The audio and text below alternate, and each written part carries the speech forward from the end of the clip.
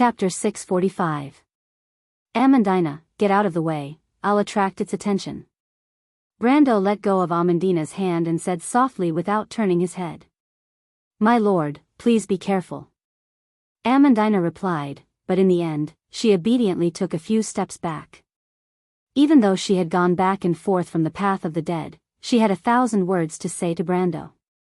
But she knew that at this time, she understood that everyone must do their best to fight against the fate that belonged to Erewhon. Brando raised Halran Gaia and let out a roar at the same time. He was like a lion, charging at the Titan Colossus alone. It was an indomitable battle, and he was facing the Titan statue's mountain-like fist. It was a battle between ants and giants. The Titan's arm had turned into a bundle of electricity in mid-air, and a fist smashed towards Brando's position, but Brando did not dodge at all, but faced it head-on. Amandina let out a cry of surprise, and then covered her mouth. Brando, are you crazy? The elf lady could not believe her eyes.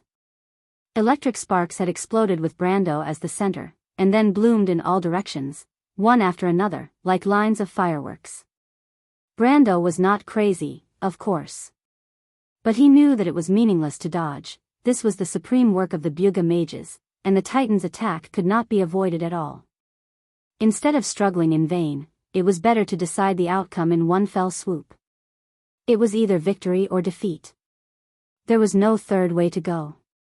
Countless bolts of lightning pierced his skin like sharp blades, and then completely pierced through him. His skin was scorched and rolled, and his hair was on fire and burned. Brando moved forward step by step, like a giant moving forward in a storm, and nothing could stop him from moving forward. His HP dropped to the lowest limit in an instant, and his status changed from healthy to near death, and then 2 large words were written on it, dead. But Brando was still moving forward. His unyielding talent was like the last flame burning fiercely, and powerful laws poured into his body from the void, supporting his body and soul, allowing him to stand on the ground. The lightning storm finally passed. But Brando still held his sword high. He looked at Titan, and only one sentence could express the wildness in his heart. Come on, bastard. He raised his head and roared. His roar pierced through the entire battlefield. The Titan statue froze for a moment, or rather, the person controlling this terrifying war machine froze for a moment. Never in his wildest dreams would he have thought that after taking a full blow from him, this young man who was merely at the pinnacle of gold elemental awakening was still alive. However, it accepted Brando's provocation. The Titan raised its left hand, and a bolt of lightning seemed to respond to its call, striking its palm from the sky. The surging thunder and lightning converged into a bright thunderball in its palm. At that moment, it was the god of lightning, the storm giant, Tranquil. Titan grabbed the lightning ball and stretched it as if it was a tangible object, turning it into a lightning spear. Since you want death, I'll give you death. Lightning brought fire to civilizations in countless worlds, as well as the decree of destruction. Titan threw it forward, and the lightning gathered into an infinitely bright point that pierced towards Brando. Dodge. Saint Tossel didn't understand what Brando wanted to do at all. She felt that this young man was simply crazy. She had never seen such a wild side of him, facing the power of death without any scruples. That moment only reminded her of that night in Buchi, when she first saw this young man. It was precisely because of this same power that she really decided to make him her successor. But this scene replayed itself. The young man was like an enraged lion, charging towards his enemy, or perhaps death, with an indomitable will. For him, this was the only chance left. A roar that seemed to tear the world apart sounded. Lightning sputtered across the meadow, and the dense electric arcs twisted and almost turned into some kind of blazing white gold gaseous substance. They meandered across, turning everything in their path into flying ash. But what happened next was unbelievable to everyone who witnessed this scene. Brando was like the thunder god descending to the world. His body was surrounded by lightning, his hands parted the white gas cloud, and with an unstoppable momentum, he passed through the thunderstorm. Everyone saw the black flames rising from his eyes, and the same power overflowed in his body. The power of the raging dark dragon dominated Brando at this moment. He only had eyes for Titan. He jumped up. This jump had already erupted with power that ordinary people couldn't imagine. He flew off the ground like a cannonball and crashed into Titan's chest. That was where the core of the lightning was located. The Halran Gaia was like a silver line that parted the water mist. The sword pierced down and hit the hard granite. But in a burst of sparks, the invincible Halran Gaia was only able to hit the hard surface. The countless lines of the magic array on the bronze surface suddenly bounced off invisible ripples and completely pushed the sword away. Then, the lightning on the protective array began to counterattack. Countless electric arcs flew out from the chest of this behemoth, and each one was like a whip that hit Brando's body. But it was meaningless. Brando couldn't become more dead. As long as his head and heart were still there, then in these 10 minutes, he would continue to live. 10 minutes was enough for Brando to do a lot of things. The counterattack of the lightning also triggered some unawakened power in Brando's body, which was the blood of the sun. Every time a bolt of lightning fell on him, the blood of the sun would strike back with the same golden red lightning. Only at this moment did the situation that Brando had been planning for a long time finally happen. The damage reflection skill began to show its terrifying power with the support of the unyielding talent. Every time a bolt of lightning hit him, the blood of the sun would react and strike back with the same golden red lightning. The damage reflection skill finally showed its power with the support of the unyielding talent. Even if it only dealt 50% damage, it was still the power of Titan itself. The Titan was attacking itself. The Titan's controller immediately realized that something was wrong and used countless lightning bolts to counterattack Brando's attacks, only to be met with an equal number of counterattacks from Yang Yan blood. But in turn, the counterattack of Yang Yan's blood would lead to a new round of counterattacks, making this vicious cycle almost impossible to stop. The entire Titan was instantly enveloped in a ball of dazzling light that resembled the birth of a new star. In the blink of an eye, the Titan could no longer hold on after nearly 10,000 counterattacks. In the blink of an eye, countless fine cracks appeared on its chest. The Titan trembled violently in the blazing light. Brando was also roaring at the sky, or rather, screaming miserably. The constant pain almost drowned out all of his senses. He used all of his strength and could only make one sound. Brando used his last bit of rationality to extend the crimson blessing left claw into the crack in the chest of the Titan Colossus with a roar. Then, he raised Halran Gaia and began to violently attack the Titan's gradually exposed lightning core. Now, there was only one result for both sides. Kill the other, or be killed by the other. If the Titan's controller still had a trace of hope, Brando knew better than him that this huge thing would definitely not be able to kill him for at least 10 minutes. And could the Titan withstand his full strength attacks for nearly 10 minutes? The answer was obviously no. The Titan would be killed by its own damage reflection. This was probably the most aggrieved way to die since it was created. And it could no longer turn back. Brando had also lost the ability to think and had completely fallen into a state of madness. He was almost like a beast, completely relying on his instincts to attack this giant beast. The constant hellish pain made him unable to think at all. The only remaining trace of consciousness he had left finally turned into a roar. Amandina, run. Now is the time, run. Teleportation gate. His voice spread far and wide. Amandina pressed one hand to her chest. She looked at the ball of light that had become as bright as the sun with an indescribable feeling. She knew that Brando was fighting a desperate battle with the terrible enemy inside. She was powerless to change anything and could only pray silently. But until Brando's roar rang out, Amandina, run. Now is the time, run. Teleportation gate. Amandina shuddered. That roar did not sound like the voice of her lord. It was so painful that it sounded like the howl of a beast. As if she had been stabbed, she immediately gritted her teeth and rushed towards the teleportation gate. 100 meters was just a blink of an eye. But what she did not expect was that as soon as she took her first step, a dazzling electric light suddenly bloomed from the Titan Colossus. The light flashed violently, and then all the lightning was extinguished one by one.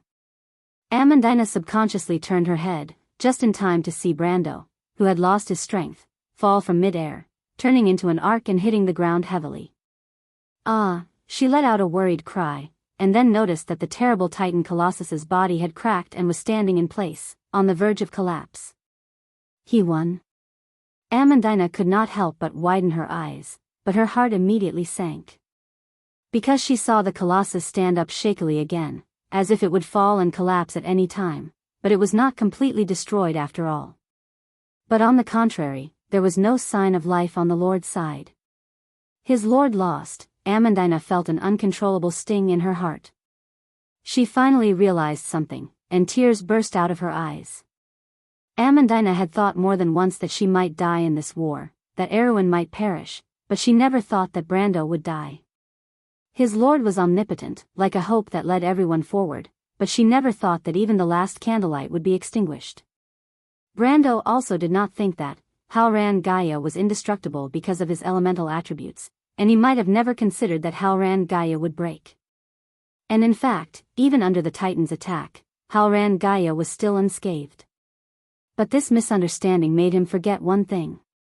Not every piece of equipment on him was called Halran Gaia. When he saw his crimson blessing turn red, melt, and finally break under the lightning, he finally realized this. It's over. At that moment, he only had one thought. Then he was bounced far away by the lightning and hit the ground hard. He felt as if he was embedded in the ground, and the unyielding talent was burning the last flame in his body, but it was about to go out. He was unable to move, his eyelids began to become heavy, and endless sleepiness lingered around him. Is it going to end? He wanted to look in Amandina's direction again, but he only saw a dark and narrow field of vision. Because of the ruptured blood vessels, his field of vision was blood red, like the scene before the end of the world. Everything seemed to have quieted down. In the silence, he saw another bolt of lightning fall from the sky, and then turn into another Titan. Misfortune never comes alone, it's completely over, he thought. Until he heard a familiar, crisp voice piercing through his dark thoughts. Brando. P.S. Chapter 2, thank you for your support in the past 2 months. There's more to come, hee. I like sudden outbursts. To be continued. If you like this work, you are welcome to come to Chidian. Come to vote for me. Your support is my biggest motivation. Chapter 646. Medusa Lysimachus stood at the edge of the pit in awe, looking at the supreme creation of the Buga wizard. The bronze giant stood in the heavy rain, then turned into a dazzling bolt of lightning and pierced straight into the sky, disappearing into the horizon in the blink of an eye. This was the highest masterpiece of magical skill, she thought with respect. But unfortunately, it was not the people of Jorgandi Ridge who manipulated them, but the unlikable all-for-one believers. No one liked the cultists, and Lysimachus was no different. But for some reason, she could only choose to endure. Even thinking of the demon lords who reeked of sulfur, the beautiful lady could not help but shiver. In order to divert her attention, she cast her gaze into the pit. The first Titan statue had already gone to the battlefield, and the remaining one was in the process of being activated. Lysimachus saw the human in noble clothes slowly walking towards the Colossus, and a ladder had been built. There were also many cultists in the robes of all for one around. It was like an absurd festival that belonged to them. Lysimachus suddenly remembered that the guy seemed to be a marquis or something. But unfortunately, she had always been disdainful of human aristocrats. She subconsciously looked away, but immediately saw the situation she did not want to see the most. White mist, did you hear that? They are going to deal with Brando. What should we do? Brendel definitely won't be able to defeat such a huge stone golem, Romaine said with a little nervousness after careful calculations. Oh, what are you going to do? Well, I don't know, can we fight our way in? What do you think? Then what should we do? Then there's no other way, Roman. Some things cannot be stopped by human power. But when you become stronger in the future, you can avenge him, White Mist replied listlessly. The merchant girl fell silent. White Mist, do you think Brando can beat them? she asked with some concern. He can't. That's a Titan statue. None of us is a match for it, and there are two of them. Accept your fate, Roman. Witches have to learn to see fate clearly and not change it. No one can change fate. White Mist replied casually. She was a contract spirit, and human emotions were unnecessary to her. I don't want to. The Roman shook his head seriously. Sister Witch said that I'm a warlock, not a witch. I'm going to save Brando. Then how are you going to save her? White Mist asked, looking at the Roman's statement that she was a sorcerer. The merchant girl looked outside nervously, as if she had made up her mind. I know, I'm going to snatch that stone golem. If you were a little stronger, it might be possible. White Mist replied calmly, every time I told you to learn the witch's spells, you would find all kinds of excuses. With your current level, you'll only get yourself killed if you rush out. No, the Roman shook his head and said as if to encourage himself, Brando said that the Roman will become a great businessman. Brando wouldn't lie to me. Roman. You're such an idiot. The merchant girl laughed. Brando said the same thing, but the Roman is actually very smart. Some people were smart because they could see through everything. When the fog of the future covered the eyes of mortals, only the wise could reach the final result. But some people were smart because they could see through their hearts from beginning to end. Only a few people would understand what kind of ideals and beliefs they were pursuing tirelessly. For Medusa Lysimachia, perhaps she had never thought about what she wanted to pursue. For the inhabitants living in the dark underground of Georgandy Ridge, just surviving was a precious thing. She was just trying to ensure her position as much as possible, so that she would not be abandoned by the lords above in every future operation like cannon fodder. She had seen too many similar tragedies. Therefore, she was used to being orderly and well-planned. Every step she took had to be done step by step so that she wouldn't fall into an abyss of eternal damnation because of unexpected changes.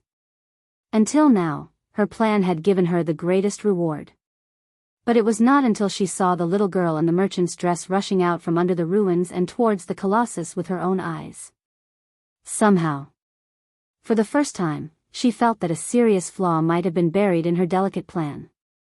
She suddenly thought of Viscount Benninger, who was suddenly discovered by the harpies. As if it was an intuition, or a blessing in the heart, she let out a roar, "Stop that little girl, don't let her get close to the colossus." The outermost cultists were the first to react.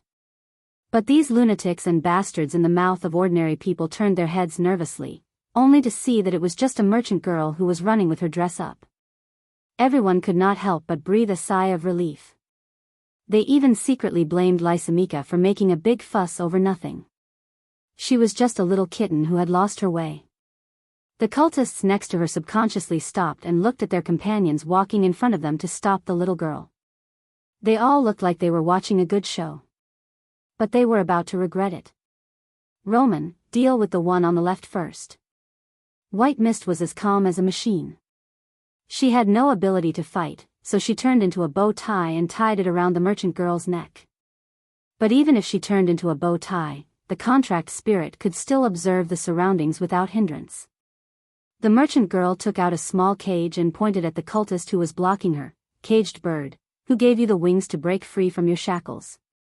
With a flash of light, the cultist who tried to stop her disappeared, and everyone saw the figure of the unlucky guy in the girl's cage. Witch! Someone screamed immediately.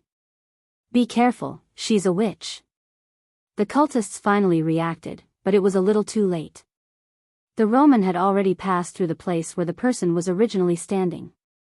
Because the others were not on guard at all, the merchant girl had lowered her head and entered the first line of defense. Roman, the little noble next to the colossus.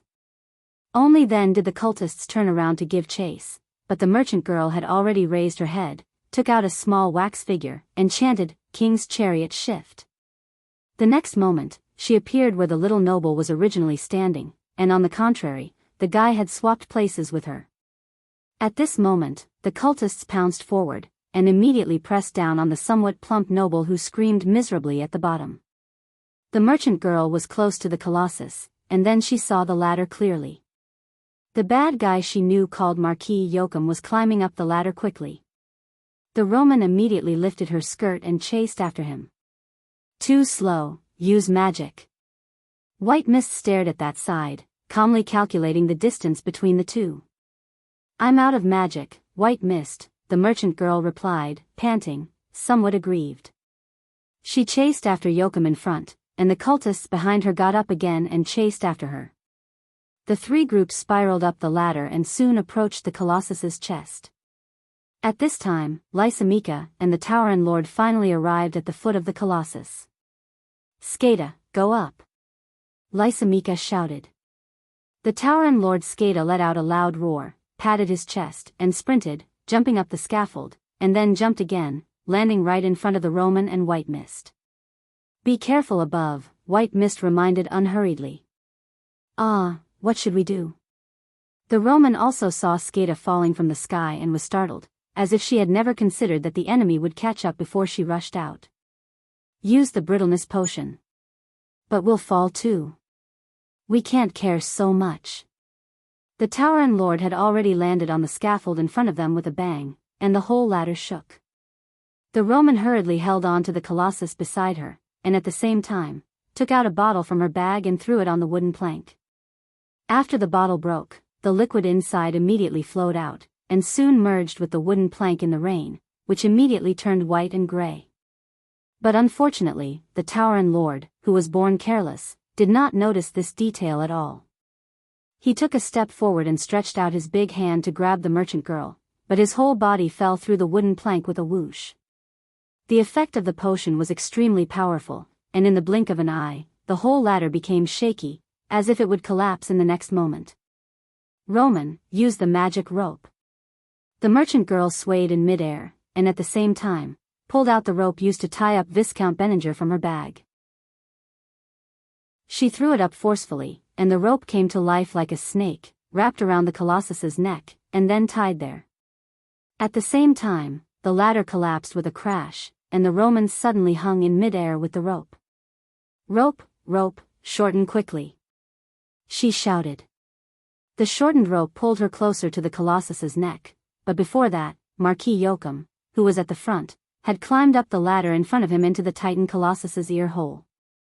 Before entering, he looked down at the Roman with a mocking look.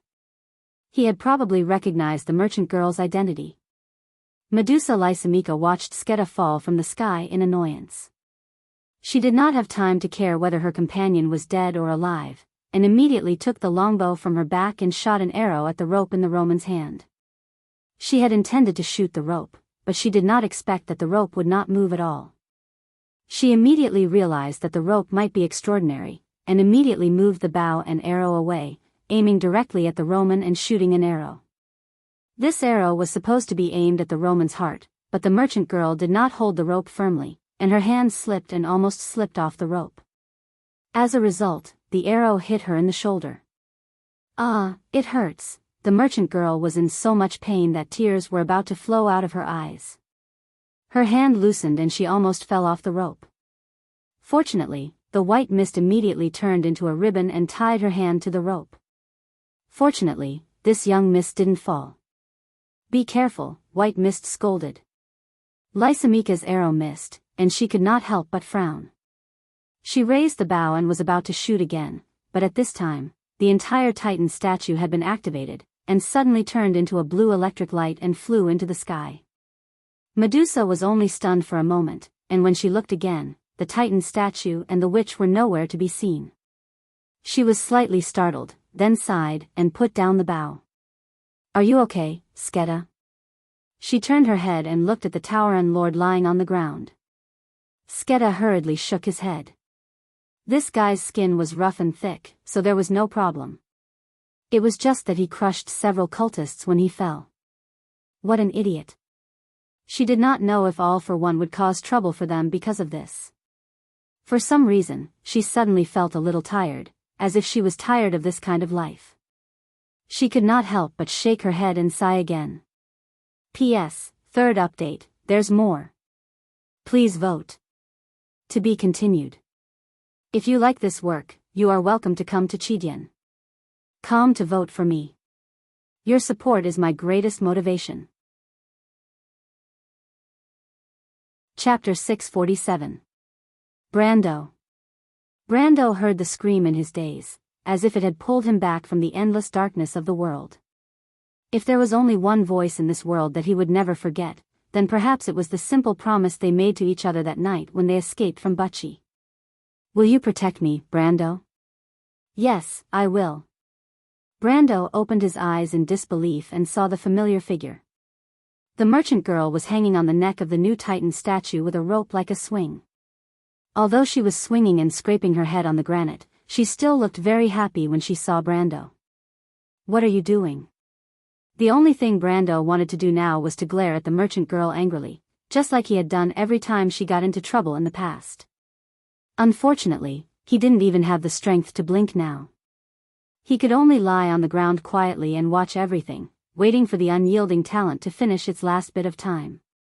The Roman, the portal behind the two Titans, was bright red, as if all chances had been lost.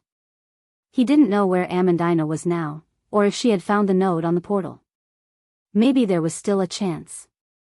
Brando stared at the merchant girl, and the Roman had already climbed onto the Titan statue's shoulder. Ear hole, he said in his heart. He knew that it was the only way to enter the Titan statue's internal control core.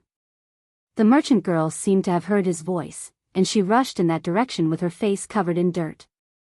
But it was at this time that a ball of electric sparks suddenly appeared on the Titan statue's shoulder, and this ball of electric sparks immediately wrapped around the merchant girl. Brando's eyes widened in an instant. He saw the Roman twitching in the electric arc, and soon fell down with smoke coming out of her body. Brando's heart turned cold.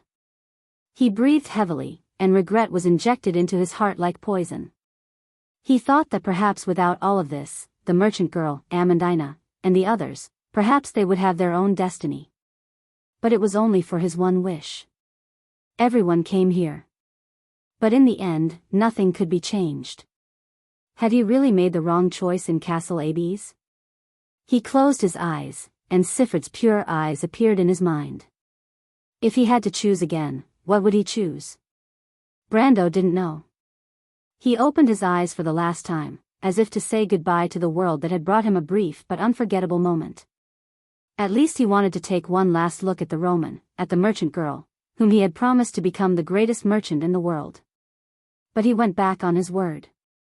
However, what he saw made his heart clench violently. He saw the merchant girl struggling to crawl towards the Titan's ear. She was just a little bit away. Roman, she's not dead. The manipulator of the Titan statue seemed to have realized the danger as well. The huge stone statue actually raised its left hand and patted its own shoulder. At that moment, Brando's heart was in his throat. He was afraid that he would see the scene that he had imagined, but he did not expect the giant statue to slap him in the face. Ha! Brando was ecstatic. The manipulator of the Titan statue was a rookie.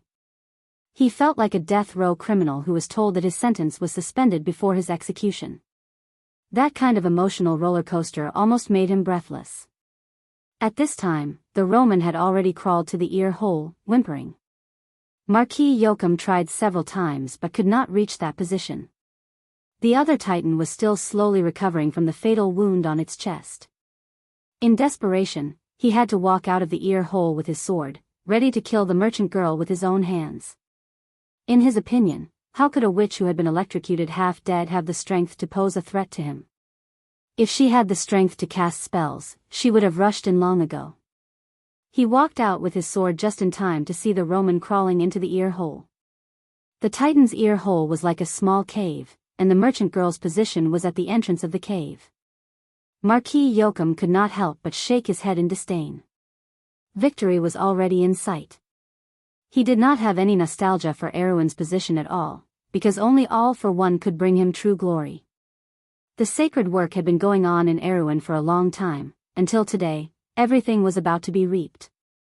With such a messy thought, he walked over and stabbed the Roman with his sword. But it was at this time that the merchant girl suddenly raised her head. Marquis Joachim had never dreamed that he would see such a scene. He saw a pair of eyes, pure black, without any whites or pupils. It was like a pair of black holes, as if to swallow his mind. He was shocked and subconsciously wanted to retreat, but it was too late. Suddenly, the merchant girl reached out and grabbed his neck with frightening strength. Then she said in a changed voice, "Who are you?" Marquis Yoakum dared to swear on his life and all his reputation, if he still had any, that he had never heard such a terrifying voice. It was like the wind blowing through the rocky valley, making people feel cold all over. He shuddered subconsciously. "You are not her, who, are you?" He heard a sneer. Then there was no then.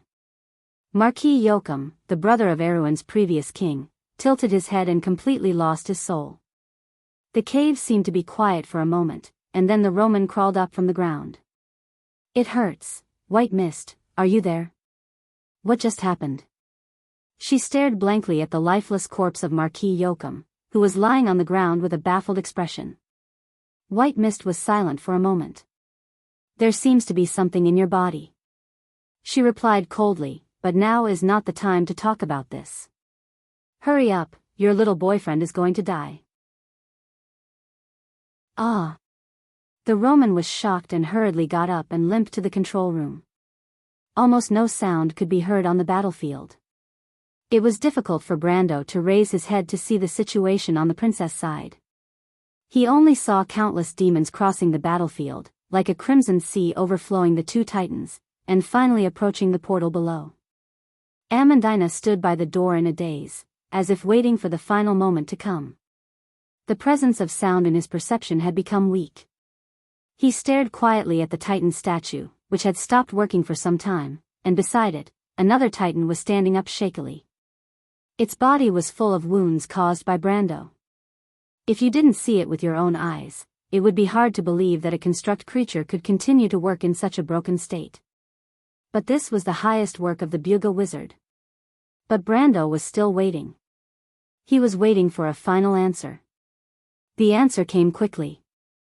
All of a sudden, the Titan Colossus that had been in a daze by the teleportation gate began to move slowly. Its first action, under everyone's gaze, was to suddenly raise its fist high and stab its companion beside it with a lightning spear. The tottering Titan only had a trace of ability left to move, and this blow was undoubtedly the last straw that broke the camel's back. After a blazing white light, the lightning passed through its head, and the terrifying creation's huge head exploded like a watermelon. Of course, the unlucky manipulator inside was also instantly reduced to ashes. Yay! The merchant lady, who was holding the crystal ball in both hands, almost immediately let out a cheer.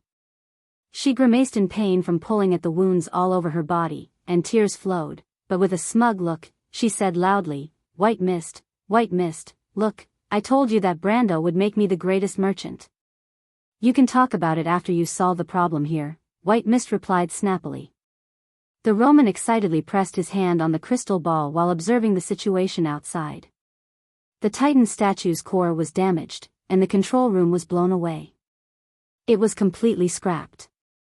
However, there were still many demons on the battlefield, and she was frowning, thinking about how to get rid of these monsters. It was at this time that she heard a small voice shouting at her from below. Miss Roman, attack the portal. The 3 nodes are directly above you. The Roman curiously lowered her head and immediately widened her eyes to see the small, ant-like Amandina below. Ah, it's Amandina. She immediately stuck out her tongue and licked her small mouth. Okay, I got it, watch me. She raised the crystal ball, and a bright light immediately radiated from it. The Roman's super powerful attack. With a loud bang, under the watchful eyes of everyone, the 2 arms of the remaining Titan Colossus suddenly fell off naturally and landed on the heads of the demon army that was approaching the teleportation portal below. Damn! Seeing this scene, even Brando could not help but shout in his heart. At this crucial moment, the merchant lady actually caused trouble again. And the most important thing was that this fellow could actually dismantle her own Titan. He had been wondering if the Titan that was killed by his own reflection would become the most aggrieved Titan in history, but now someone was about to help him break through the bottom line. Unfortunately, this person was his fiancée in every sense of the word. Ah! In fact, not to mention Brando, even the Roman herself was shocked at this moment. She looked left and right, then frowned and replied, "This thing is really fragile, it actually broke on its own." Even with the cultivation of the contract spirit, he could not help but immediately roll his eyes at her. "But it's okay, I can still attack." The merchant lady waved her hand to show that it was okay, and the crystal ball in her hand lit up again. The titan she controlled suddenly leaned back, then crashed into the portal. The whole movement was smooth and perfect, as if it had been practiced countless times. A headbutt. And it hit the target. As the titan's attack range was too wide, this time, the 3 nodes of the portal almost collapsed at the same time. In the next moment, the golden-red halo emitted a bright light, and after a violent tremor, it disintegrated completely. Then there was a terrifying explosion and dazzling flames, like fireworks blooming. Of course, the first to bear the brunt was the merchant lady's titan that had its head on the portal. This huge monster was blown away by the terrifying impact of the explosion like a piece of paper, and then fell heavily into the army of demons. And the inertia caused it to roll, like a siege chariot rolling through the demons. The demons on the ground were immediately unlucky. They were originally rushing towards the portal, but now it was obvious that they did not need to be teleported anymore. The Romans' titan would naturally send them back to the Sulphur River, whether they were willing or not.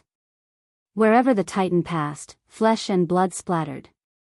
Probably since it was created, no one had used it to kill the enemy in such a way. It had to be said that it was very efficient. Brando could not help but smile bitterly. He finally looked at the last portal that dissipated like fireworks in the rainy night, and his body felt unprecedentedly relaxed. He could not help but gently close his eyes, waiting for the last moment to come. At least it was not a complete failure, right? But it was at this time.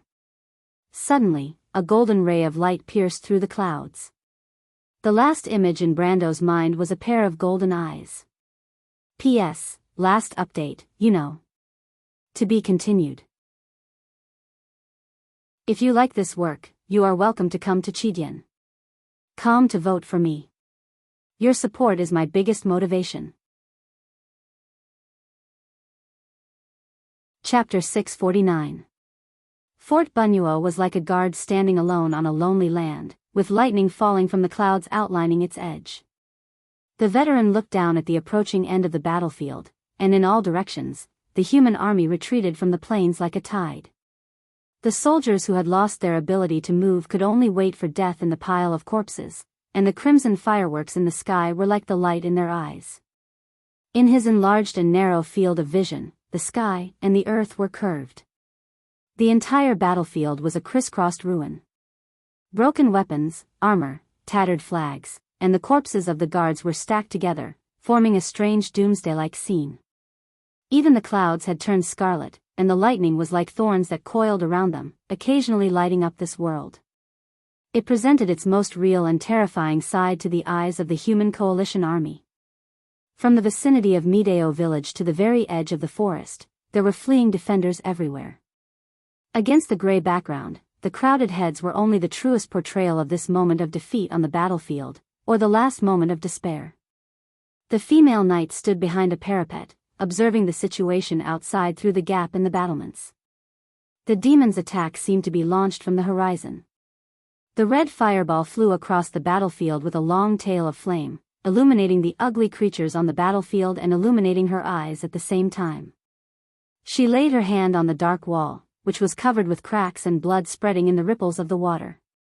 The corpses of the Royal Knight Academy students were neatly placed in a row, as if to maintain their greatest dignity, but in any case, only a lifeless shell was left. No one had ever experienced such a terrible war. The people on the battlefield, whether they were the sons of farmers, the sons of craftsmen, the descendants of nobles, or the extraordinary knight and missionaries, completed their equality in the face of death for the first time. There was no difference. Freya even heard someone sobbing in a low voice. It was the civilians hiding in the basement under the castle, including women and children. All the men who could fight had picked up their weapons. But unfortunately, determination could not change the situation of the war, and anyone could smell the scent of failure in the cold air. The building was about to collapse. The female knight clenched her fists so hard that her metal gauntlets were deformed. There was only one name in her heart, and she firmly believed that he would be able to lead everyone out of this hopeless situation. Back then, when they were escaping from Fortress Reden, the refugees had also lost hope, but he had still promised them a miracle. At that time, Brando was so confident that everyone was convinced, including her. "Can't you hold on a little longer?" "But Your Highness and the others are still ahead, aren't they?" Bessie's voice came from behind him. She cried out in grief and indignation. The Wangli Knight Regiment had paid a heavy price. Every one of them who was buried here was a familiar face from the past. They could accept the sacrifice, but they could not accept that all their previous efforts were meaningless. Compared to that, they would rather die here, to avoid tasting this suffocating despair. The princess was dead, and Erewhon was on the verge of destruction. Everyone felt the sense of despair and helplessness in their hearts, as if their hopes and ideals had just been established, and they had to face the reality of being shattered. It was a feeling of disillusionment. The tears on Bessie's face were proof of this. She almost shouted to her commander, Maynard, as if to wake the female knight up. Her Highness was still in front, didn't she notice? The female knight's face was pale, and she turned her face away as if she had been stabbed. Beside her stood the commander of the White Lion Legion, Marquis Balta, who was covered in blood as if he had just returned from hell. Throughout the battlefield, Fort Bunyuo had formed a long and narrow protrusion. Like a sharp blade, the two armies guarding this place were undoubtedly the most dazzling presence on the battlefield today. The students of the Wangli Knight Academy and the young men from Tanajul were firm and honorable, and the White Lion Legion clung to their honor as soldiers. The two most glorious armies in Erewhon's history were fighting side by side today. "This is not a gamble, Bessie," Marquis Balta's face was stiff. "We are not gamblers. We have made a final attempt, but we can't put all our chips on one throw." "You used Her Highness as a chip?" The red-haired girl's eyes widened in disbelief as she stared at the Marquis with hatred. "If it weren't for them, would the kingdom be in this state?" "Bessie, watch your words and actions," Maynard reprimanded, unable to listen any longer. "Senior Maynard, but Her Highness is still in front of us." "Call me the Knight Captain, soldier." That was Her Highness's choice, but her intention was not for the kingdom to be buried with her. This was also her order. Maynard replied coldly, as if there was no trace of emotion. "The last time has passed, and I must carry out Her Highness's orders meticulously." Bessie shivered and lowered her head. Maynard raised her head and looked at the figure of the female knight on the city wall.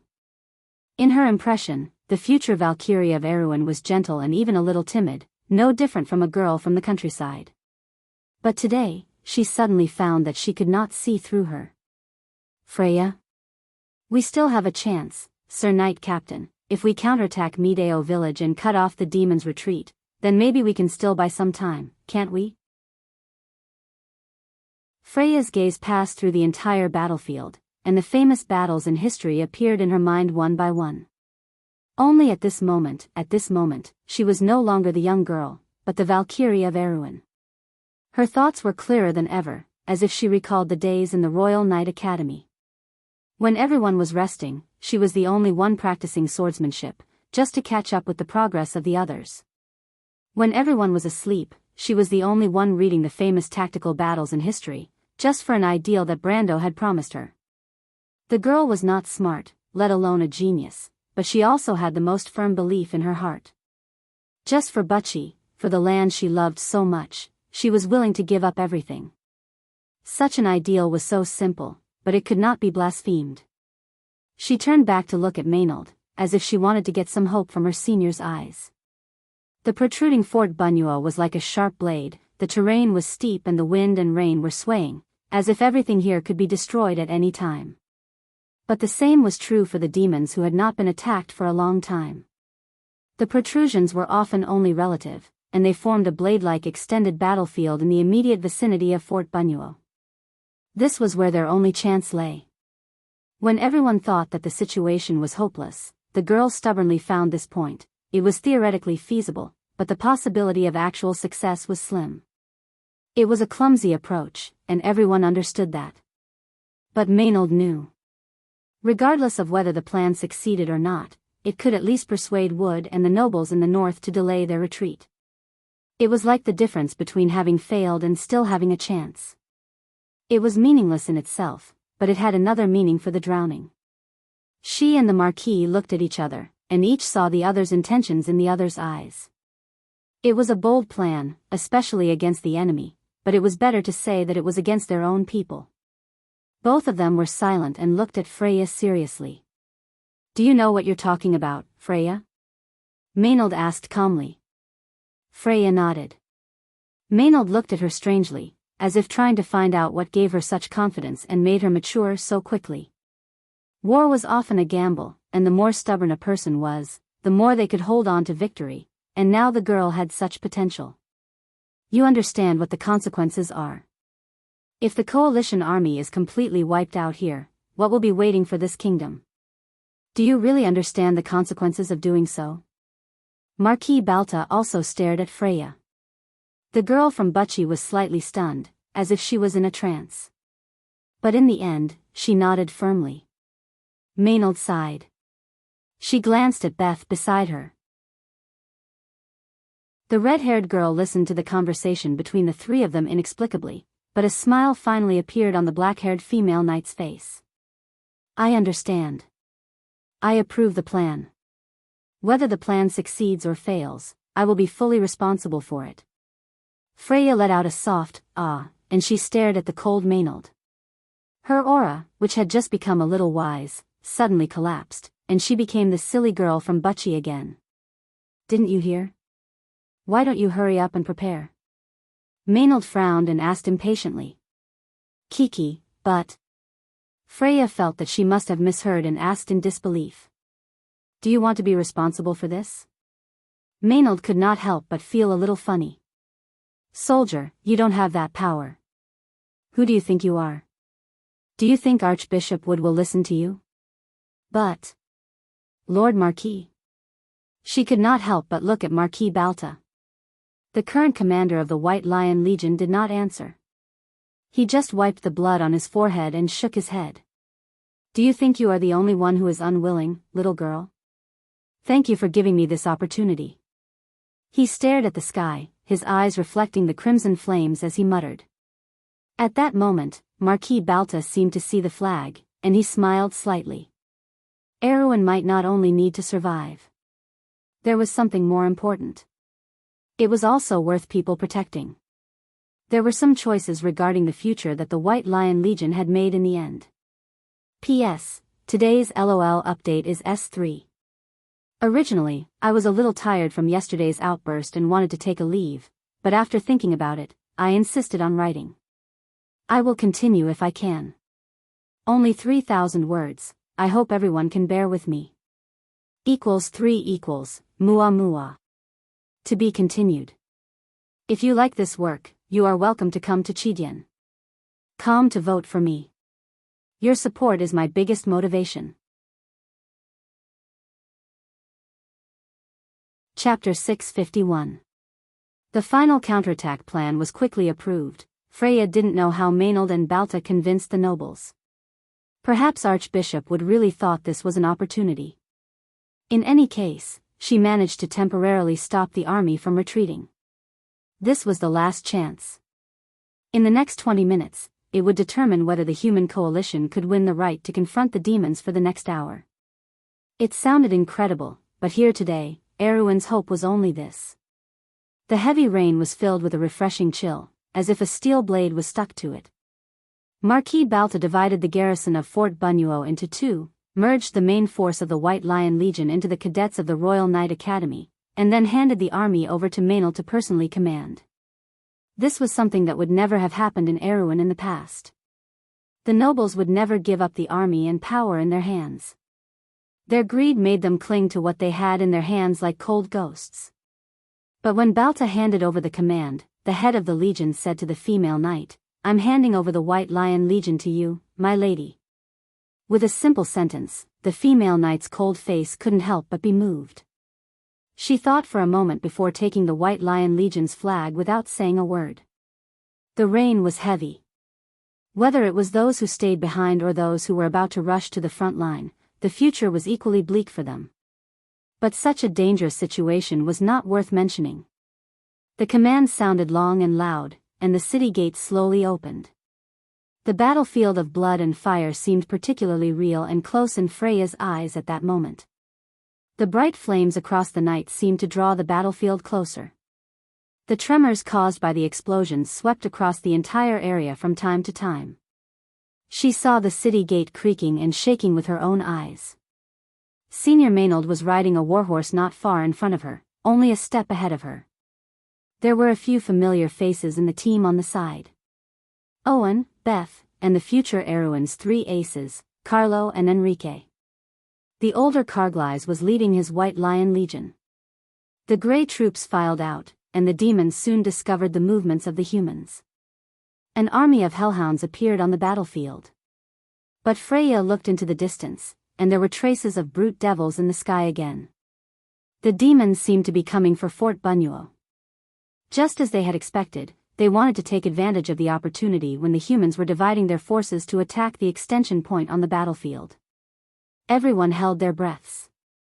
Maynard stopped the horses for the last time before ordering the army to depart. The cold female knight took one last look at Fort Bunuo.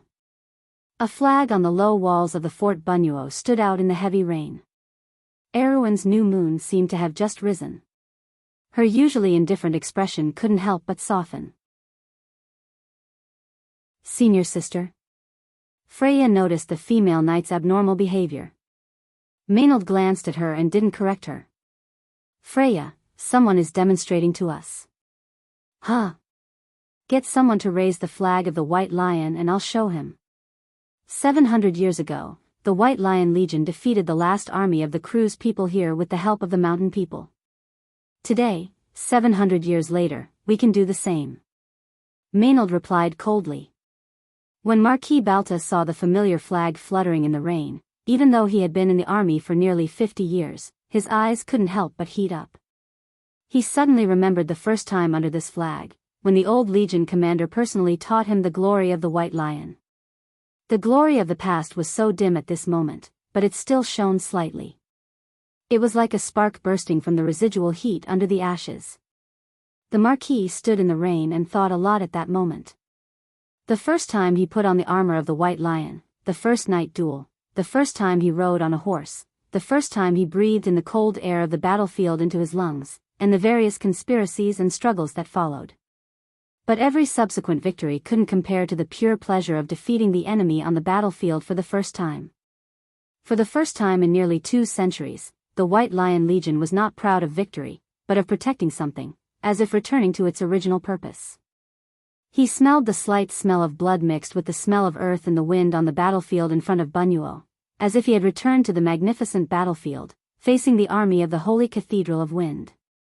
At that time, the Sword Saint was still there, Lighter was still in command of the White Lion Legion, and he was just a little knight.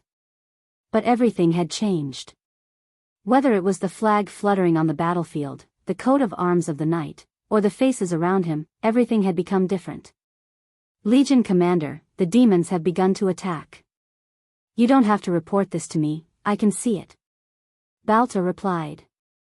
The demons on the field were like a red tide, and as far as the eye could see, they were densely packed with those ugly creatures.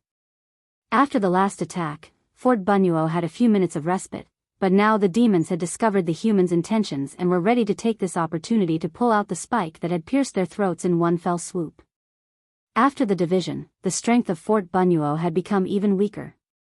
But the soldiers who were chosen to stay behind had no complaints.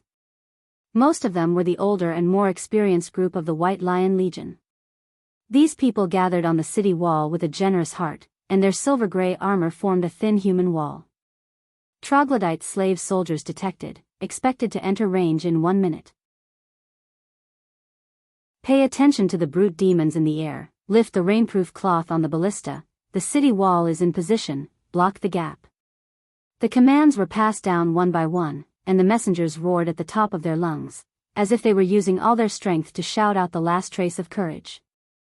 A wave of arrows swept over Freya's head, and she and everyone around her couldn't help but shrink their necks. There was a road for carriage traffic near Fort Bunyuo leading to Midao, but that road had long been blown up by the demon spells, and the soldiers had to move along the riverbed of a stream. After crossing the bottom of a stone bridge, the walls of Midao village appeared in sight. Behind them, traces of cave lizard archers could be seen. It was an underground creature that looked a bit like the lizard men on the surface. However, they had brownish-yellow skin and pale eyes, and were more adapted to fighting in the dark. But there were more imps, and Freya could see their disgusting crimson skin at this distance. "Knight Captain, there's a group of hellhounds behind us," someone shouted in the wind and rain. "Don't worry about them. Tell me, is the flag still there?" Someone looked back in the direction of Fort Bunyuo. "Knight Captain, the flag is still there." "That's good, let's move on." Another wave of arrows rained down, and the row of White Lion Legion soldiers in front fell to the ground. Then 3 ballistae whistled through the crowd, one of which flew past Freya and hit Bess behind her.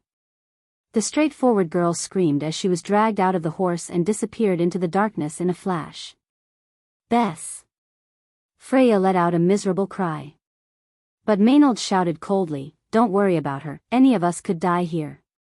Keep moving forward with the will of the dead, everyone, don't look back." The White Lion Legion's flag was passing through the battlefield.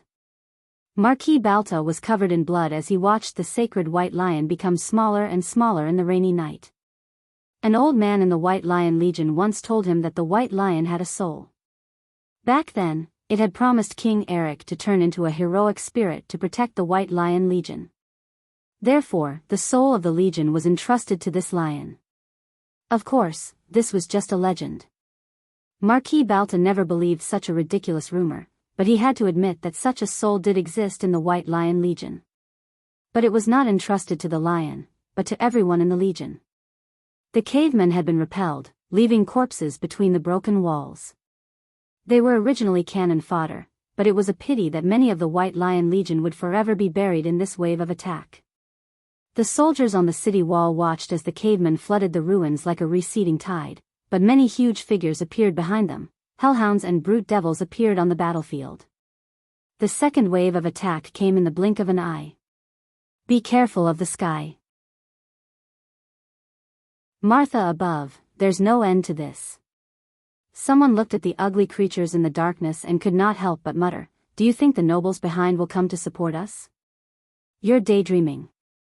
A burst of low laughter filled the city wall.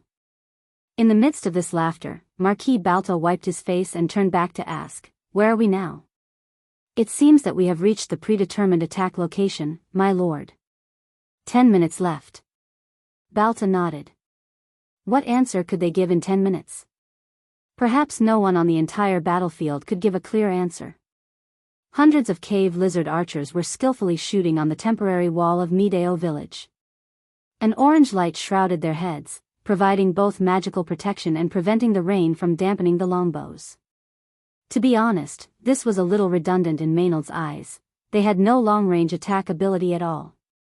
The humans had run out of ammunition and food, and their high-level combat power had been wiped out. Greysword Saint Mephistopheles and the powerful vampire under that guy had lured the Demon King away from the battlefield, but the remaining Holy Cathedral Knight of the Holy Cathedral of Fire was getting fewer and fewer. Master Fleetwood was in the sky restricting the demon's air force, but his ability to delay was significantly weakened. More and more brute devils were liberated and joined the battlefield. Maynard took out her pocket watch and glanced at it. The siege ladder had been set up. In front, the soldiers of the White Lion Legion in silver-gray armor took the lead in attacking. They climbed up the siege ladder and attacked the temporary wall, but the attack in front had been blocked twice. There were torrents behind the wall, and there were quite a few of them. The human soldiers were just sending themselves to their deaths. She soon realized this. There was not much time left. When the soldiers of the White Lion Legion were blocked for the third time, Maynard drew her sword. She glanced back and saw that Erewhon's flag was still on the wall of Fort Bunyuo. But perhaps only Lady Martha knew how long it could last. "Freya, come with me. This time I will personally lead the charge. If we don't succeed, let us die on the way. Lord Knight Captain, we don't have time anymore." P.S. I fell asleep on the table while typing yesterday, so I made up today. I was wrong. There are 2 chapters in total and 1 more to follow. To be continued. If you like this work, you are welcome to come to Chidian.com to vote for me. Your support is my biggest motivation. Chapter 652. On the battlefield, the battle flag of the White Lion Legion began to move slowly again. Maynard was at the forefront. The female knight held the battle flag in one hand and a long sword in the other. She was like the initiator of the entire White Lion Legion's attack. The imps fought with her for only a moment before they were cut down by her sword. It was the first time Freya had seen such ruthless swordsmanship. She couldn't help but be surprised because the swordsmanship was so similar to Brando's. At that moment, Maynard felt like she was the incarnation of the White Lion, baring her fangs and claws, tearing apart all her enemies and leading everyone forward. Behind her, the soldiers of the White Lion Legion and the students of the Royal Knight Academy erupted with their greatest potential at this moment. The attack finally became successful. They broke through the wall like a hot knife through butter. Torrens. There were heart-wrenching cries. Freya also saw it. She flipped over the wall and saw that there was another wall behind it. Behind it were densely packed Torrens with giant axes. There were at least 100 of them. Before she could even open her eyes wide, the soldiers at the front of the group were sent flying into the air. Behind the Torrens, a group of ladies with snake hair and longbows appeared. They were Medusas. Although the young girl from Bucci did not know much, she still recognized this mythical creature. Ah! Freya could not help but let out a low cry. This was a trap. Everyone suddenly realized this. Maynard's face was frighteningly cold. Freya even saw that the female knight's hand holding the flag was pale and even trembling slightly. Don't look over there. Let's continue forward. She shouted with difficulty. But a wave of arrows had already enveloped the wall. This was the Medusa's shooting. The dark green arrows could not be blocked at all. The soldiers at the front were turned into stone before they could even struggle. After a round of shooting, the people at the front were reduced by a third. The Medusas moved quickly and began to draw their bows again. The White Lion battle flag suddenly disappeared. Marquis Balta saw this scene with his own eyes. He saw the war flag of the White Lion fall and disappear into the rain. A feeling of despair appeared in his heart. He suddenly felt a little absent-minded, as if there was only one voice echoing in his heart: Erwin had lost his last chance. Lord Marquis, watch out. A brute devil swept past the city wall and brushed past Balta. The Marquis was momentarily distracted, but his hand was already empty. His long sword had already been pulled away by the brute devil. Startled, he turned around and saw a horned demon jump in front of him. What a terrifying aura. This was Balta's last thought. The longhorn demon had already mercilessly grabbed him by the neck and pulled him up from the ground. The Marquis, who was more than 1 level below him in strength, had no room to resist. Sir Marquis. Legion Commander. Amidst the screams of the White Lion Legion, Balta completed the final journey of his life. At that moment, he seemed to see a light in the darkness. A tall and familiar figure stood there, just like on the battlefield. The Marshal. The longhorn demon effortlessly broke the neck of the Marquis Erwin, the commander of the White Lion Legion, and threw the lifeless body aside. Then it stepped on the Erwin flag on the city wall. It looked contemptuously at all the human soldiers in the city. In its opinion, the soldiers here were simply trash.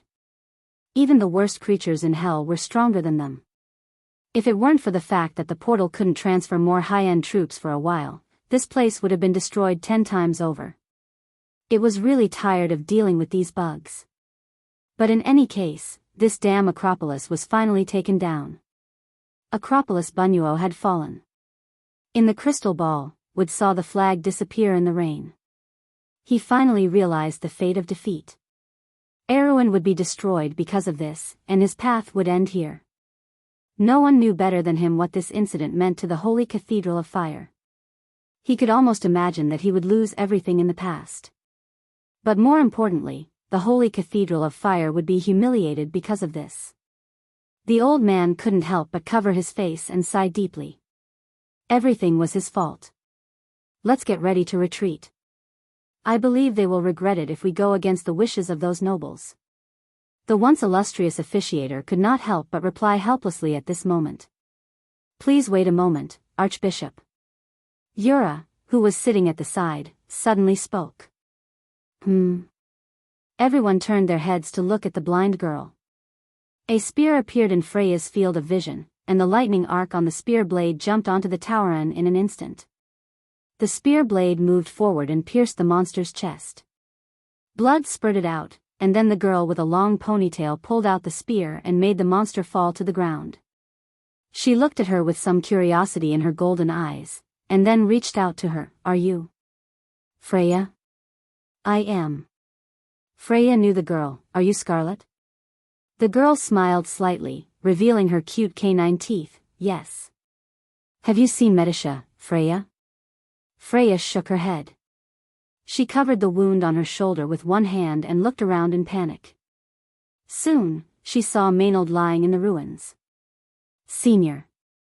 Her heart tightened, and she rushed over there. The black-haired female knight's eyes were closed, and her breath was weak.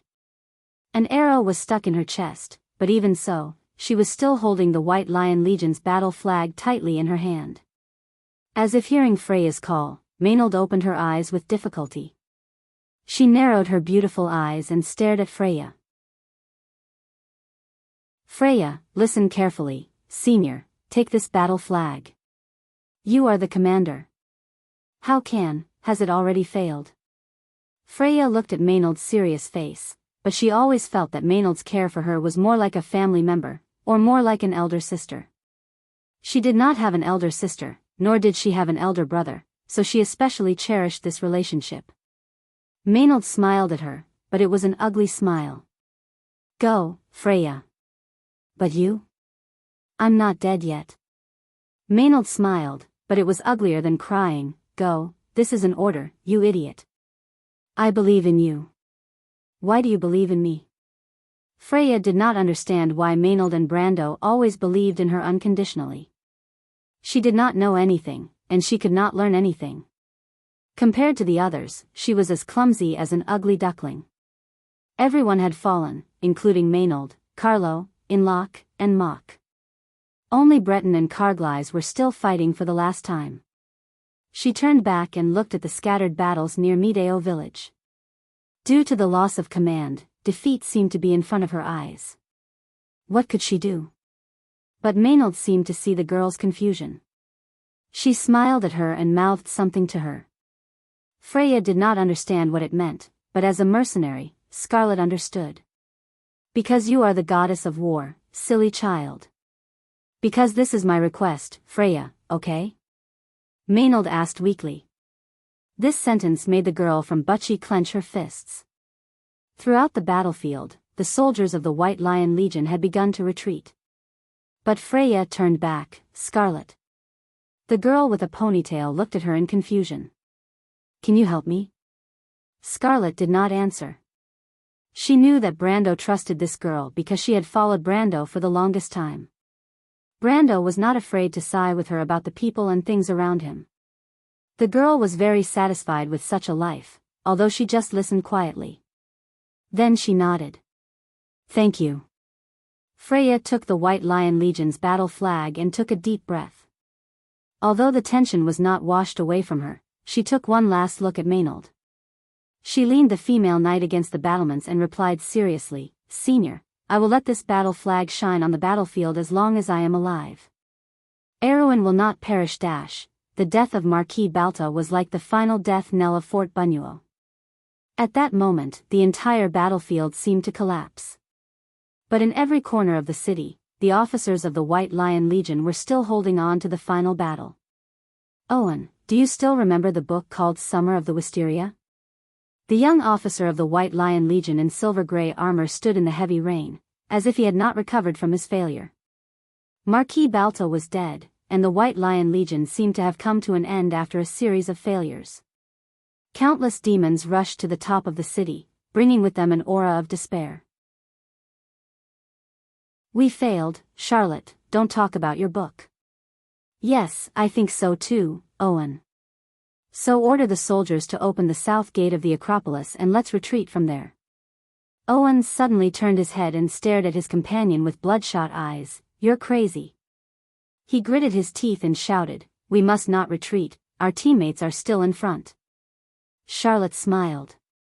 "Then remember to buy that book for me, the one with the golden edge on the cover, the collector's edition published in the year of the crescent moon, you know." "What are you talking about?" "Go and pick up the flag, Owen."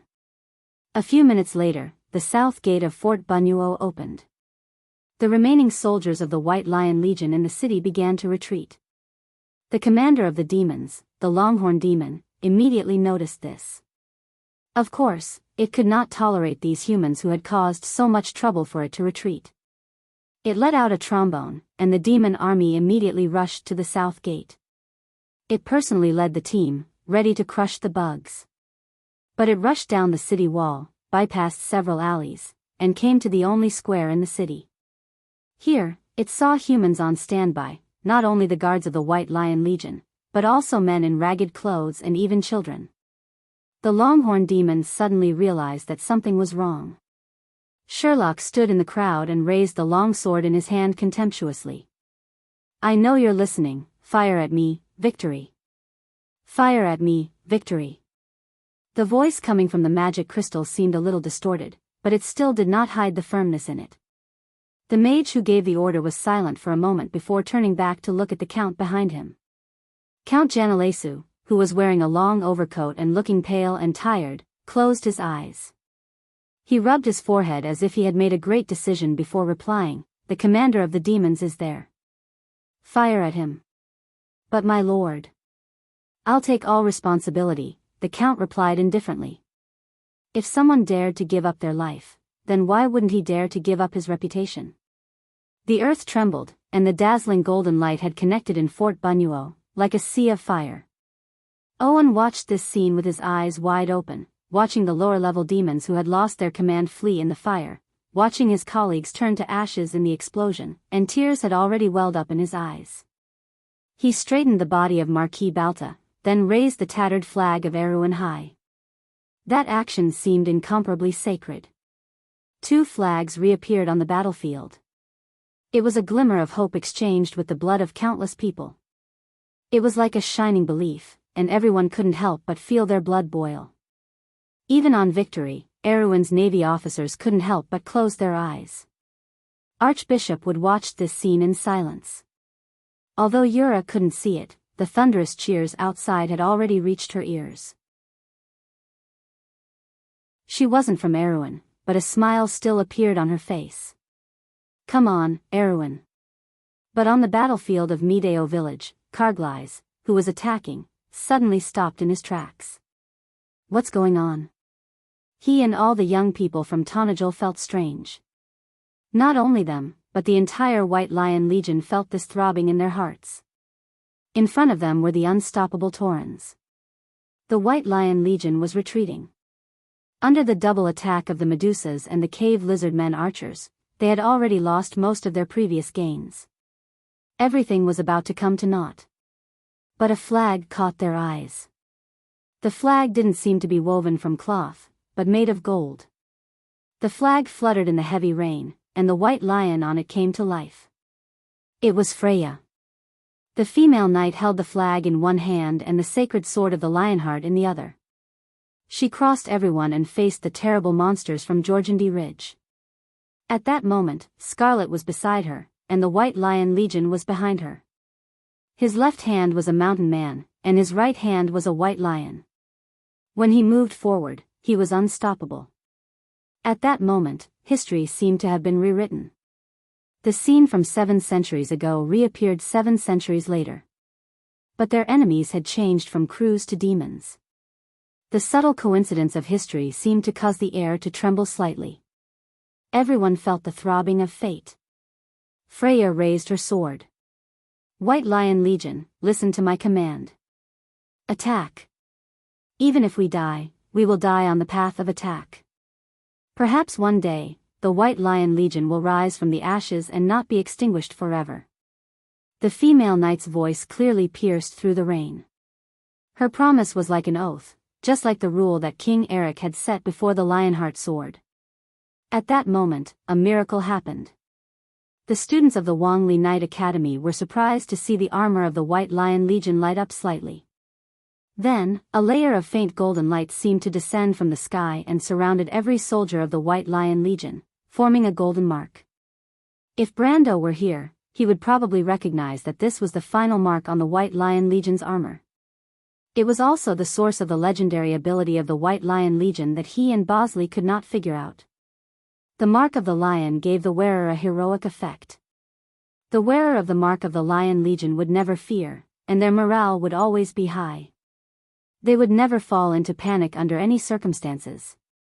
The soul of the Lion Legion seemed to have been revived. Carglass looked up.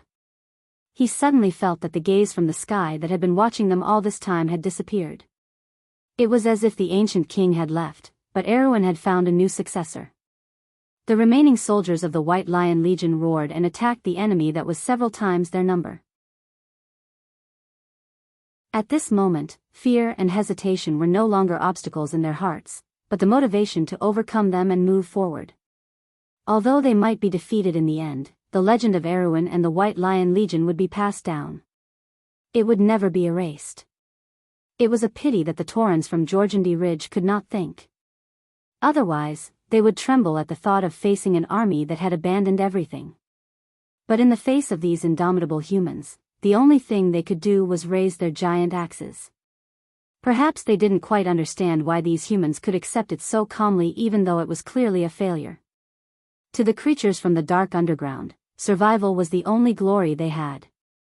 Behind the Taurans, the Medusas also raised their bows. The two armies clashed against each other. Courage, glory, and the desire to survive were all mixed together at this moment, and they were no longer separated. The humans had sacrificed a great deal to achieve a temporary stalemate with the Taurans, but the price was a heart-wrenching loss. Freya rushed to the front, her sword so firm that it seemed like it could cut through all obstacles. Scarlet looked at the back of the knight with some admiration, but it was not her courage that moved her, but her unyielding faith. It was the first time she knew someone could be so determined to fight alone without relying on others. It was a temperament that made her admire him. She used to think that only the Lord had such an aura. But it turned out that a girl could also do it. Freya's back was like a deep memory at that moment. It was just a moment, but it was deeply imprinted in her heart. She was suddenly a little willing to hold the sword for her, opening up a path for her by her side. Can we win? I'm afraid not. Wood, the cunning fox Makarov, and Oberway had a short conversation. The Archbishop of Cruz stood up, and the attendant immediately put on a robe for him. Archbishop? The people of Erwin are fighting for their fate. To be frank, I have to gamble for my fate and faith. Wood sighed and replied, just watching from here makes me feel ashamed. It also brings shame to the Flame King. But my lord, the devil should have a trump card. If you attack now is not the time to think about this. Wood replied faintly. At this time, the door of the cabin was suddenly opened. Everyone couldn't help but frown. Were the people below so flustered that they even forgot the basic etiquette? They turned around and saw the strange face of the Violet Earl, Bali. They're here. Who? Scarlet stabbed a Tauran and then suddenly turned around. She grabbed Freya who was in front of her and furrowed her beautiful brows. Scarlet? There's something. The ground trembled slightly, and soon, everyone could feel the slight change. The soldiers of the White Lion Legion were the first to turn around. There was still a long time before dawn. But there was a silver light on the horizon in the south. It was not the dawn. Instead, it was an undulating silver armor that formed a continuous line. Countless cavalrymen were galloping on the hills. They held their flags high, whistled like the ocean, and sang the hymn from the era of the War of the Holy Saints. Cavalry. Where are these cavalry from? There is such an army in the south? Freya furrowed her brows slightly.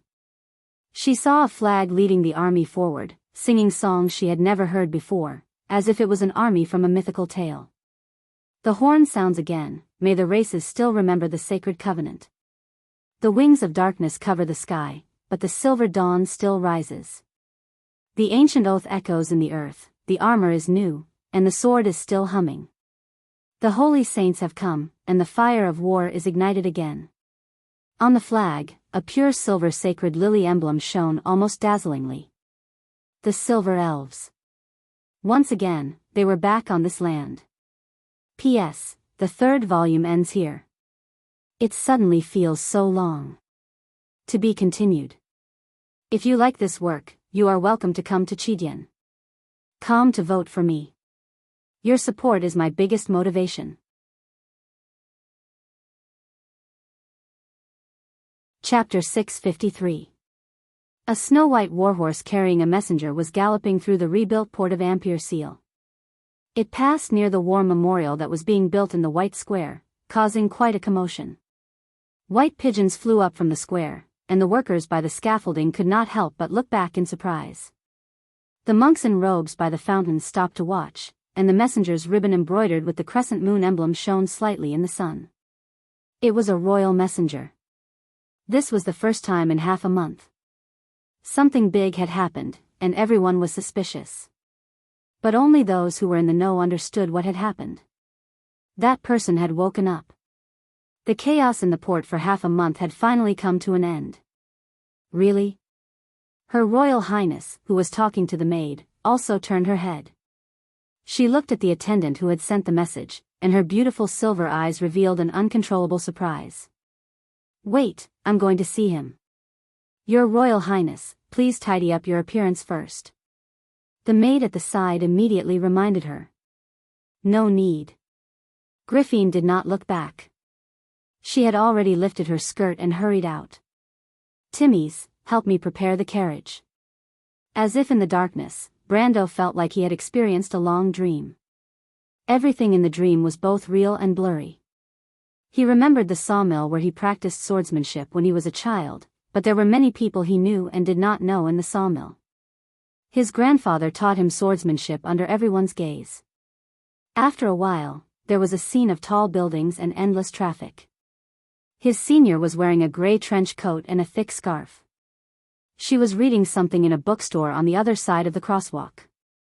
He desperately called her name, but she did not seem to hear him.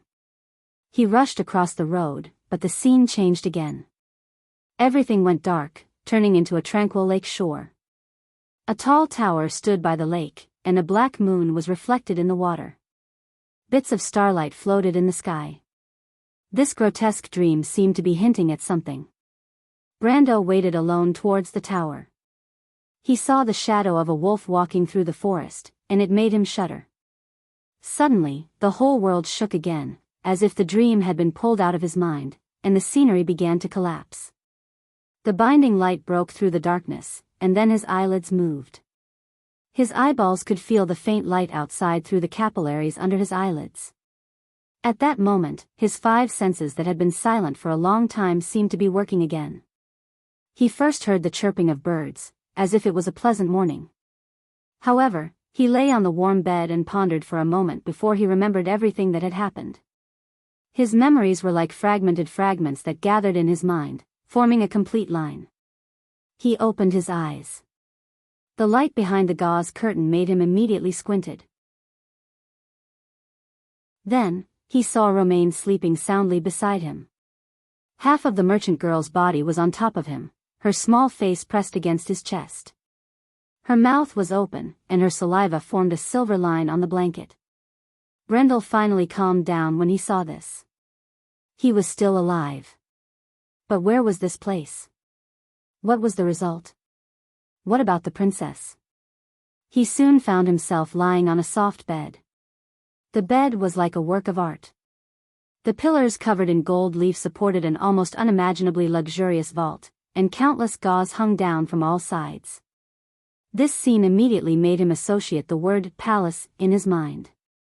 He looked up and immediately saw Amandina looking at him nervously. Amandina was a little embarrassed. In her opinion, the fiancé of the Lord was not very elegant, but she could not persuade the Roman to leave Brando. The merchant girl hugged Brando tightly, as if she was holding a treasure. She could only sigh, "My lord. You're finally awake."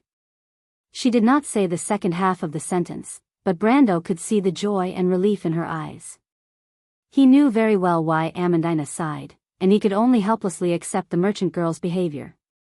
He nodded gently to Amandina, and his eyes saw Medisha behind her.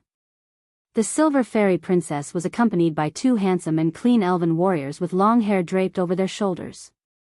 The silver elves really came, Brando thought in his heart. "My lord. My lord. My lord." As soon as Medisha opened her mouth, everyone followed. Mephistopheles looked like they were about to cry. If it wasn't for Andrique's fierce glare, the Shire and Carglass would have given him a thumbs up. Finally, Brando saw Scarlet sitting on the sofa behind everyone. The seemingly introverted girl only glanced at him from afar, and then heaved a sigh of relief. What was the result of the battle?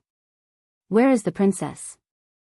Although everyone was here, it seemed that the result was obvious at a glance. But Brando was still worried and asked again. An old but bright voice answered for Amandina, "Because of the noble actions of a brave young man, Ampere Seal, no, the whole of Erewhon was saved. Don't worry, my friend." This unexpected voice made Brando turn his head. Only then did he realize that there was a silver-haired, silver-browed old man in a white robe sitting by the window. Who else could it be other than the master of the Silver Fortress, Tumen?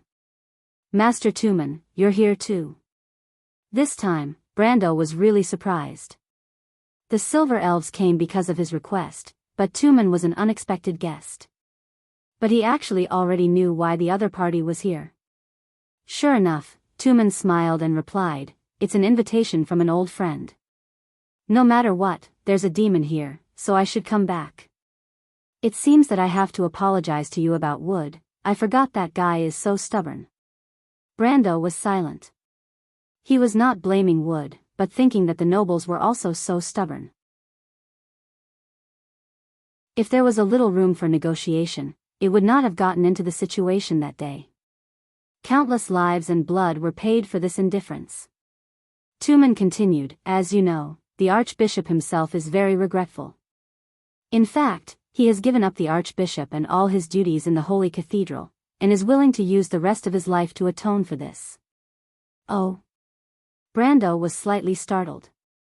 In order to save the reputation of the Holy Cathedral of Fire to the greatest extent, Wood had actually gone to this step. People of their status generally would not make an oath casually, and once they made an oath, it would not be easy to change it. Wood had cut off his own path of retreat and gave up the opportunity to be promoted to the core of the Holy Cathedral. Originally, the threshold was only one step away from him. Although he felt that this old man was a little superfluous, Brando still regained some respect for the Archbishop. If a person had such principles and pursuits, at least he would not be a shameless person. Everything before could only be attributed to the different pursuits of each person. Brando sighed and asked, "So, the Archbishop intends to stay in Erewhon?" Tumen looked at him approvingly. "My old friend originally wanted to live in seclusion in Erewhon and be a district priest to see if he could contribute a little to the reconstruction of Ampere Seal. But the Holy Cathedral has arranged another position for him." Brando heard the two words Holy Cathedral, and his ears pricked up sharply. "My lord, the Holy Cathedral of Fire has asked Archbishop Wood to be the liaison between the princess and the northern nobles, and Archbishop Wood has accepted it." Amandina replied. "Liaison?" Brando was slightly startled. This was interesting. He had never heard of such a position in the Holy Cathedral. But what was the Holy Cathedral of Fire planning? Did they want Wood to make up for his mistakes, or did they have other intentions? To be honest, of course, it was the best choice to reconcile with the Holy Cathedral through this incident. After all, the Holy Cathedral of Fire was a behemoth. Even if it was inevitable that they would clash with the Cruz Empire in the future, Brando at least did not want it to be now. But now it seemed that the Holy Cathedral had not given up. He frowned. So, the Holy Cathedral still wants to mediate the relationship between the North and the South? The rigidity of the Cruz Empire was really beyond his expectations. He thought that they should have learned their lesson by now. My young friend, otherwise what are you going to do? Expel all the nobles in the North, or kill them all? Tumen looked at Brando with eyes full of wisdom. Tumen's words woke Brando up. He suddenly realized that he seemed to have thought of the problem too simply. Indeed, he could not kill all the nobles, nor could he expel them. No matter how bad the noble's reputation was, at least he did not want Erewhon to be torn apart immediately because of this. His brows were deeply furrowed. Besides, there were also many outstanding talents among the nobles. He had to admit that due to the difference in education level, the chances of producing talents among the nobles were much higher than among the commoners. Of course, he could find a way to let the commoners have the right to receive education, but this was not something that could be done overnight, and the kingdom could not be left ungoverned for a day. Her Royal Highness had actually started to do the same thing, but it would take at least a generation to see results. And before that, he did need the help of the nobles to build the future Erewhon. But the crux of the problem was that most of the nobles had their own interests in mind. People like Eichel and Count Audine were too rare. But we can't just let them go. Besides, the cultists have already infiltrated these nobles. The Holy Cathedral of Fire may not be at ease. Brando thought for a moment and decided to start with the simple aspect first. But they have no reason to believe you, Tolman replied slowly. Besides, you have to believe that people won't make the same mistake over and over again. My old friend is also a shrewd person. Otherwise, do you think with his character, he would blindly follow the orders of the Holy Cathedral? Brando thought for a moment. As a practical member of the Holy Cathedral, Wood did not seem to be a blind believer. He hesitated for a moment before asking, does he want to stay and help Erewhon? What can he do? What is his purpose? Well, it seems that you know my old friend very well. Tolman raised his eyebrows in surprise. In fact, the reason is very simple. I can see that my old friend thinks highly of you. Otherwise, he would not have invited me here. Archbishop Wood, he. Brando heard an incredible message from Tolman's words. Wood actually wanted to make peace with him. He suddenly realized that Wood must have realized some of the drawbacks of the Holy Cathedral of Fire from this disaster. Could it be that this guy wants to change the way the Holy Cathedral of Fire does things? He shook his head and threw this terrible idea out of his mind. So, how is he going to deal with the nobles in the north? I don't know, but you'll understand when you see that person, Wood replied. Who? You'll understand when the time comes, the master of the Mithril Fortress smiled mysteriously. Let's talk about your physical condition first. I'm curious how you could survive with that kind of injury. I'm afraid that even the silver folk don't have this ability. Brando was slightly startled. He suddenly remembered that he seemed to have fought with the Titan that day. At that time, his HP had dropped to less than a few thousand. Of course, it was negative. It could be said that even if there were 10 priests surrounding him to treat him after he was unconscious, it would be too late to bring his HP back to a positive number. After all, at that time, the unyielding talent could only last for half a minute at most. But now, he was alive and well, and his body did not seem to be in any discomfort. Tolman asked him how he managed to survive. To be honest, it was a mystery even to him. He suddenly thought of a possibility. Thank you for saving me, Master Tolman. Tolman laughed. It's not me who saved you. You have to thank this lady. Huh? Brando was stunned and immediately heard a dissatisfied snort. Humph. He turned around and immediately met the pair of golden eyes. There was a trace of dissatisfaction in the golden eyes. It was a crystal-like color, with a bright flame burning inside. It looked breathtaking, but it was full of a confident temperament. This pair of clear and transparent eyes belonged to a girl. Her owner was very short, and her long curly hair hung down playfully on her shoulders. She was still wearing the same leather armor as last time, but she had changed her expression. She did not see her sword, but she was holding a book. Brando saw that the name of the book was Erwin's Cookery Anthology. It was written in the Draconic language, but he could understand it. If ordinary people saw all this, they would think that this was a little girl full of vitality and had a hobby for cooking. But if they really thought that, it would be a big mistake. Because this little girl who was staring fiercely at Brando was actually a dragon. And it was a very angry and dissatisfied little female dragon. It was as if fire was about to come out of her mouth. P.S. Yesterday, I organized the ideas and outline for the new volume. Today, I wrote 2 chapters, but I will only publish 1. If I can write 2 more chapters tomorrow, I will publish 2 more chapters. After all, it is a new plot, so I have to leave some leeway. That's it. To be continued. If you like this work, you are welcome to come to Chidian. Come to vote for me. Your support is my biggest motivation.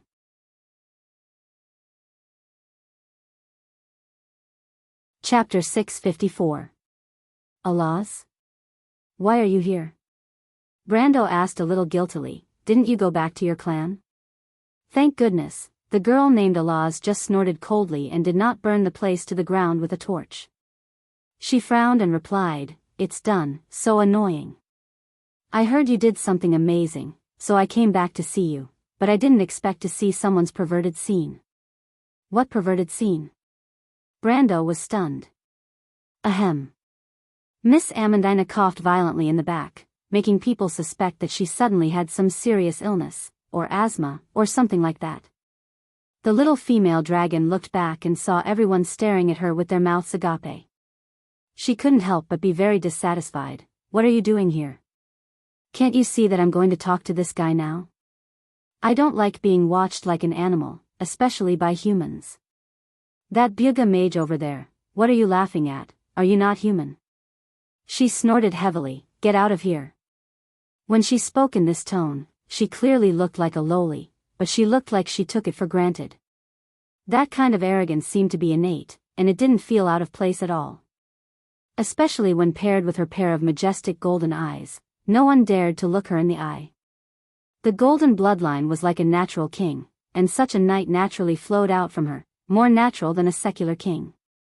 When did you get this habit? Brando was slightly startled. He remembered that this little female dragon did not have so many problems when they were in the forest. But his idiotic question was only met with a vicious glare. Then I'll leave this place to you, my lord. Miss Amandina looked at her lord with some sympathy, and could not help but shake her head, and was the first to leave with the others. After that, it was Tolman's turn.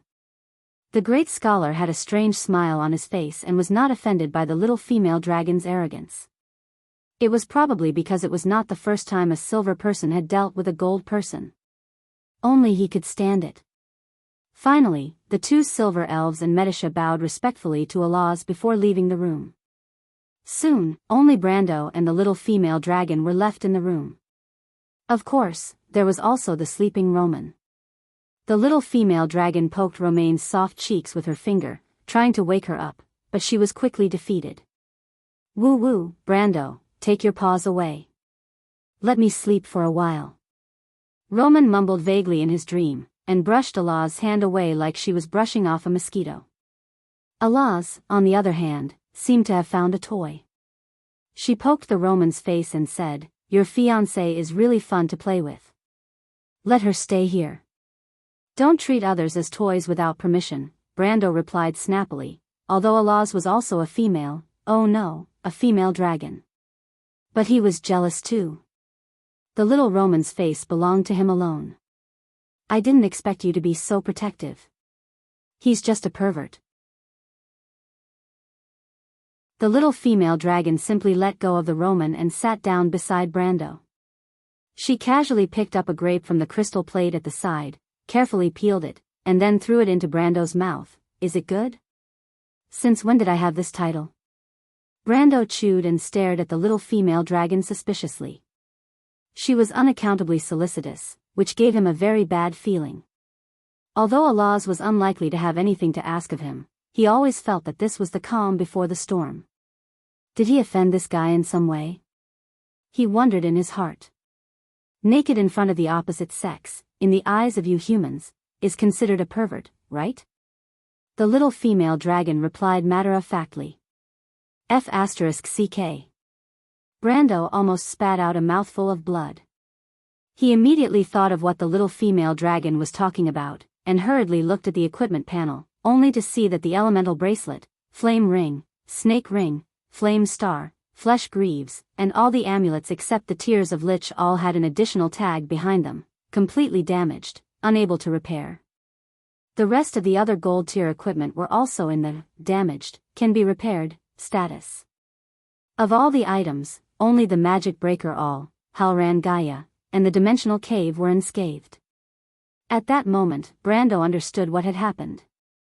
He had withstood the Titan's attack, but unfortunately, the other equipment had been annihilated. The loss was so heavy that he could not bear to look at it directly. If the cultists did not give him enough compensation, this time it would be a huge loss. All the best equipment on him was destroyed. His equipment was almost the best equipment that he could get in the first chapter, and a few of them could even be said to be the super version. Some of the materials in his backpack and the rock core necklace had been turned to dust before he even used them once. Brando wanted to cry, but no tears came out. Fortunately, the 5-headed snake lizard egg in the Order Stone that could upgrade his territory were left in Valhalla, or else he would have really died. However, even these magical equipment could not be spared, and he did not expect his clothes to be intact under such intense lightning. Brando could not help but ask meekly. Who was the first to come to my side? Of course it was me. You didn't see anything, right? Not much. The little female dragon smiled sweetly with evil intentions. Apart from a certain someone's entire body that was burnt black, and his eyebrows and hair were all burned away, how laughable. Oh right, apart from a certain someone's disgusting thing. Brando was so ashamed that he wanted to find a hole to hide in. Don't you know how to avoid it? It's obviously a girl. Avoid it, now a certain someone is going to report to the kingdom of the dead. You're obviously weak as hell, yet you still don't know what's good for you. Allah said sarcastically. Also, would you avoid a bald monkey? How can that be compared? I'm a human. In my opinion, there's no difference, the little female dragon replied matter-of-factly. Brando then remembered that the other party was a dragon, and could not help but feel a little hurt. Speaking of which, it seemed that the gold folk looked at the iron folk much more superior than humans looked at monkeys. So, Allah's words were actually giving him face. Of course, Brando did not want this kind of face. But what made him a little uneasy was that the little female dragon said that his hair and eyebrows were all burned away, he would not become bald, right? Although he did not care much about his image, that was a little too outrageous. Unexpectedly, the little female dragon seemed to have seen through his thoughts, and snorted. Don't worry, I've already brought it back for you. I don't want to have a pervert as a toy, I'm not that Wuxia. Brando did not know who Wuxia was, but she must be a hardcore person. Hearing that he did not become a skinhead, Brando finally breathed a sigh of relief. This was probably considered a blessing in the midst of misfortune. He sighed and said, "Thank you, Allahs, this is the second time you've saved me. It's okay, you can repay me by being a cow or a horse." Don't even think about it, Brando thought to himself, and at the same time asked, "Speaking of which, how did you save me? If I remember correctly, you dragons don't seem to have healing spells, right?"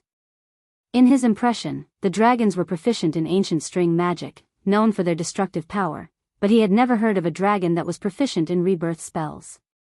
Unless this guy was a freak. Actually, it's not that difficult. Allah sat on the edge of the bed, peeled a second grape and threw it into her mouth, and replied with a smile. Although opening someone else's dimension hole is a little cumbersome. Dimension hole? Wait, what did you say? Brando immediately thought of something bad. He immediately opened the dimension hole to check, and found that the remaining bottle of holy water number 1 had disappeared without a trace. Brando was a little speechless for a moment. After all this time, This guy was just using someone else's flower to present the Buddha, but how did she know that he had holy water number 1? He could not help but stare at Allah suspiciously. Don't be so stingy, saving your life is more important, right? The little female dragon comforted him casually. Besides, do you think it's that easy to save you? I don't know what kind of ability you used, your body's functions are in a mess, but you're still alive and kicking. But it's going to be troublesome to save you. Especially when your heart function is completely failing. Allah said proudly. So I changed it for you. What did you change it for me? Brando suddenly had a bad feeling. Well, the best choice is of course the heart of gold. The bad feeling suddenly turned into a burst of ecstasy. Brando asked loudly, wait, you mean the legendary heart of gold that will never be harmed, the indestructible heart of gold? The legendary heart of the golden race that truly has eternal life? Brando's voice was almost trembling. The heart of gold had actually appeared in the game. Its attributes were that the maximum HP was doubled, its own defense was doubled, its HP recovery ability was increased by 300%, and the heart was no longer a vital part. The other 3 attributes were okay, but the last attribute was simply too overpowered when combined with his unyielding talent. At that moment, he simply wanted to jump up from the bed, hug the little female dragon and give her a big kiss. Hey, you know quite well, I'm talking about that. You changed that for me? Originally, Brando was still a little awkward about things like changing hearts, it did not matter in the game. But here he was a living person, he always felt that if he changed some parts, he would become a monster. Of course not. Alaz shook her head. You don't expect me to have something ready-made, do you? Who would know that you'd break your heart for no reason? I had no choice but to stuff the Titan's lightning core into your body. Fortunately, that thing is pure energy, otherwise your little body would not be able to fit it in. Brando almost vomited blood. Damn, you can't mess around like this. He felt a burst of bitterness in his heart, it sounded like she was experimenting on him. Is there a human who uses a Titan's lightning core as a heart? Wouldn't that be replacing the blood in the blood vessels with electricity? He imagined himself being cut by a sword in the future, and the scene of lightning spurting out of the wound. He could not help but feel a chill down his spine. I say, why do you look so defeated, like you're about to die? Alaz immediately noticed Brando's abnormality. Are you doubting my skills? Brando stared at Alaz, the look in his eyes saying, I'm very doubtful. Damn it, why don't you check it out yourself? Brando was slightly startled. Originally, Alaz wanted him to try and feel his own physical condition. This was an ability that all powerhouses who had entered the elemental realm had, but Brando immediately opened his attribute panel. He found that his attributes were all normal, his health was very good, and his eyes swept over the mana value and mana recovery column, and suddenly he was stunned to find that it had more than doubled. More importantly, the originally high willpower attribute had increased by another notch at this moment. And there was an additional label, Energy Enhancement, behind it, obviously due to the lightning core. But in theory, the lightning core should belong to the equipment category, and Brando was a little confused that he did not find the existence of this thing in the equipment column before. He subconsciously opened the panel of the enhancement crystal, and was stunned. He saw that the undead knight crystal was still lying quietly in the position of the arm enhancement slot, and there was a dazzling thing like the sun in the torso enhancement slot. Lightning core, mana value, mana recovery doubled, willpower plus 20, wind elemental pool expansion doubled. There was a shiny golden label behind it. A fantasy enhancement crystal core. Brando was a little speechless for a moment, not knowing if he had profited from a disaster. Purely in terms of gains and losses, this crystal alone was completely worth the price of the equipment he lost. But the question was, what did he want to do with the expansion of the wind elemental pool? He seemed to have only 1 or 2 cards that needed to use the wind element. Brando was still in a daze when the little female dragon suddenly came over. When he came back to his senses, he saw a pair of sparkling golden eyes carefully looking at his face. Allah's action startled him. What are you doing? You have a lot of secrets on you. I just saw the fluctuations of the elements. You were checking your elemental pool, right? It's strange, you haven't activated your elemental activation. How did you do it? The little female dragon stared at him with burning eyes. And before, you were so badly injured, you should have died in an instant. That's weird. Aren't you going to explain? Explain what? Brando asked guiltily. How could he explain that the NPCs did not have bloodline talents at all? Or that he was actually a player? It would be strange if the little female dragon didn't kill him with her claws. More importantly, these were his biggest secrets. The silver wizards of Buga liked to study freaks like him the most. He did not answer. Alaz had already moved the tip of her nose and sniffed him. She wrinkled her nose and whispered, "Sure enough, sure enough." Brando suddenly felt a little strange. Because the little female dragon's whole body was about to climb onto the bed at this time, she buried her little head and sniffed along his collar, her curly hair rubbing his face, making him feel itchy.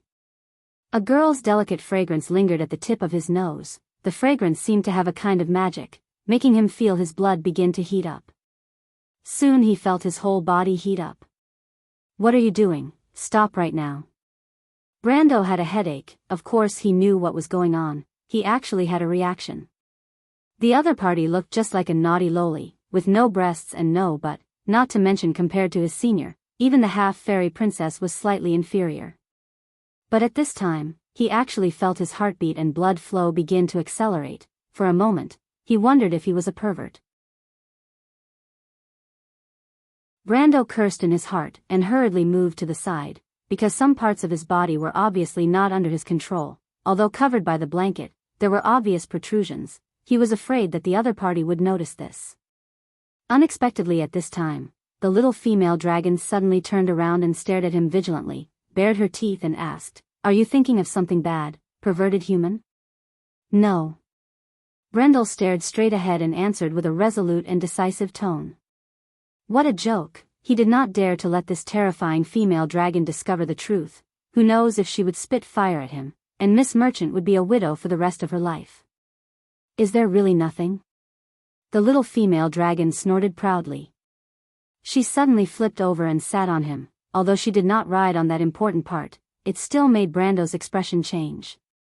But the scarier thing was yet to come. She lowered her head and bit the tip of Brando's nose, and said softly, "Brando, you are a perverted human." Brendel felt a chill run down his spine. The little female dragon's hot breath surrounded his sense of smell, with a kind of sweetness that made one's imagination run wild. Even the arrogant tone of this flat-chested loli when she spoke became cute in his eyes.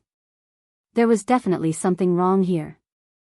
Brando vaguely felt that this was some kind of conspiracy, but his body was still a normal man after all, and he reacted very honestly. The little female dragon looked at him contemptuously, and suddenly grabbed a key part of his back. Brando suddenly groaned. If one looked closely, it was not difficult to see the blue veins on his forehead. You're a demon. Brendel finally understood that the demon was here to toy with him. Human with a head full of dirty thoughts. The little female dragon said softly, "You still say no, you are clearly in heat." "Heat your head." Brando was sweating. "What is that fragrance on your body?" He was almost gritting his teeth to ask this. He had already found out where the problem was. The highest level of hallucinogen, a dragon specialty. How about it? How about you? You better not play with fire. Ugh.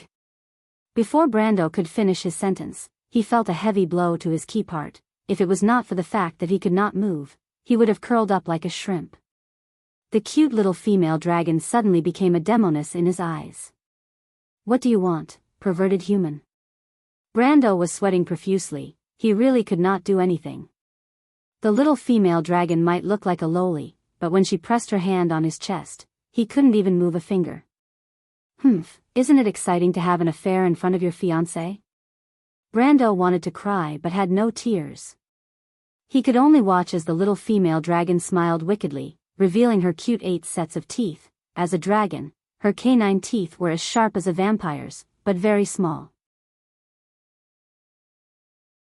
But it was at this time, both of them heard a soft cough coming from outside the door. It was like a bolt from the blue. Brando turned his gaze, sweating profusely, and saw Her Royal Highness standing outside the door with a livid face. Behind her stood a female official with the same strange expression. So annoying, as a princess, you still peep at people mating. Alaz complained loudly, then lightly snorted and jumped out of bed. So disappointing. I'll leave it to you, Brando. After saying that, he waved his hand and disappeared from the room. But Brando heard a different version of this sentence. This is your punishment for giving my golden apple to others without permission. There will be no next time. There will be no next time. Brando felt that if he only did it once, he would lose 10 years of his life. He swore that he never wanted to see this little female dragon a third time in his life. He did not know why this girl found trouble with him. It was all a bloody case caused by an earring. Brando wanted to cry but had no tears. Then, he heard another cold voice. Sorry to disturb you, Mr. Brando. Remember to close the door next time. Her Royal Highness turned and left. P.S. Only one chapter today, sob, but it's 5,800 words. I specially approve you to count it as 2 chapters. Recommend a God game, a card-type web game, AC Fun's King Summon. I think there should be a lot of people who know about this. The quality of the game is not bad. The website is http://wz. AC Fun.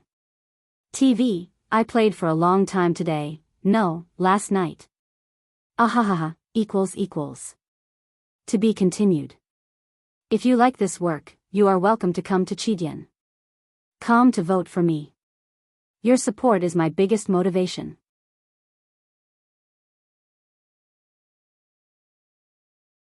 Chapter 655. As soon as the little female dragon left, Brando finally regained his freedom. He hurriedly created a water ball and threw it on his face. The cold temperature finally calmed his accelerated blood flow a little. Only then did he put on a coat and rushed out. As soon as he went out, he saw Amandina in the courtyard. Amandina was sitting on a stone chair reading a geography book, but her mind was obviously not on the book. The princess seems to be very angry. Amandina greeted Brando as he walked out, put down the book, and asked worriedly. It's nothing. Brando sighed. Where's Alaz? My lord, are you talking about that dragon lady? I didn't see her. Did she leave? No, forget it. Brando turned around and was about to chase after her. Wait. Amandina stood up and grabbed him. When she saw her lord looking back with a puzzled expression, she carefully reminded him, tidy up your clothes, my lord. With Brando's habits, he did not pay much attention to his appearance. He just put on a coat and ran out. Amandina looked at his disheveled appearance and blushed. She reached out and straightened his collar. Brando did not pay much attention in Tanajil. If it were not for his bearing, people would have doubted his noble identity. However, commoners would not be so knowledgeable. In fact, it was usually Falerne who helped him take care of his daily life. The careless merchant lady herself was muddle-headed, not to mention the responsibility of a lord's fiancée. It was because of this that the older of the 2 wild elf sisters was jokingly called Lord's head maid by the mercenaries. However, if Falerne was the head maid, then Amandina's role was more similar to that of a housekeeper. She helped Brando straighten the corner of his clothes, gently brushing the dust off the black velvet cloth, and said with slight annoyance, "When will my lord be able to pay attention to his dignity?" Brando never thought of dignity as something he was born with, and he did not care. It was not the first time Amandina helped him tidy up his clothes. To be honest, he could not see any difference after tidying up his clothes. He only felt that it was purely superfluous. However, he did not refuse. He only asked, "How long have I been unconscious?" "We've been in Ampere Seal for half a month, my lord." Amandina helped him button up his shirt, looked around, and nodded with satisfaction. So long. Brando was shocked. He thought he had only been unconscious for 2 or 3 days. What happened after I fainted that day? Where are Duke Cypher and his minions? The Grand Duke is already dead. Huh. This news was completely unexpected. Brando never dreamed that one of the most important figures in the history of Erewhon would die. He paused for a moment before asking, Amandina, what happened after I fainted that day? What happened to the battle after that? Tell me in detail. Endless demons seemed to surge out from the darkness. It was as if he had been sucked into an endless nightmare that he could not wake up from. The torrential rain poured down, and the lightning flashed through the rain, forming a shining silver chain between heaven and earth. Princess Griffin's face paled. Mr. Stephen. Cough cough. I leave Her Highness to you. Mr. Leiter, I promise you, in the name of a knight. No, Sir Leiter. I order you not to do this, I want to stay here. In that nightmare, she screamed. But the serious old knight grabbed her by the shoulder and threw her out. She flew up lightly and passed over the demon's head. In the end, her vision was fixed on the kingdom's lion looking north in the rain. The snow-covered plateau and tundra was where the honor of the white lions lay. It was the battlefield where countless white lions slept, where the souls of generations of heroes slept. Perhaps every knight would eventually return to their homeland, but only the white lions would forever guard this land. This was a legend passed down from the old. They swore under the sword and followed the oath. The lion of the kingdom was covered with scars, but the rain quickly washed away the blood stains on it. Princess Griffin was already in tears. The Templar Knight Stephen grabbed her hand and led her to open a bloody path through the demon army. Why didn't you let me die there, where my people are? She remembered shouting as if she had lost her mind. But Stephen turned around and looked at her. I am not Erewhon's man, Your Highness. But if everyone sleeps on this battlefield, then your kingdom will one day repeat this mistake. Please cherish your life, you are not living for yourself. Yes. Princess Griffin walked quickly out of the temple, and after a few steps, she slowed down again. She suddenly stopped, stood on the marble steps that were as white as snow, and sighed faintly. Yes, why was she throwing a tantrum? She had even lost her usual calmness and self-restraint. Your Highness, please watch your step, the female officer who caught up from behind reminded her, panting. Timmy, let's wait here for the Count to come out. Princess Griffin sighed and turned around to answer. What's wrong? The princess did not answer. The snow-white temple square reflected the light, and was slightly dazzling. She narrowed her beautiful eyes, and her pupils were like a silver line. The female officer quickly realized that Her Highness seemed to be in a daze. For the princess, this was a rare thing. Griffin was indeed in a daze. Her gaze crossed the distant horizon, as if she had returned to the battlefield that day under the same blue sky. Swords and swords, iron and blood intertwined in a long and heavy poem. Perhaps dying on the battlefield at that time was a relief. However, those who survived had to bear an even heavier burden, and even inherit the grief from the dead. But the living had no right to choose. She pursed her lips. Too many people had died. The previous commander of the White Lion Legion, the Lion of the Kingdom, the Sword of the Highlanders, Leiter, was dead. In the midst of a war caused by a civil war. Duke Cypher was also dead, the man she had hated so much. He was the operator of the first Titan, and he died at the hands of the merchant lady, without a corpse left. When she heard the news, she thought she would be happy, but even the feeling of excitement had disappeared. Marquis Balta, Marquis Yoakum, Count Vitokin, Great Sword Dwyer of the Erek family, and Chief Wizard Fleetwood of the kingdom.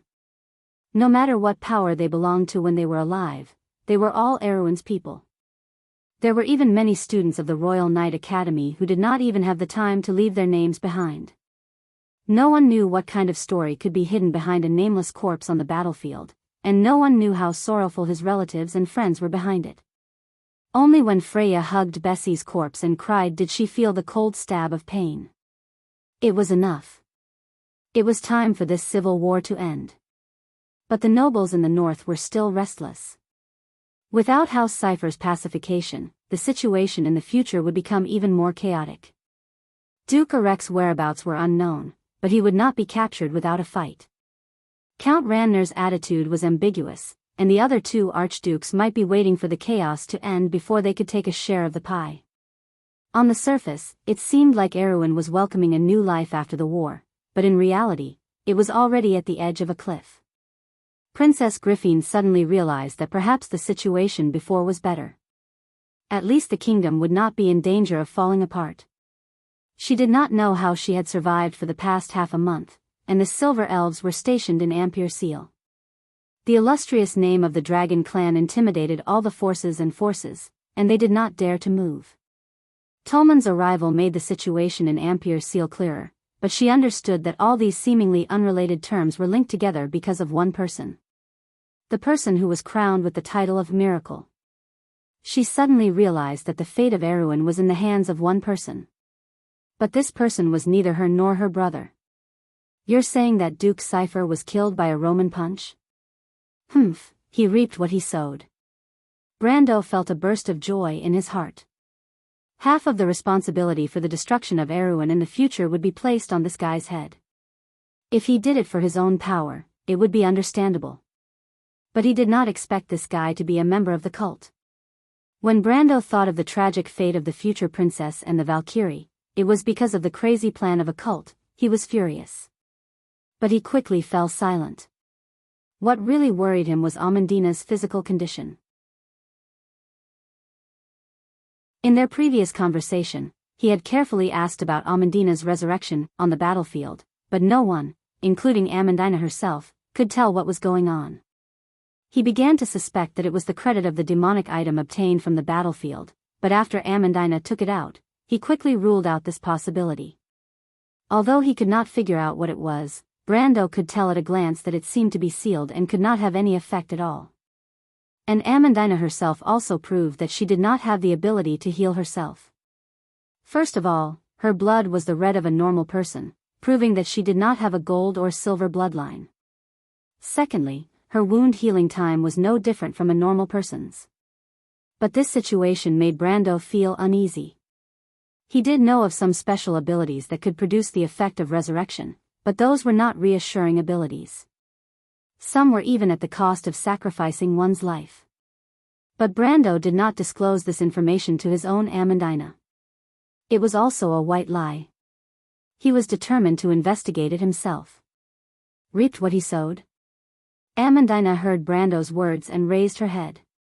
"It means reaping what you sowed," Brando explained. Amandina glared at him fiercely. "My lord, don't always invent strange words, you'll be laughed at. You know so much, but you always like to use slang. Only civilians would say that." "I didn't invent it." Brando could not help but smile bitterly. It had been more than a year since he transmigrated into this world like a dream, but some spoken words were difficult to change. Especially idioms with a historical background, except for a small part that overlapped with the setting of the Nine Phoenix, most of them would be regarded as the slang of country bumpkins. But this was something that could not be helped. People could quickly adapt to the environment in a short period of time, but they could not change deep-rooted habits. He lived in this world for a year, spent 17 years in the game, and lived in another world for 30 years. However, with the death of Duke Cypher, a historically famous family fell into a state of disintegration. Without the restraint of this powerful force in the north, the nobles became ambitious. No wonder Her Highness came to find him in such a hurry. He did not expect such a famous figure in history to die like this. There was also Marquis Yoakum, Count Vitokin, and even Marquis Balta and Master Fleetwood died. Fleetwood died under the surprise attack of another demon king, but he saved a ship of people on the First Royal Fleet's flagship, Victory. Inlock, one of the 3 heroes of Erewhon, also died. Brando thought of the young man who smiled like Carglass and sighed in his heart. He was determined to protect them, the future of the kingdom. "Benninger, that guy, actually sent the little prince back," Brando replied with gritted teeth. "Does he think that he can be forgiven?" No, in fact, he did not send Prince Haruz back. Amandina helped him fix the buttons on his sleeves, and finally took a step back, looking relieved. "It's done, my lord." "Thank you, Amandina." Brando asked, "What is going on?" "I heard that it was sent back by a Medusa." I don't know the specifics, maybe you can ask Her Highness. Seeing that Brando was about to speak, Amandina quickly interrupted him. Well, don't let Her Highness wait too long, my lord. You are now the Count of the Kingdom. What? Count? Then where's my fief? Brendel was slightly taken aback. This was completely out of his expectations. He did not care about it at first, but when he suddenly heard it, he blurted out. Count Tonagel, my lord. Isn't there still no change? Brando said. Then he was given a fierce stare. Brando had just walked out of the temple. The reconstruction of the Anderla Cathedral was actually only half completed. When he passed by many cloisters, he saw collapsed walls and a lot of scaffolding.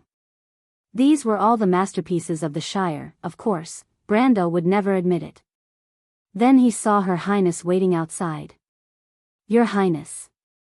Princess Griffin looked back and nodded in satisfaction when she saw his attire. How is the Count's health? He is fine. Your Highness. Before Brando could finish, Princess Griffin interrupted. Mr. Brando, the nobles in the north intend to support my brother on the throne. The Holy Cathedral of Fire also intends to facilitate peace talks between us and the north. What do you think of this matter? Brando was startled. Isn't this a good thing? But he immediately reacted. They have conditions, don't they? No, they have no conditions. They just want us to promise that the kingdom can maintain the status quo. Princess Griffin replied quietly. Brando was silent. Maintain the status quo of the kingdom? Which status quo? This half-dead status quo? This was unacceptable to both him and the princess. The nobles in the north still wanted to maintain the status quo of semi-independence since 9/7. Brando only felt that these guys were daydreaming.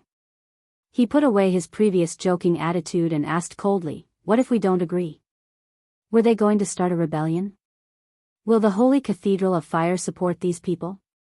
Princess Griffin shook her head. I'm afraid not, but even so, it's unacceptable. The north is facing the threat of war. Lighter. The old Legion commander has handed the White Lion Legion to you. You should know, right? What? Brando almost jumped up. He handed the White Lion Legion to me? Will the others agree? He suddenly stopped talking. Marquis Balto was dead, and Lighter also died on the battlefield. If this was really the will of that lion, maybe the White Lion Legion would really fall into his hands. This was good news. But not exactly. P.S. First of all, thank you for your recommendation, Your Highness. But I happen to have something to do tomorrow. Woo woo woo, auspicious blessing, the house is safe. If I don't come back, QAQ, if you like this work, you are welcome to come to Chidian. Come to vote for me. Your support is my biggest motivation.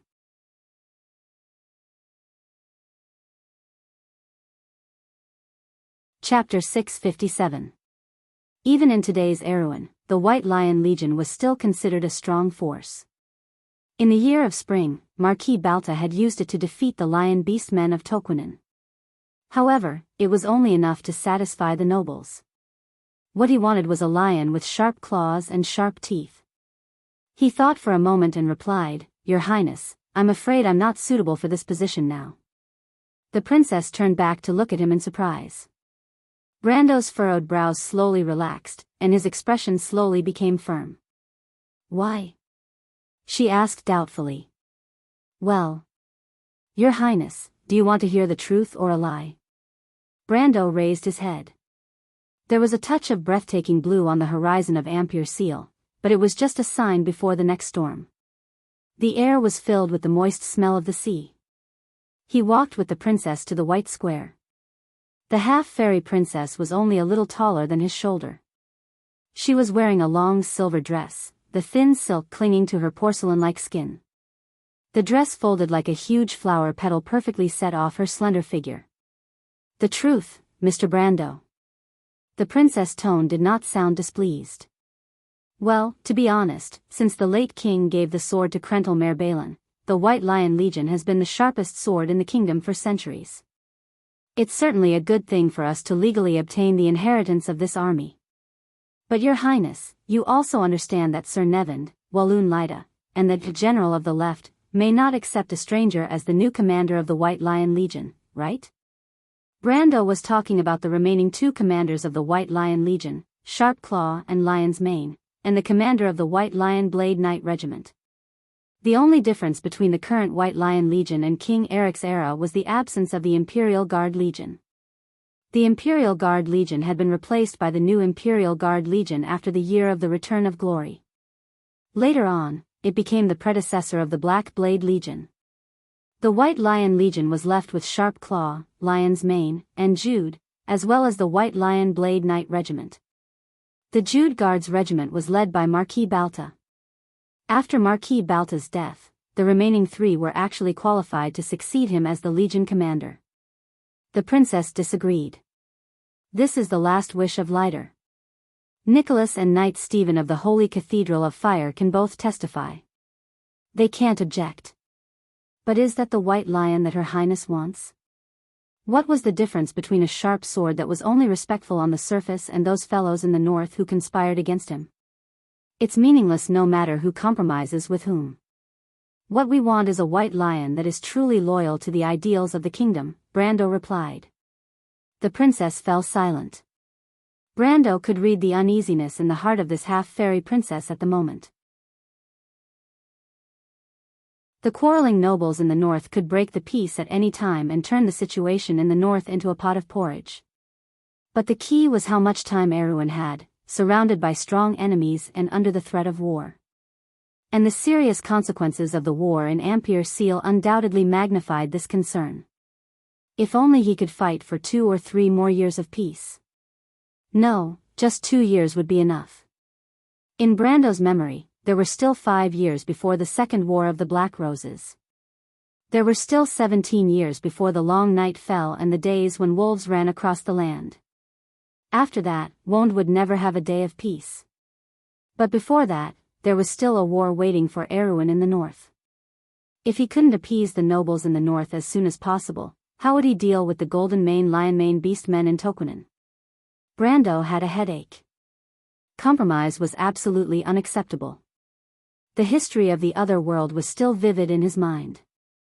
He really wanted to kill all these damn bastards with a sword. He couldn't help but sigh helplessly. So, Mr. Brando, do you have a better candidate in mind? The two walked to the side of the carriage, and the princess stopped and looked back at him. There is one, the daughter of the Earth Knight Everton. Freya? The princess' voice sounded slightly surprised. Yes, Freya, Your Highness. She is very suitable in terms of birth and background, and also participated in this war. She fought side by side with Marquis Balta and won the favor of many people in the White Lion Legion. More importantly, the Lionheart sword has acknowledged her. This seems to be the will of the late King Eric. Perhaps we should respect the choice of the Lionheart sword. Brendel said slowly. Amandina had told him some of the information that Brendel had obtained from her. The princess listened silently, and finally said, Mr. Brando, I don't want to hide it from you. Your thoughts coincide with someone I know, and she also recommended Freya to me to take over the position of Marquis Balta. Oh. Brando was a little curious. In fact, he already had a plan in mind for Freya to lead the White Lion Legion, because who else could be more suitable for this position than Lider's student in history, the later commander of the White Lion Legion, and Erewhon's Valkyrie? But this reason obviously didn't convince the others.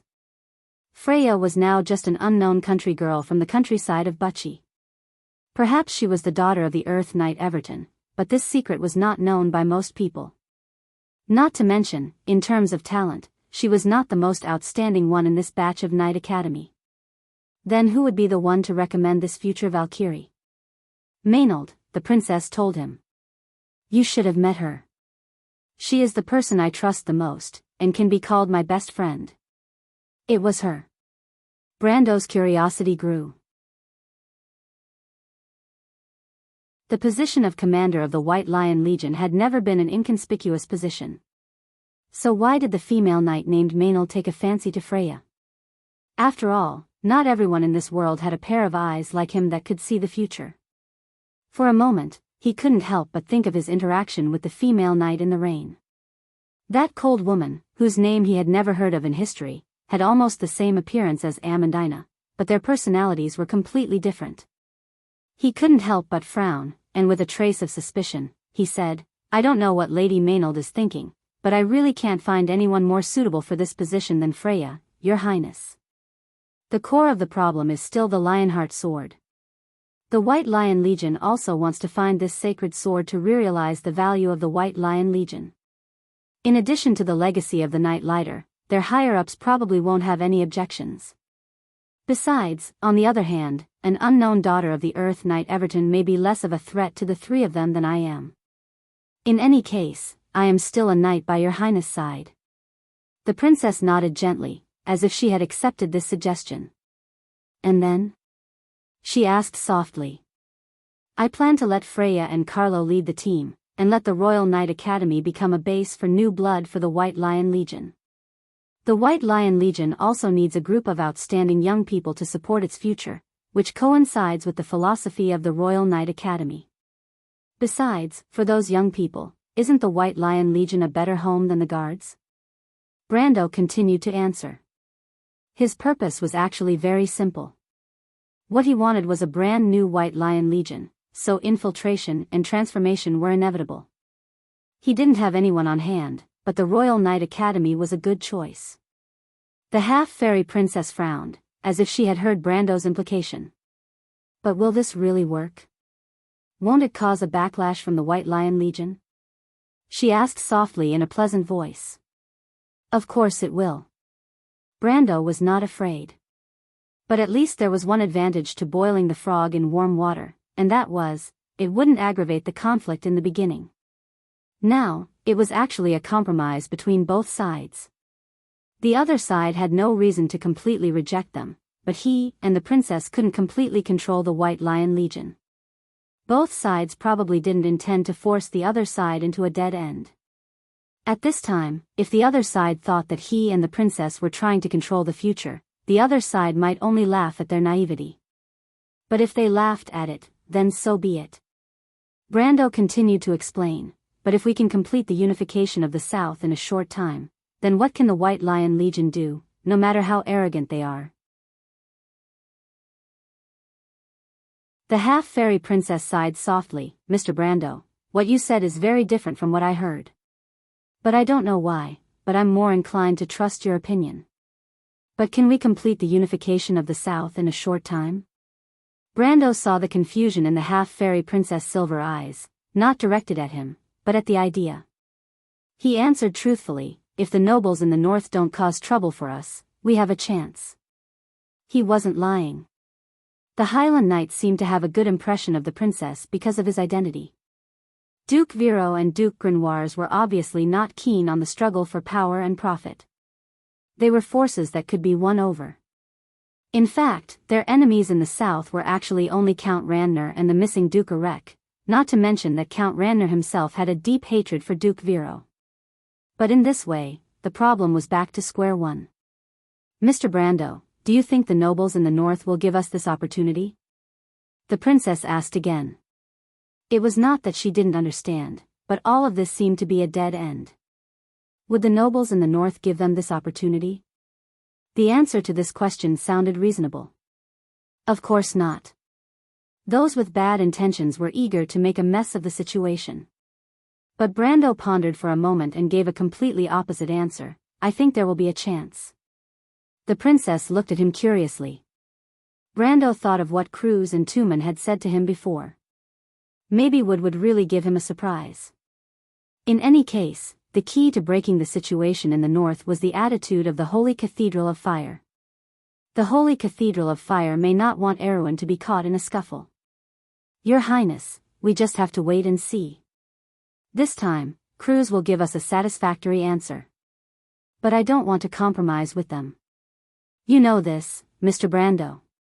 We won't compromise with anyone, Your Highness."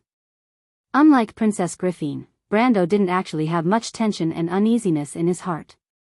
Because in his opinion, the most difficult times seemed like yesterday. The darkest period of history had passed, and the future would only get better and better. And he just needed to identify that goal and firmly go down it. The princess was slightly stunned, but she seemed to understand. She looked at Brando with splendor in her eyes. Brando nodded slightly to her. Some things were so simple, it was just that people were trapped in it and couldn't extricate themselves from it. Even when the princess was at her weakest, the holy cathedral of fire didn't take advantage of her. Could it be that Cruz still wanted to make them bow their heads? The situation had actually been reversed. A faint smile appeared on Princess Griffin's face, and she sighed softly. She turned back and invited him with the unique, crisp voice of an elf. "The weather is good today, Mr. Brando. Would you like to walk with me? I want to see the newly built port of Ampere Seal." Brando was stunned. He felt the beautiful silver eyes looking at him, and the affection contained in them was self-evident. But he was in a dilemma. On the one hand, it was the invitation of Her Highness, and on the other hand, it was an equally important arrangement for him. Before coming out, Brando checked the EXP he gained from this war.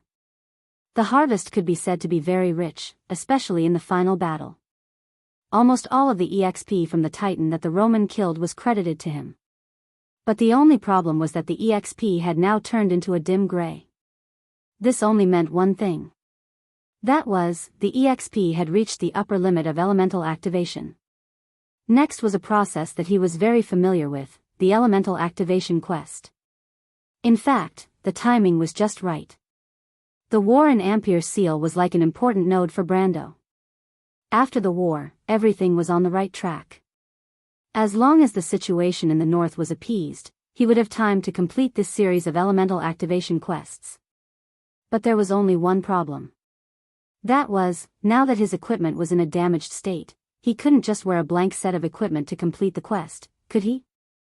However, repairing equipment, especially magical equipment, was a time-consuming and long job in the game. He had to prepare as soon as possible. Princess Griffin seemed to see his hesitation and asked, "Is there a problem?" "Well, I want to go to the workshop area first." Brando replied awkwardly. "I see." The princess seemed to understand.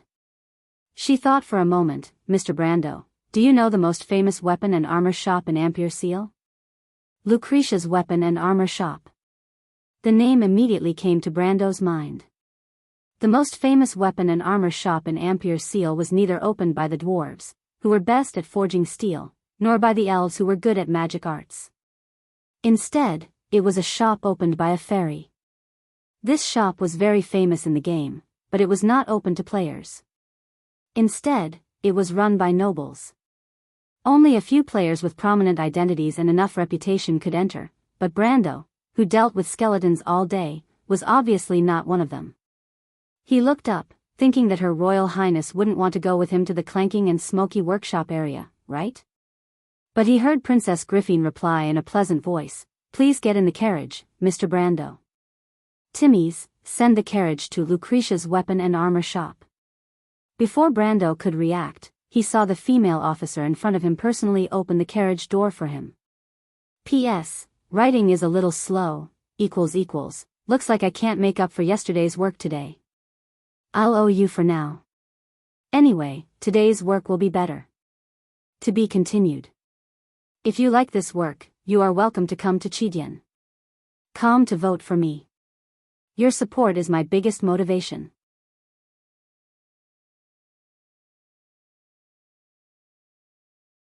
Chapter 658.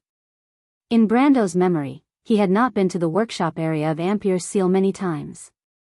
What he remembered most was the rusty signboard that swayed slightly in the sea breeze on the side of the bridge at Grey Harbor. The messy interior of the house, the stove that had not been lit for a long time, and the old dwarf who reeked of alcohol. It was not that Red-Nosed Odork's craftsmanship was amazing, but with a small barrel of strong liquor, the old dwarf would help you take care of your equipment, as long as he was not too drunk to get up. Ampere Seal was different. After the carriage passed by a fortress, the road became narrow and the houses were lined up. The salty sea breeze in his memory faded away, replaced by a heavy smell of smoke. The red signboard was made of brass, and the words on it were extraordinary, with the unique cultural atmosphere of a port city. The carriage passed by an old dwarf smoking tobacco at the door with a hammer in both hands, his beard strung with shining iron rings. They were either wind elves from Luzik or the forest further north in the misty Wee forest, wearing a hollowed-out ring that covered the entire third knuckle to prove their identity as an enchanter. Most of these people were the best of the best from all walks of life, with a hint of arrogance in their eyes. They were also worth a lot. The workshop area of Ampere Seal represented expensive, luxurious, and the corresponding quality of service in most people's minds. It was like the aura of nobility that was branded in the bones of this port city. The history of the workshop area of Ampere Seal was even older than the port. It first originated from the trading market between the Erewhon people and the Southern Mountain people. Later, the market became the military station of Erewhon, and then developed into a deep-water anchorage, gradually growing to the size it was today. Today, there were still stone pillars covered with moss on both sides of the road in the workshop area, standing in the sea breeze, telling the history of the past. The carriage slid into a secluded alley, and the sound of wheels turning in the pottery or textile factories behind the alley became distant. Then, the unique black wood signboard of Xianxia came into view. The magic black wood was suspended between a carved gold-plated bracket. There was no physical connection, but it was suspended in the air by magic and slowly rotated. Although magic was common in the world of Wond, the fact that a shop could use a permanent spell on its signboard showed the style of the shop. This wasn't even a shop related to magic items, but an ordinary weapon and armor shop.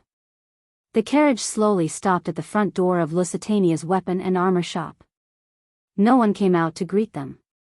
Normal people wouldn't open a shop in such a secluded place. However, according to the princess's explanation, it was because the shop owner liked peace and quiet. Fairies were a strange race. Brando and Her Royal Highness entered the store. The interior of the store was decorated very elegantly. Many counters were made of dark wood that emitted a special fragrance. On each counter was a shiny weapon covered with glass and a brass nameplate with the name of the weapon written on it. It ranged from the most common rapier to spears and armors. What surprised Brando was that almost all of the items on display in the store were magical equipment. They weren't the crude products of low-grade alchemists, but real magical items. There were even some ancient items. Brando recognized the horned axe, Caesaris the Cutter. This giant axe ignored 10% of the armor with every attack, and could only penetrate half of the armor at most. A divine weapon under elemental. This was a good thing. Originally, Brando wanted to buy it for the red-bearded Batum of the Red Bronze Dragon Mercenary Group. This was the only guy under him who used an axe, and he was also a rough man. However, when he saw the price, Brando immediately pretended that he had never thought about it. Caesaris the Cutter was priced at 550,000 tor. Brando immediately felt that the profiteers in the game were simply the model and conscience of a businessman. No wonder this shop only catered to nobles. Apart from those people who didn't treat money as money, who else would patronize this place with such a ridiculous price? He looked away and saw that Princess Griffine was also curiously looking at the furnishings in the store. However, her eyes were mostly on the display of various long swords. Brando followed her gaze and even saw a thorn of light. "Princess Griffine, have you never been here before?" He was slightly surprised and asked curiously. Princess Griffine put her index finger to her lips and whispered, "No, Mr. Brendel, I don't think so. This is my first time here. But I know the owner here. Aunt Tanya saw me when I was very young." Aunt Tanya. Brando thought that this was probably the name of the owner. It was a characteristic of the fairies. The fairies of Wond liked to give themselves a human name, but most of them were simple and lacked regularity. He looked around and found that there was no one in the big store. No, there was only one person. When the three of them passed through the center of the hall, they finally alerted the only employee in the store. To be exact, Brando saw a head popping out from a pile of boxes and realized that there was someone here. But it was a little girl with short brown hair. She looked at them curiously with her big eyes. "What are you doing here?" This question was full of meaning. Because generally speaking, thieves wouldn't patronize this place at this time, unless they were in a hurry to register in the prison of the city guards. On the other hand, they could only be customers or creditors. The little girl cleverly didn't reveal her relationship with the store. This way, even if the other party identified themselves as creditors, she could say that she was a temporary worker or something else. Brando's thoughts were in a mess, but the little girl's eyes were already wide open. Are you a customer? When Brendel saw her, he hurriedly dropped what he was doing and rushed out. Before he and the princess could shout no, or be careful, the little girl screamed and slammed into the open door of the cabinet, and then bounced back. With a clatter, the stacked weapons, armors, and cans suddenly fell to the ground. Brendel cursed in his heart. This shop doesn't seem to be as reliable as the rumors make it out to be. I'm sorry to startle you too. This little girl is called Carol. Because her father owes me a debt and is temporarily unable to repay it, she is temporarily here to help me. Brando and Princess Griffin sat on the chairs, and the little fairy lady who was wearing a grayish-purple robe like a lone shark sat on the counter. She wore a pair of silver-rimmed glasses and looked a bit like a jewelry merchant in Paris. But she claimed to be the manager and investor of the Silver Cross Chamber of Commerce, and this weapon and armor shop was just a side business. The Silver Cross Chamber of Commerce was a chamber of commerce from the Neos, Deepwater Port area. It was said that their background was a business organization under the name of a wizard craftsman from Buga. Therefore, Brando was very skeptical of her self-introduction. Fortunately, the Silver Wizards did not have any practical influence on the people of the land. Since they practiced isolationism, Brando was too lazy to ask. He glanced at Carol, who was holding her red forehead with tears in her eyes. Isn't this the legendary child labor? Brando expressed his sympathy. This child is too young. Aunt Tanya, how can you have the heart to let her do those things? Princess Griffin also complained. Aunt Tanya, how much money does her father owe you? I will repay it on her behalf. Hee. The fairy lady picked up her pocket-sized white porcelain teacup and took a sip. The last time I saw you, you were still a little girl, Griffin. But her father owes me a total of 2 million tour. Are you sure you want to repay it on her behalf? Ah. Griffin was shocked. Why is it so much? 2 million tour was a huge number for most of the nobles in Erewhon, let alone ordinary people. Even for the royal family and those powerful Grand Dukes, this was not a small amount of money. Brando could not help but look at the little girl curiously. He wondered how her father was able to owe so much money. Unexpectedly, Tanya replied. Her father was a good friend of mine when we went on adventures in the past. I promised to lend him money to open this shop. So in fact, the future owner of this shop will be Carol. I let her take care of these things because as the future owner, she should also learn all these things. Of course, she can also sell herself to repay the debt. I see. Then what about Carol's father? Griffin could not help but ask curiously. Her father has already died in this war. Ah. Her Royal Highness finally reacted. Brando also understood. In fact, it was clearly the responsibility of supporting a friend's daughter, but she insisted on saying it was a loan. This fairy lady's temper was really strange. You are amazing, Aunt Tanya. Her Royal Highness praised from the bottom of her heart, but also a little sad. All of this is because the descendants of the Covardo family did not fulfill their responsibilities, and the war spread in the kingdom. This war in Ampere Seal has implicated many civilians. That is not your fault, Griffin, Tanya replied. The last time I saw you, you were still an ignorant little girl. But in the blink of an eye, you have become a competent princess. But I heard that you do not have a partner to your liking. So is this the knight beside you have your eyes on? No. The princess blushed and hurriedly denied it. But then she explained. Although Mr. Brando is indeed my knight, it is not like what you think, Aunt Tanya. The fairy lady smiled but did not say anything. Brando suspected that she was deliberately teasing them. Fairies have always liked to play pranks. In all kinds of legends, they have a good reputation for fooling stupid people. And now, this Aunt Tanya was obviously enjoying it. But she quickly became serious. Oh.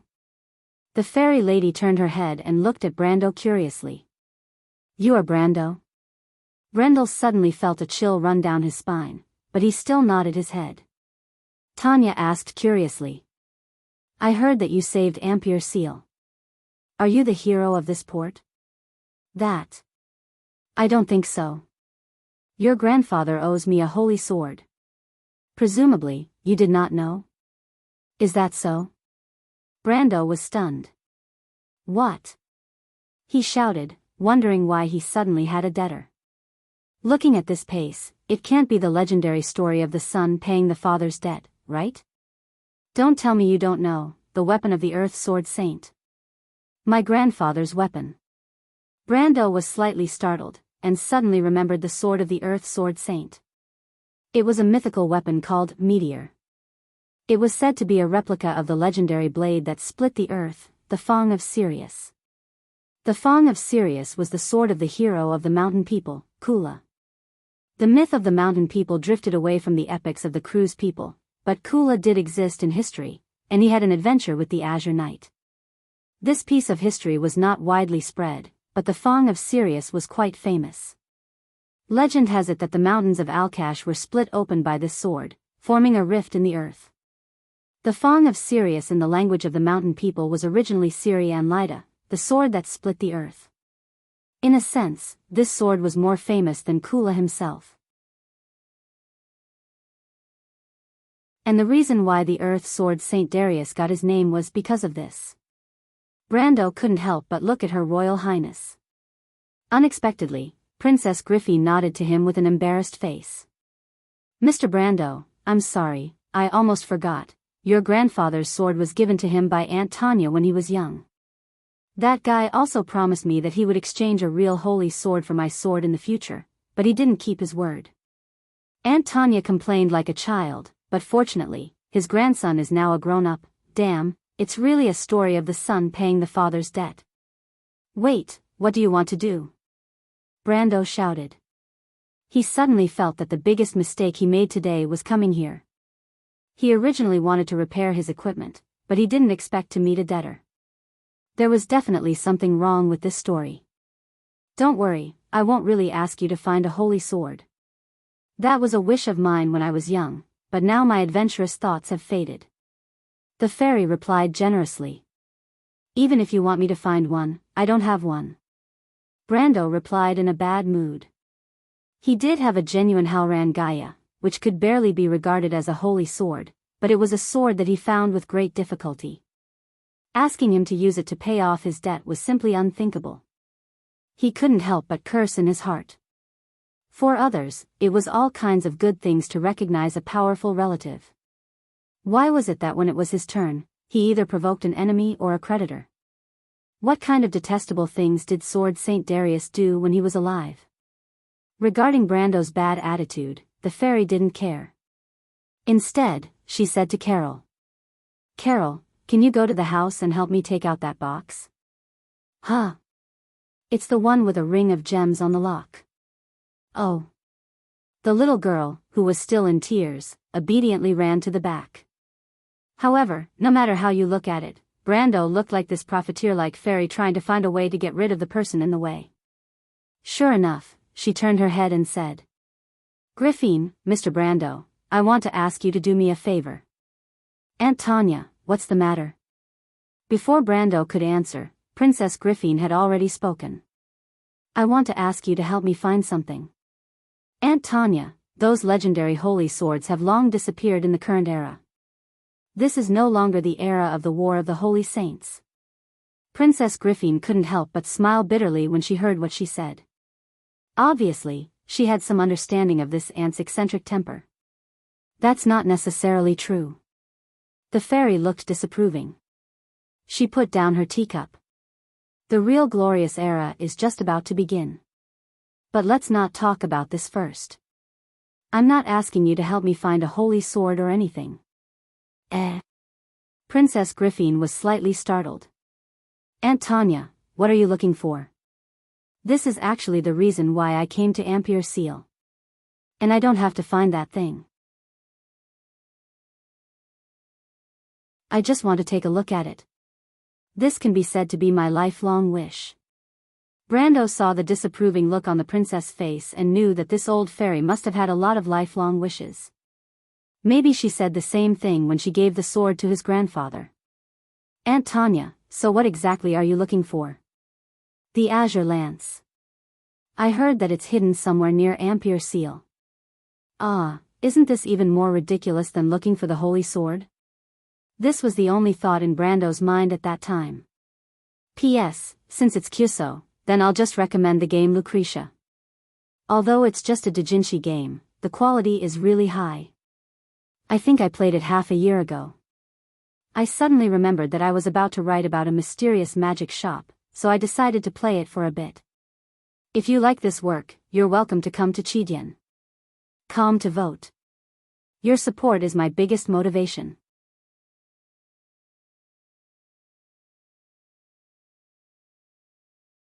Chapter 659. The Azure Lance. Aunt Tanya, where did you get this information?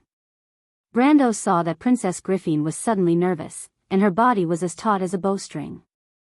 She asked carefully. It came from a guess. Tanya pushed the frame of her glasses up. I accidentally found something, and it inspired me. The princess breathed a sigh of relief and sat back down. I see. The fairy was dissatisfied. Shouldn't you be asking what inspired me? No. I'm sorry, I was too surprised. Princess Griffin corrected herself, not knowing whether to laugh or cry. She didn't care at all. She only cared about whether the news of what happened under Ampere Seal that day had leaked out. But the fairy's temperament was just so eccentric, and she knew very well that if she didn't go along with her temper, there would be no end to it today. So she had to pretend to be very interested and asked, so Aunt Tanya, what exactly is it? Is it the documents that were lost before the era of the Lost Radiance? Of course not. Tanya was startled. The documents before the Tower of Babel collapsed are long gone. That's everything that countless wizards have been searching for their whole lives. How could I possibly find it? She put her finger to her lips and reminded them with a serious expression, you must not joke about this. Have you seen the anger of the silver folk? I understand, Aunt Tanya. So what exactly did you find? Princess Griffin asked helplessly. You'll understand in a moment. Brendel saw that the princess exchanged a look with him, telling him to wait for a moment. He could roughly understand the princess's mood at the moment, but contrary to what the princess expected, he was not in a hurry at all. On the contrary, he also wanted to know why the fairy was so sure. He had a vague feeling that this might be the original quest line about the azure lance in the game. At this time, Tanya clapped her hands. The little loli had already moved the box out from the back of the hall.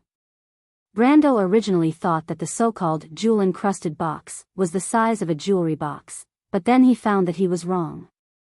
It really was a box, and it was about 2/3 of Carol's height. The little loli had to expend a tremendous amount of effort to pull it out.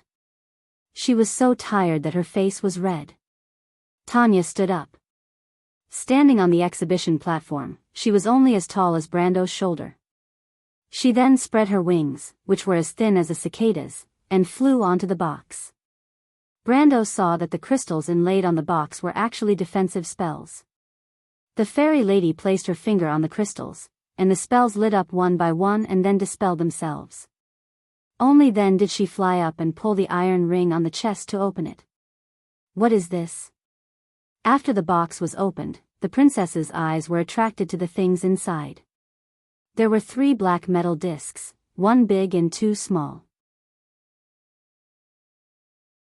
However, Brando's eyes narrowed slightly. He almost immediately stood up from the chair, but he bit the tip of his tongue hard to calm himself down. The sharp pain immediately woke him up. This was the Great Earth Slate. It recorded the creation epic of the Cruz people, a sacred object in the original text of the Pale poem. Legend has it that it recorded the text that analyzed all the secrets of the mortal world. In the future, it caused a bloody wizard war because of it.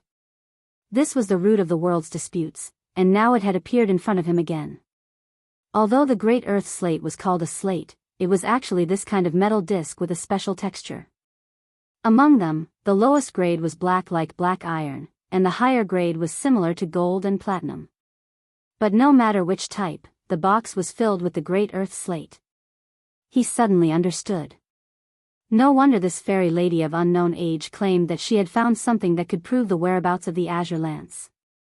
Legend has it that the great earth slate recorded all the secrets of the world, and if what she found happened to be the part related to the azure lance, then it did not seem difficult to come to this conclusion. I don't know what these things are. Tanya patted the metal discs in the box as if they were treasures, and at the same time looked up to explain to Princess Griffin. I and a group of adventurers unearthed them from some ruins in the north of the Gorse Plateau. I used other antiques to exchange for these things from their collection. Because I think these things are very interesting. Very interesting? Princess Griffin asked with a frown. I don't know, but there is a language recorded on it. After I checked the literature, I found that it is very similar to a certain ancient language of the Cruise people. The fairy lady raised her right hand, and a gust of wind suddenly rose in the hall. Everyone thought that fairies were natural elementalists, and in fact, they also had excellent talent in this field. Just like now, the wind from the ground rolled up a few pages of paper from a desk not far away, and sent them to Princess Griffin, and then slowly fell into her hands. Princess Griffin looked down and found that the paper was full of notes. Although she did not understand it, she could see that the information inside was all an elaboration and interpretation of some kind of language. She could not help but look up at Brando with a questioning look. This is the ancient Karanjan language, Brando replied. Huh? Tanya, who was opposite him, looked up at Brando as if she was looking at a rare treasure. Darius was a fool, but I didn't expect his descendants to be so extraordinary. You are much smarter than your grandfather, little one. It's not intelligence, it's just knowledge, my lady, Brando replied snappily. More or less. In my opinion, knowledge is also a part of wisdom. The reason why most mortals are muddle-headed is because they can't see through their own destiny. Only those who have true wisdom can control their own destiny. Do you agree, little one? Tanya raised her head and asked. She stood on the box and was not even as high as Brando's shoulder, but when she said these words, she had her own momentum. Mortals could only see such an aura from the prideful adepts. Although adepts controlled the power of magic, they still held the power of wisdom in high regard. Knowledge changes fate, that was the inscription on the silver tower. Brando more or less confirmed the identity of the other party. Her Royal Highness was still looking at the notes page by page. She did not fully understand it, but it did not prevent her from understanding the meaning of the above with her own intelligence and wisdom. She asked, does these words have anything to do with the Azure Lance? Could it be that this tribe of Cruz's people once safeguarded the Azure Lance? No, Brando shook his head, the Karanjan clan has nothing to do with the Azure Lance, but the documents recorded in a similar language on these stone tablets are related to the Azure Lance. These are not stone tablets, the fairy reminded from the side. She also used her hand to flick the metal discs. Clang, clang. But Brando ignored her and said to himself, this is the ancient epic of the Cruz people, the language of the Pale poem. With a crash, all the manuscripts in the hands of Her Royal Highness slipped to the ground. Tanya's movements also froze there. In the vast land of Wonde, in the long river of history, the legend of the Pale poem of the Cruz people had been passed down from mouth to mouth since an unknown time. No one had even seen the text of this magnificent epic. Legend has it that it was first recorded on a stone tablet, and later scattered in Tolad, the White Plains, and Homan, and then only fragments of history were left. In the Dark Ages, the ancients gathered together the fragments of history and carried them through the wilderness. This was the first history of the civilization, and the history book after that was stored in the library of the Holy Cathedral of Fire, but it was said that 1/3 of it had fallen into the hands of the silver wizards of Buga. But these were actually fakes that had been translated by the sages. The real Pale poem had neither a beginning nor an end. It began at the beginning of the universe, and ended at the end of the world. It recorded all the secrets of the mortal world, and the iron, gold, and silver people could not understand more than 1/10,000th of it. You said this is the original text of the Pale poem? The fairy jumped up from the box as if she had been pricked by a needle. But she immediately calmed down and looked at Brando suspiciously. How do you know? Of course I know, Brando replied, Stamptiorosa. In the earliest times, the runes contained magic. The earliest words were born from it, and today the witches still believe in the existence of magic in language. They call it the spirit of words. The ancient Karanjan language is only one of the original languages, and in fact, the earliest documents have records of this. In the mortal world, the number of people who could say this was less than 10. Especially the runic text at the beginning, it was the real original runes. Brando was not a wizard, so there was no magic vibration when he read it, but Tanya understood it. She no longer had any doubts. Like a cat that had found a mouse, her eyes lit up, and she flew over to grab Brando's collar, shouting, How do you know? Where did you read it from? Did you find the historical records before the era of the Lost Radiance? Brendel almost choked to death on her words. He hurriedly pushed the fairy away. In fact, he knew that he might encounter such a result before he opened his mouth. Not to mention the fairy, even Tumen would jump up and down in anger if he was here. When he was Braggs, Tumen was already so excited that he could not control himself when he told him about the original runes, let alone the complete sentence. But he had his own reasons for doing so. He straightened his collar and gave the princess a reassuring look. The princess had been stunned for a long time. Although she did not understand the wizard world, she knew that Brando might have some amazing secrets. What's more, just the part about the Pale poem was already shocking enough. She saw Brando nod to her, and she was relieved to pick up the manuscript on the ground. Brando turned his head. Aunt Tanya, of course I didn't find the historical records before the era of the Lost Radiance. You know that's impossible. But I just happened to have some research on the original runes. Some research, that's all. Tanya snorted softly. In the whole Silver Alliance, there are less than 10 people who are qualified to say that. You're telling me so much because you want to make a deal with me, right? This was the so-called shrewdness of wizards. Brando nodded. Aunt Tanya, I'd like to ask, did you find these stone slabs in the ruins of Hus on the Gorse Plateau? Ruins of Hus? No, there's no name there, but we found some antiquities about the War of the Holy Saints. There's a huge palace. Sure enough, it was the ruins of Hus. Brando understood. In that case, the stone slabs in Tanya's hand were the first batch of earth slabs to be excavated in history. But how could they be excavated so much earlier than recorded in history, or did it take a long time for them to be discovered after they were excavated? Brando leaned toward the latter possibility. But that was not important. He thought for a moment and asked, Aunt Tanya, do you really want to find the Azure Lance? Brando. The princess stood up. P.S. Relationship main story. I took a little more time to consider relationships when writing. Please forgive me. To be continued. If you like this work, you're welcome to come to Chidian. Come to vote. Your support is my biggest motivation.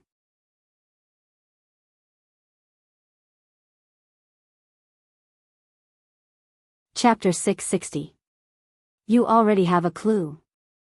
Am I right? Am I right? Tanya flew up and looked down at the two of them. The fairy's face was full of excitement as she spun a few rounds in the sky. I should have thought of this earlier. Ever since the late King Eric built the city here, the nobles of Awin have held on to the secrets of this port for thousands of years. How could you not know about Ampere Seal's secrets? Griffin, why didn't you tell me in advance?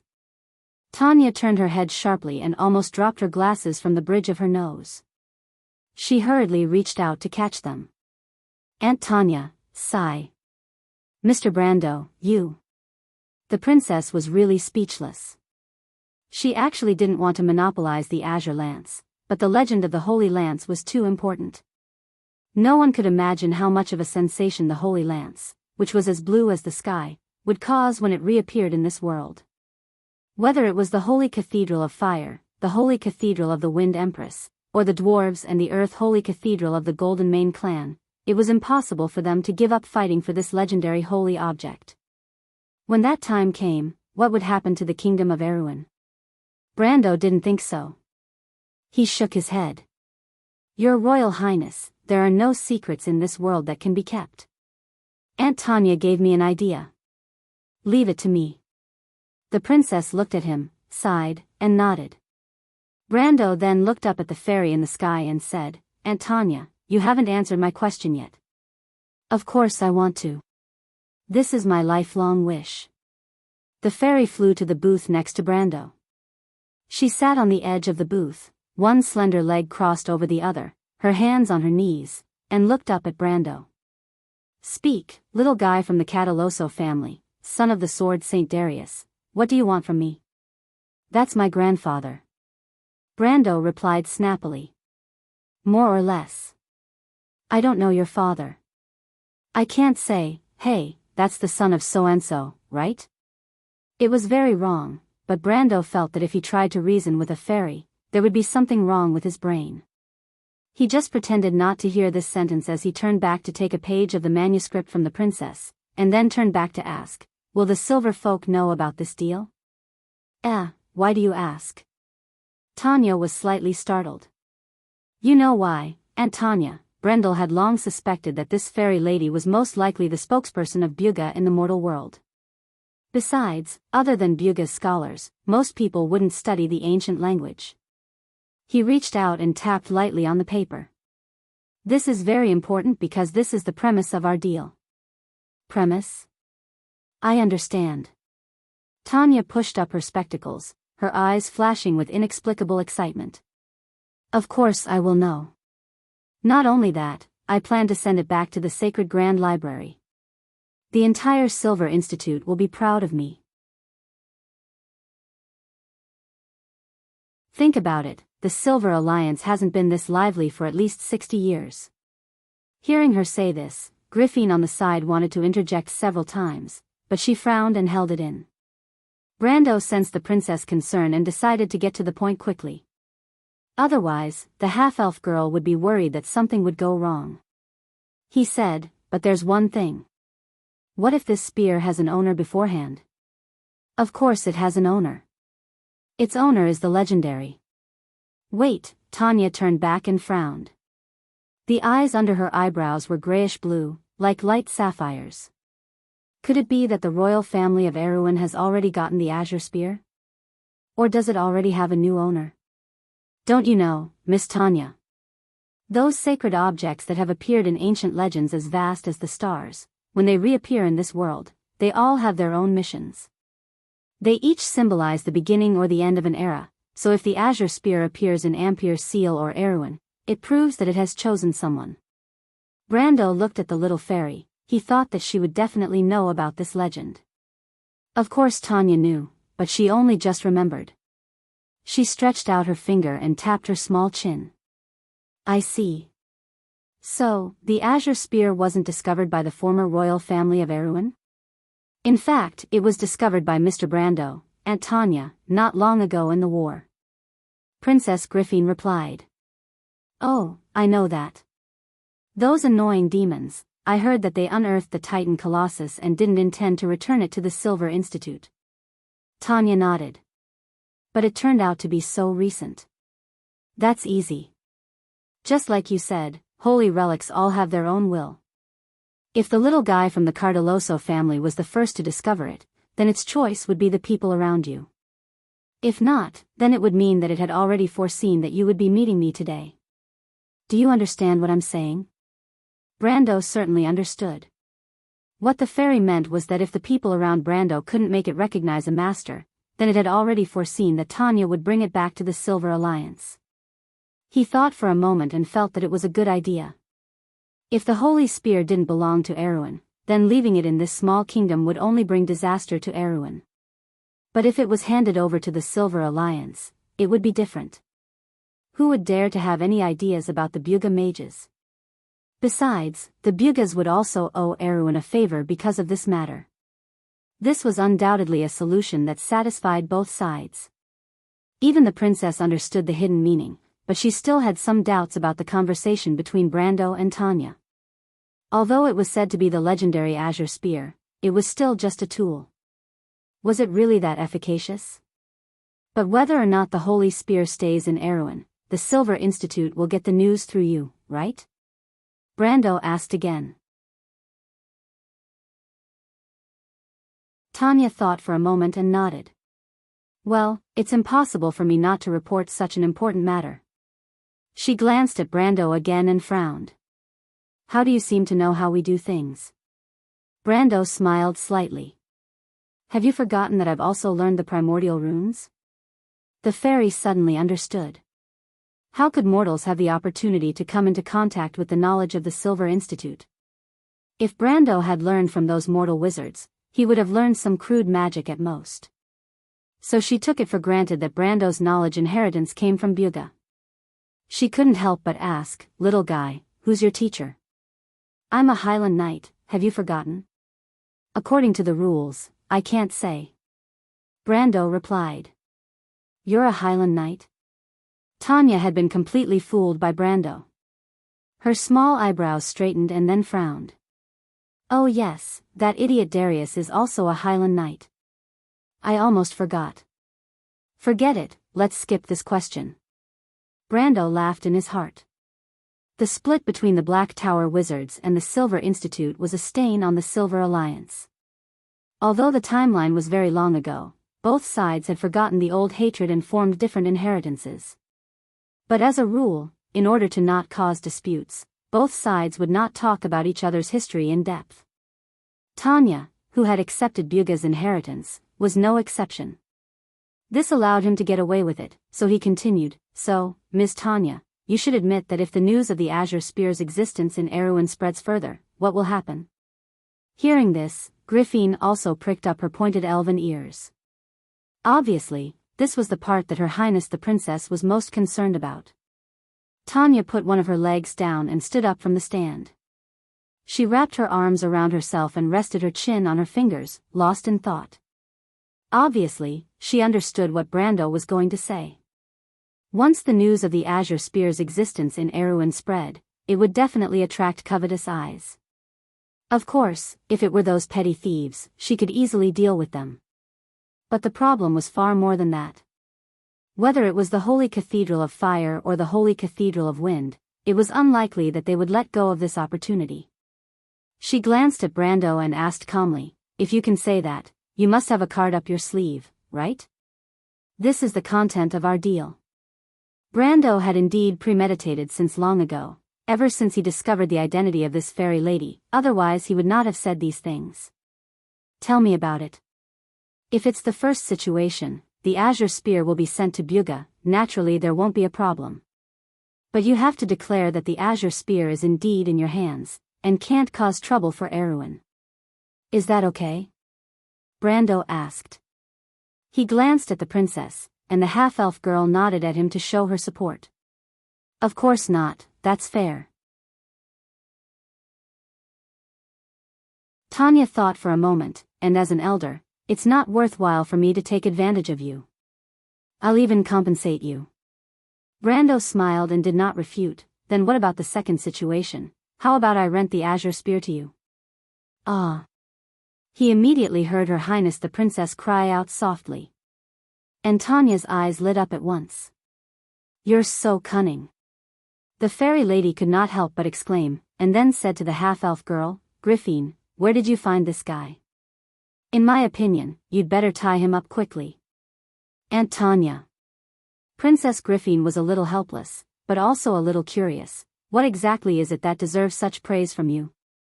"I'm not praising him," Tanya replied snappily. "The Silver Society's interest in the Azure Spear is limited to research.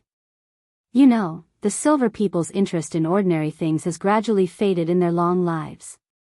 Only those ancient secrets can attract our attention.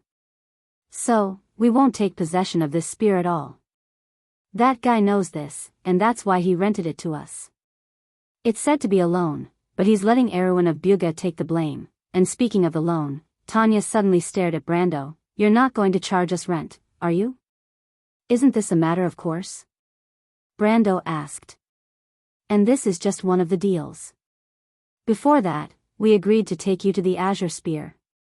Aunt Tanya, shouldn't you pay for it again? He replied.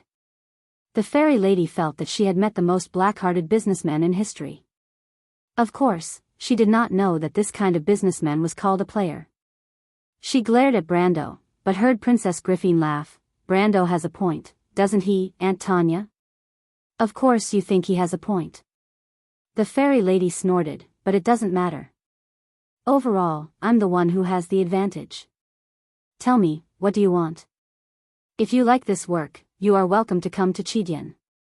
Come to vote for me. Your support is my biggest motivation.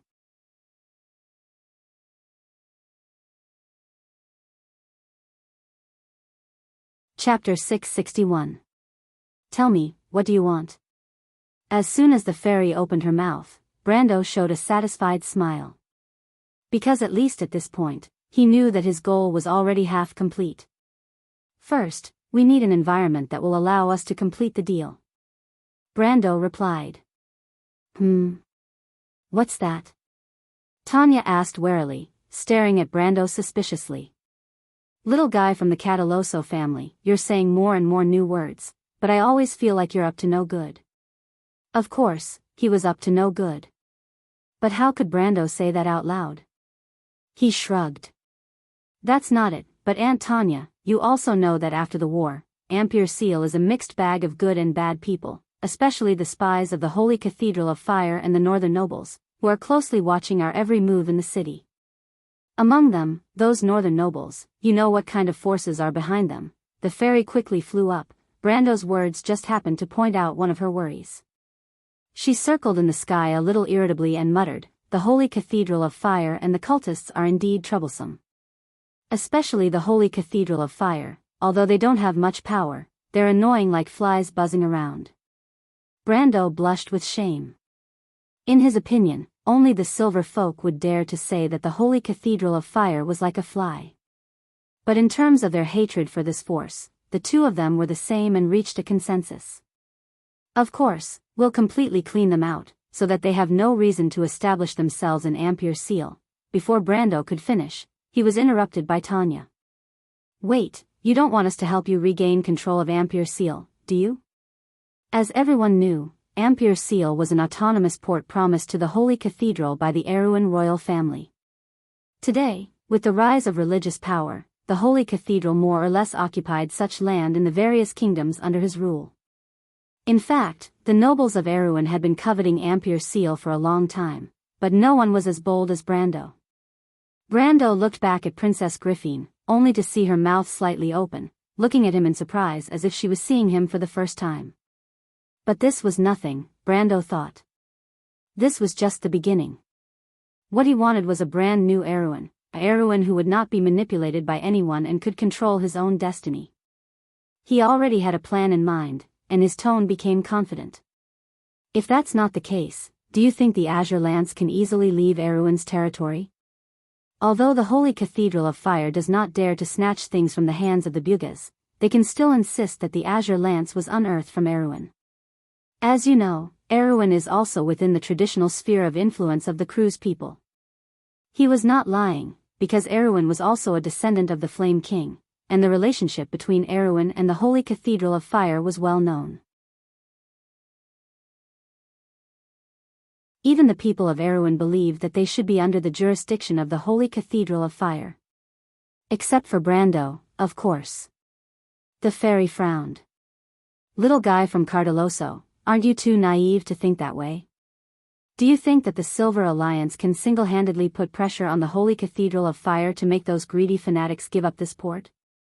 Brando was a little agitated. This was something he had thought about for a long time, so he had a way to deal with it. He had never felt that the opportunity was so close to Erewhon for a moment. If it was in the past, of course not. But now the Holy Cathedral of Fire has made a huge mistake. They have led the demons into this world. Have you forgotten the Sacred Covenant? Now that the Silver Elves and the Bugha's mages are all here, what if you all ask them to give up the jurisdiction of this port according to the provisions of the Sacred Covenant? You have the right, don't you? Brando asked, smiling like a fox. The sound of Her Royal Highness inhaling softly came from behind. Tanya also inhaled. You planned this a long time ago, didn't you? The fairy suddenly realized that things might be as Brando expected. If this was the case, the Holy Cathedral of Fire might really have to give up Ampere Seal. Especially when the Sacred War was imminent on the ground.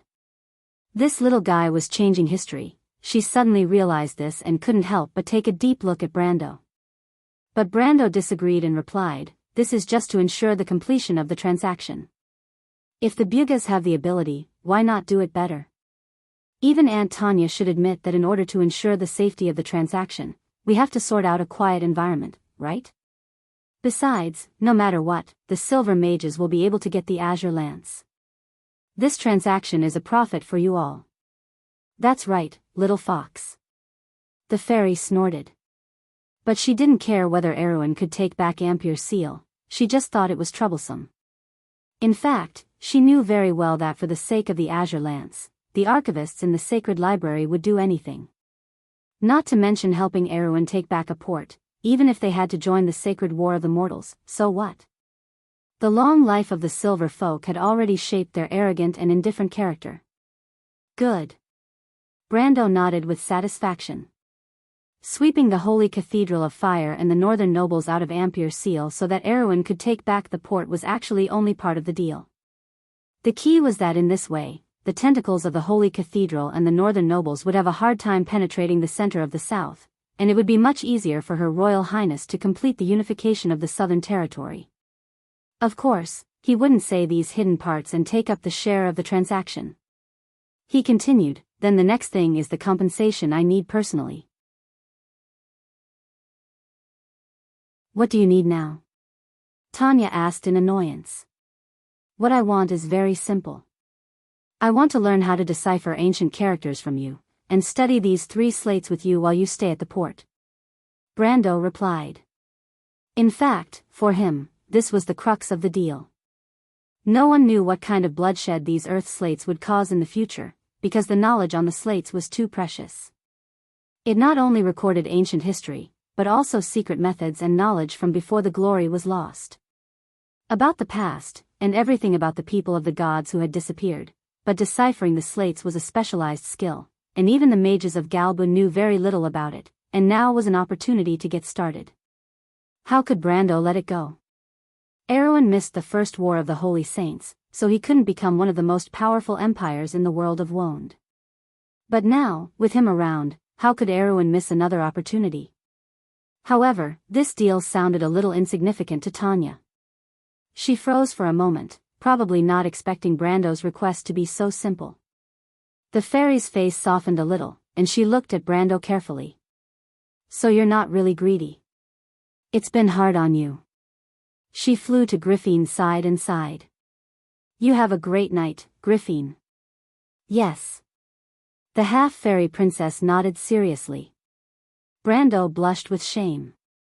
Obviously, these 2 ladies thought he had to ask for an exorbitant price for the future of the kingdom.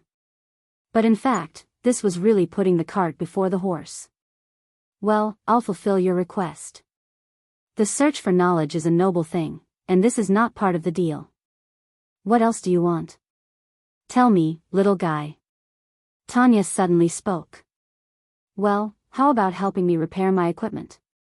Speaking of which, this was actually his original purpose for coming here today.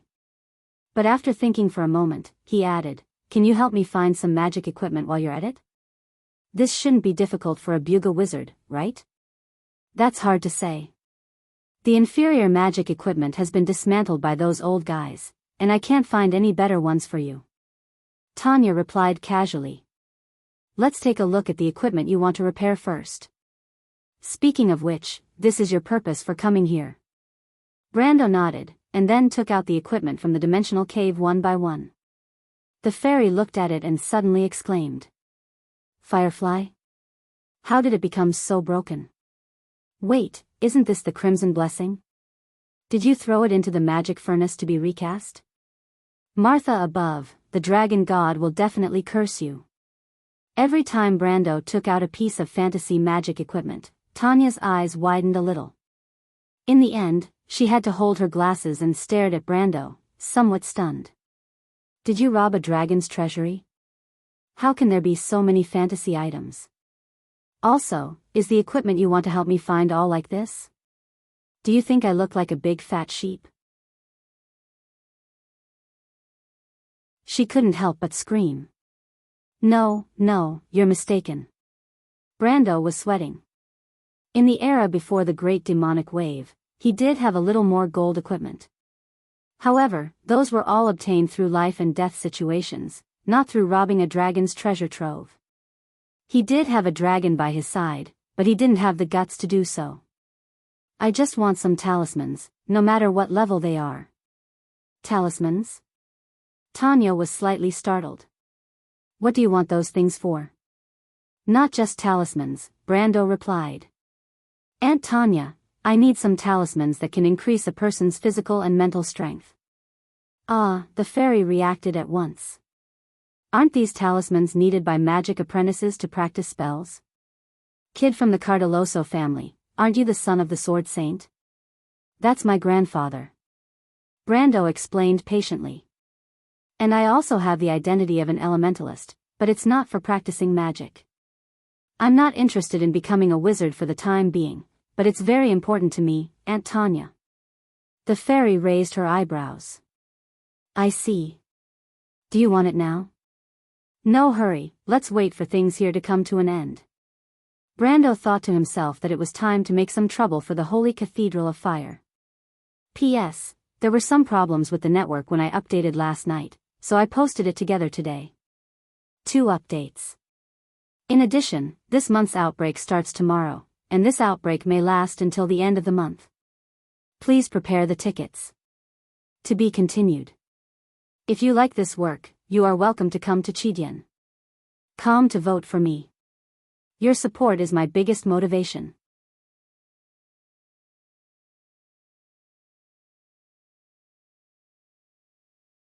Chapter 662. Outside the window, green and dreamy vines hung down. The sunlight flooded the windowsill, and the room was quiet. The female knight, Nia, sat by the bed and peeled the oranges one by one into the crystal plate on the bedside table. Then she carefully looked at the delicate sleeping face on the bed. In her heart, the lady was probably the most beautiful person in the world. The words noble and kind seemed to be specially created for her. Few people outside knew what was happening inside Yanbao. Since the sword throne was broken, the struggle for power in the family had not stopped for a moment. The collateral branches all thought that the current head of the family, the current Earl Yanbao, should be responsible, but everyone knew that it was just an excuse. The source of the struggle was the Earl's younger brother, who was called Dear Baron Dahl by the outside world. But it was not a full of praise, especially when Yanbao led the people to mention it. They all gnashed their teeth. About a month later, the Earl's youngest son was poisoned to death at the revival ceremony. It was later proven that he was just paying for someone else's life. The gluttonous little guy slipped into the kitchen, and his body was found with a little maid. There were some things that Nia did not dare to tell Dilferi, but she felt that the clever lady could more or less guess something. If she had not watched the old master become more and more haggard day by day, the lady would not have rashly gone to the south. She stared at the pale face in a daze. The thick eyelashes drooped gently, and the lips were as red as cherries, dotting the snow-white skin. Over the past few days, Miss Dilferi had only been awake for a limited time, but every time she asked if there was any news from the family. The female knight looked at her weak appearance, and several times she almost could not hold back her tears. The lady could not stand up and had lost the ability to use magic for the rest of her life. She was recognized as a genius in Yanbao when she was a child. What kind of power made her accept this so calmly? The female knight looked at her sword. The reason why she was called a knight was that her ancestors had been blessed by the Earl of Yanbao, but the lady might have her own choice. At this time, there was a soft knock on the door. Miss Nia. It was the maid's voice. The female knight seemed to be startled and replied with some shame, "Please keep your voice down and come in. The lady is still resting." The door was pushed open, and the maid's expression was somewhat ugly. But she still bowed and greeted first, "Miss Naya, there's someone outside who wants to see you." "It's..." Nia didn't notice her expression. All her attention was on her young miss. She asked without turning her head, "Is it Her Highness or Miss Amandina?" "No, Lady Nia." Before the maid could finish, a voice rudely interrupted her. The voice was a mix of excitement and pride, and it was as high-pitched as a male duck quacking. Ampere Seal is not small at all. I wonder what the capital is like. What's wrong, little Naya, you can't even recognize me after a few days. Akel. The female knight shuddered as if she had found this name from hell. A look of disgust appeared on her face. She stood up and subconsciously reached for her sword. However, just as she grabbed the hilt and guard of the sword, the man outside had already pushed the door open and walked in. To be exact, it was just a young man. His dark brown curly hair was very beautiful, but it contrasted with the pale skin underneath. His lips were so thin that they were almost inhuman. He had a pair of eyes that shone like black glass, with deep eye bags and wrinkles around them. It was obvious that he had been drinking too much. The youth had a mysterious smile on his face as he stood by the door. He was wearing a purple woolen coat with silver edges. His 2 hands were in a pouch, and there was a cane hanging from the crook of his arm. The tip of the cane was inlaid with a lion's eye. No matter how you looked at it, this young man could be described as handsome, but his footsteps were a little frivolous. However, when the female knight saw him, it was as if she had seen a demon. Even when she was fighting a demon, she had never shown such a look of fear mixed with disgust. When the young man saw the female knight, he smiled, revealing his white teeth. "Miss Naya, have you considered becoming my knight? I will give you the best warhorse in the north, but you are also the one I like the most. In your dreams." The female knight was so angry that she trembled. "Get out of here right now." Why are you so nervous?" The young man grabbed the maid's hair, and in the midst of the little girl's screams, he pulled her over and sniffed her face. He turned back and smiled. "Miss Naya, I'm here to see my dear sister. You don't seem to have the right to ask me to get out, do you? This is Miss Dilfery's private room." "You are crazy. Let go of her, she is the princess maid." The female knight's hand that was holding the hilt of her sword was slightly pale, but she did not dare to pull out the sword. The previous Count Yenbao had 4 sons. The 3rd son died young, and the youngest son became an apprentice of a wizard. There was no news of him until now. The eldest son was today's Count Yenbao, Dilfery's father. Dilfery went to Ampere Seal this time with the title of Count, but she had not really inherited the territory. The 2nd son was the well-known Dear Dale, the father of the young man in front of her. As the saying goes, like father like son, daughter, the upright Count Yenbao had a daughter like Miss Dilfery. In Naya's opinion, it was natural for Baron Dale to have a son like Akel. This father and son were the scum of scum. The young man let go of the maid, and the poor little girl let out a frightened scream and stumbled out. Akel laughed, and let out a series of laughter that was difficult to understand. "Miss Naya, don't think that I can't do anything to you just because you have the princess as your backer. You are my woman, and you can't escape this identity for the rest of your life." "Beast!" The female knight gritted her teeth and scolded. When she had just become a knight, she was ignorant and actually believed this person's flowery words. She would never forget that nightmarish night, when the demonic young man drugged and forcibly took over her body. At that time, he was only 14, and she had just turned 18. When she thought of everything in the past, she trembled with anger. "Akel, I'll count to 3, if you don't disappear from my sight, don't blame me for being rude." She pulled out her long sword. "Come on, don't do this, Miss Naya. If you wanted to kill me, you would have done it long ago."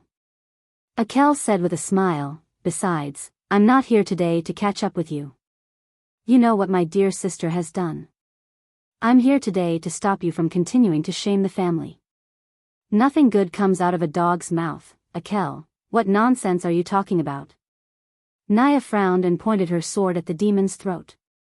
She always felt that Akel was up to no good, although he might not even know what good intentions were. You really know how to pretend, Miss Naya. My dear sister has been accused of practicing demonic magic. The Holy Cathedral has officially begun to investigate this matter. Even the Earl knows about it. As her personal knight, you should know about it, right? How is this possible? Naya's mind went blank when she suddenly heard this news. Although she knew that it was impossible to hide the fact that Dilfari temporarily controlled the Demon King on the battlefield, she at least still felt lucky. That was for the victory of the war, wasn't it? Her Royal Highness and the Earl can testify. The female knight shook her head hard, as if this was the only way to calm herself down. It's the Holy Cathedral that attracted the demons. How can they do this? Miss sacrificed herself to fight against the demons. Her Royal Highness won't ignore it. Her Royal Highness can't even protect herself. How can she have time to care about your lives? The young man sneered. He took a step forward and let the cold blade of the female knight touch his throat. He replied without changing his expression, Naya, I'm sincere to you. Believe me, only I can protect you and your young lady. Don't fight against me anymore. The female knight's expression changed. You actually have designs on Miss Dilfari? She's your sister. She's my cousin. The young man corrected her, and at the same time replied coldly, Miss Naya, don't refuse a toast only to be forced to drink a forfeit. Don't come any closer, demon. The female knight's whole body trembled. The young man snorted coldly.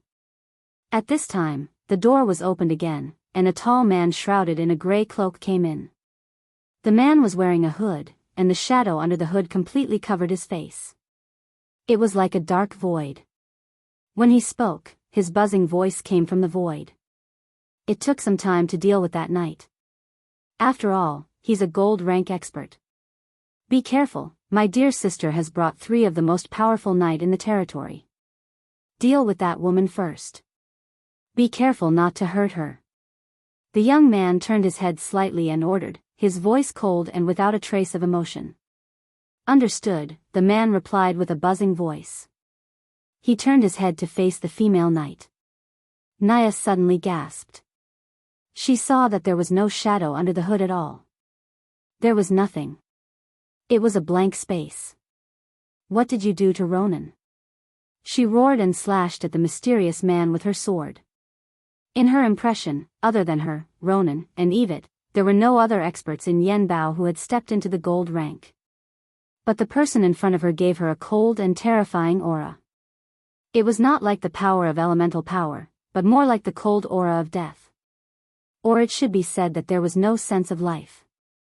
It was like a void. Before she could slash with her sword, she suddenly felt a terrible shock explode in her spiritual world. Naya had never experienced such a terrible power in her life. It was as if a sharp awl had been nailed into her brain, causing her to scream and kneel on the ground with her hands covering her head. The female knight's shrill screams made the young man frown.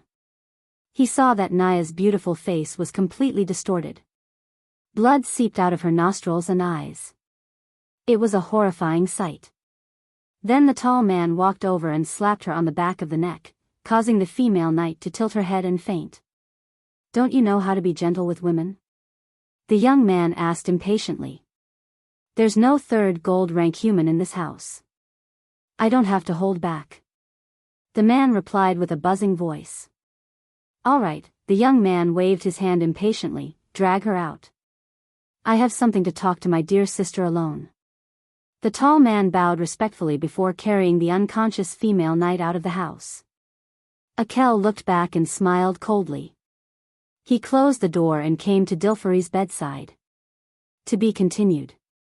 If you like this work, you are welcome to come to Chidian. Come to vote for me. Your support is my biggest motivation.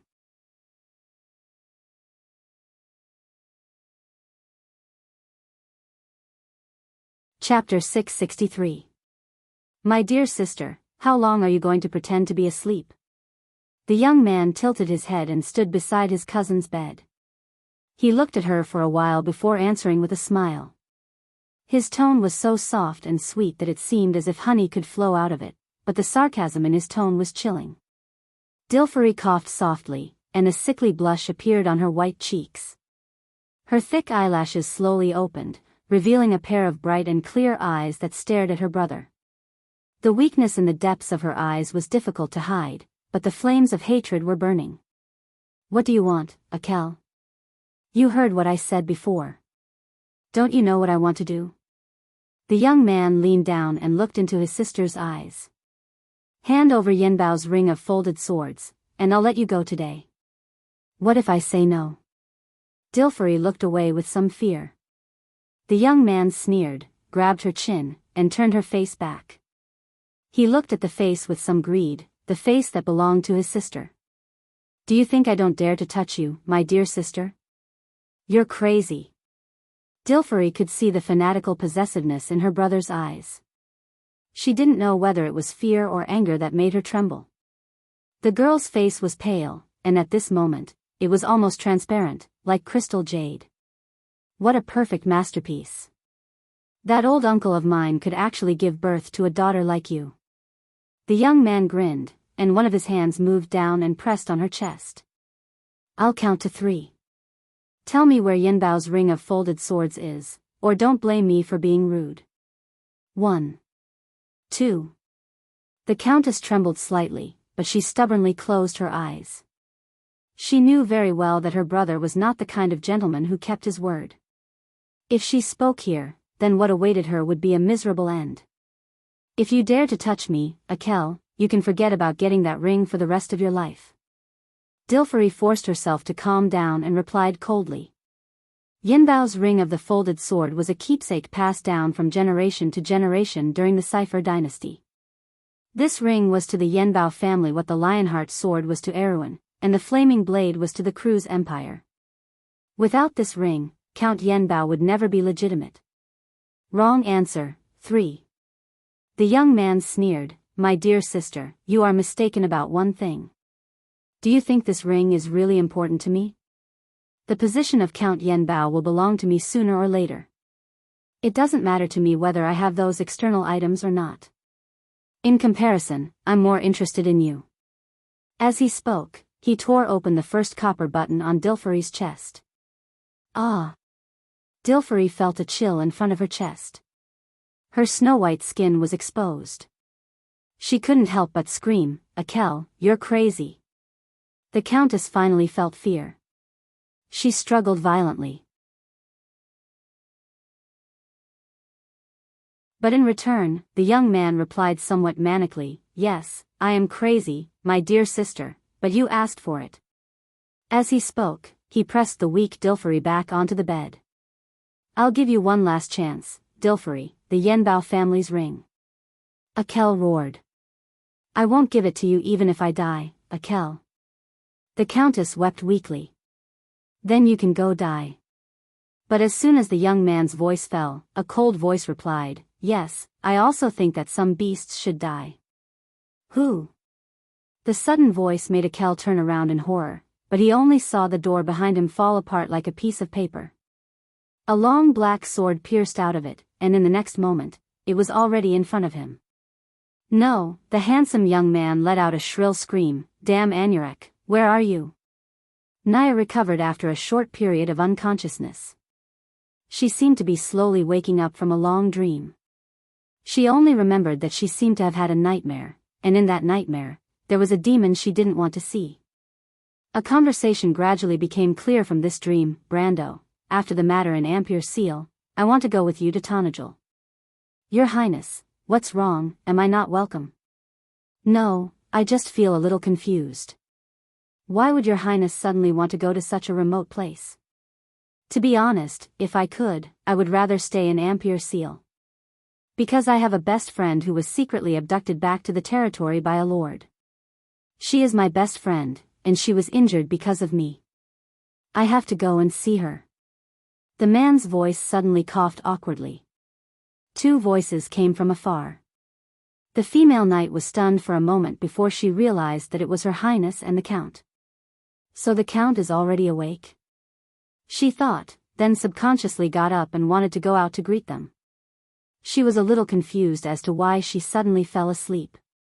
But when she moved slightly, she found that her hands were tied behind her back. In fact, her whole body was tied behind her back to a pillar. Naya suddenly woke up, and everything that had happened before seemed to immediately return to her memory. Miss Dilfery. The female knight couldn't help but call out in a low voice. She suddenly opened her eyes and saw that the door in front of the hall had been pushed open by Brando and Her Highness. She immediately saw the maid beside them. And Brando saw the female knight tied behind her back at a glance. Of course, he still remembered this cow knight. When he first met Dilfery, he had even exchanged blows with her once. He remembered that the other party should be called Naya, Dilfery's personal knight. But what's going on? His face immediately changed. What the hell is going on? Her Highness also turned around and questioned the maid. Before they entered the courtyard outside, they saw the maid standing outside with a pale face, but when they asked her what happened, she couldn't answer. He and Princess Griffin realized that something was wrong and hurried over. They didn't even knock on the door and directly opened it. They didn't expect to see such a scene as soon as they opened the door. Brando rushed to Naya's side, helped the female knight untie the ropes on her body, and then took off the cloth ball stuffed in her mouth. Naya felt that the foreign object in her mouth was gone, and before she could catch her breath, she immediately shouted to Brando, "Mr. Brando, quickly go and save Miss Dilfery." "Where is she? What happened?" Brando's face changed. After he and the princess left Lucretia's weapon and armor shop, they also came to visit the countess on the spur of the moment. Her Highness mentioned that Dilfery's condition wasn't too good. Forcefully using the devil armband had greatly overdrawn her life. Although she saved her life in the end, it was likely that she would have to spend the rest of her life in a wheelchair. Brando originally wanted to comfort the countess. In fact, he had already expected this outcome. The Devil King wasn't someone that could be controlled by just anyone. At that time, everyone thought that they were going to die, so they rashly let Dilfery use this method. But they didn't expect that the one who was left with the greatest injury after the battle was this girl from Yanbao. But in Brando's view, this wasn't irreparable. At least the legendary Fountain of Life in the Black Forest could perfectly solve this problem. Of course, the Fountain of Life was just an illusory legend to the average person, but it wasn't necessarily so for him. Brando felt that as long as he waited a little longer, it wasn't impossible to enter the Black Forest to find the Fountain of Life. Of course, before that, he felt that he needed to calm Dilfery down. But he didn't expect to encounter such a situation as soon as he arrived. In fact, before Nia spoke, Brando more or less guessed who the enemy was. There were only 3 forces that could cause trouble for the Countess now. The first was the Devil King, but the Devil King's revenge wouldn't come so quickly. Besides, even if the King of Chaos wanted revenge, he would first look for him and not the Countess. Then there was the Holy Cathedral of Fire. But using demonic spells could be a big or small matter, and the Holy Cathedral of Fire obviously wouldn't slap themselves in the face at this juncture. Besides, they wouldn't use such underhanded means. Kidnapping a noble? If word got out, the Holy Cathedral of Fire could close down in the future. Then, the only thing left could only be a power struggle within the Yanbao family.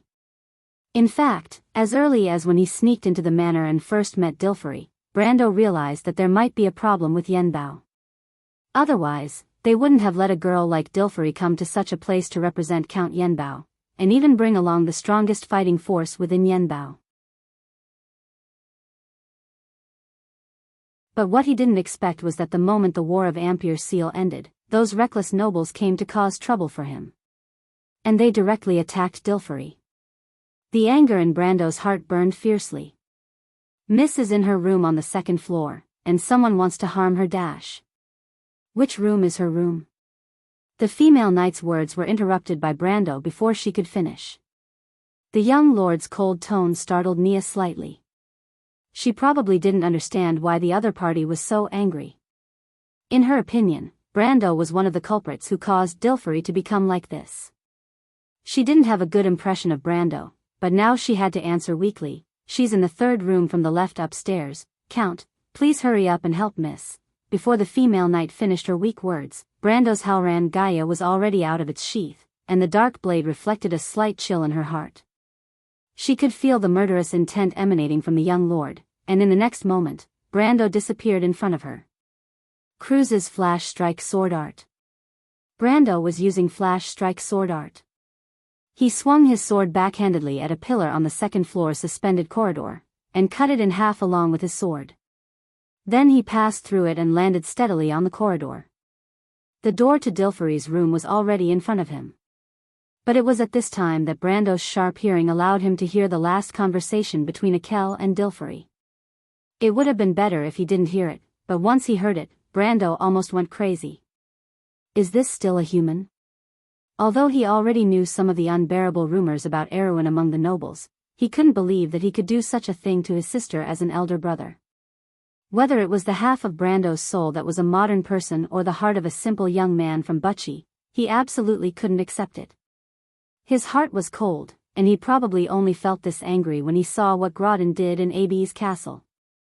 The element of space solidified with its owner's anger, and before Brando could even draw his sword, a white frost bloomed in all directions with him as the center. Brando swung his sword forward.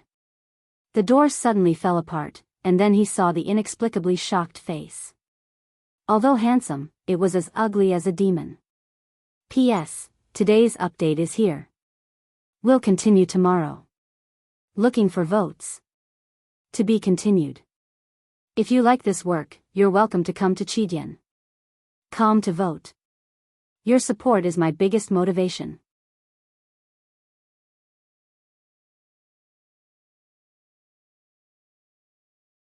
Chapter 664.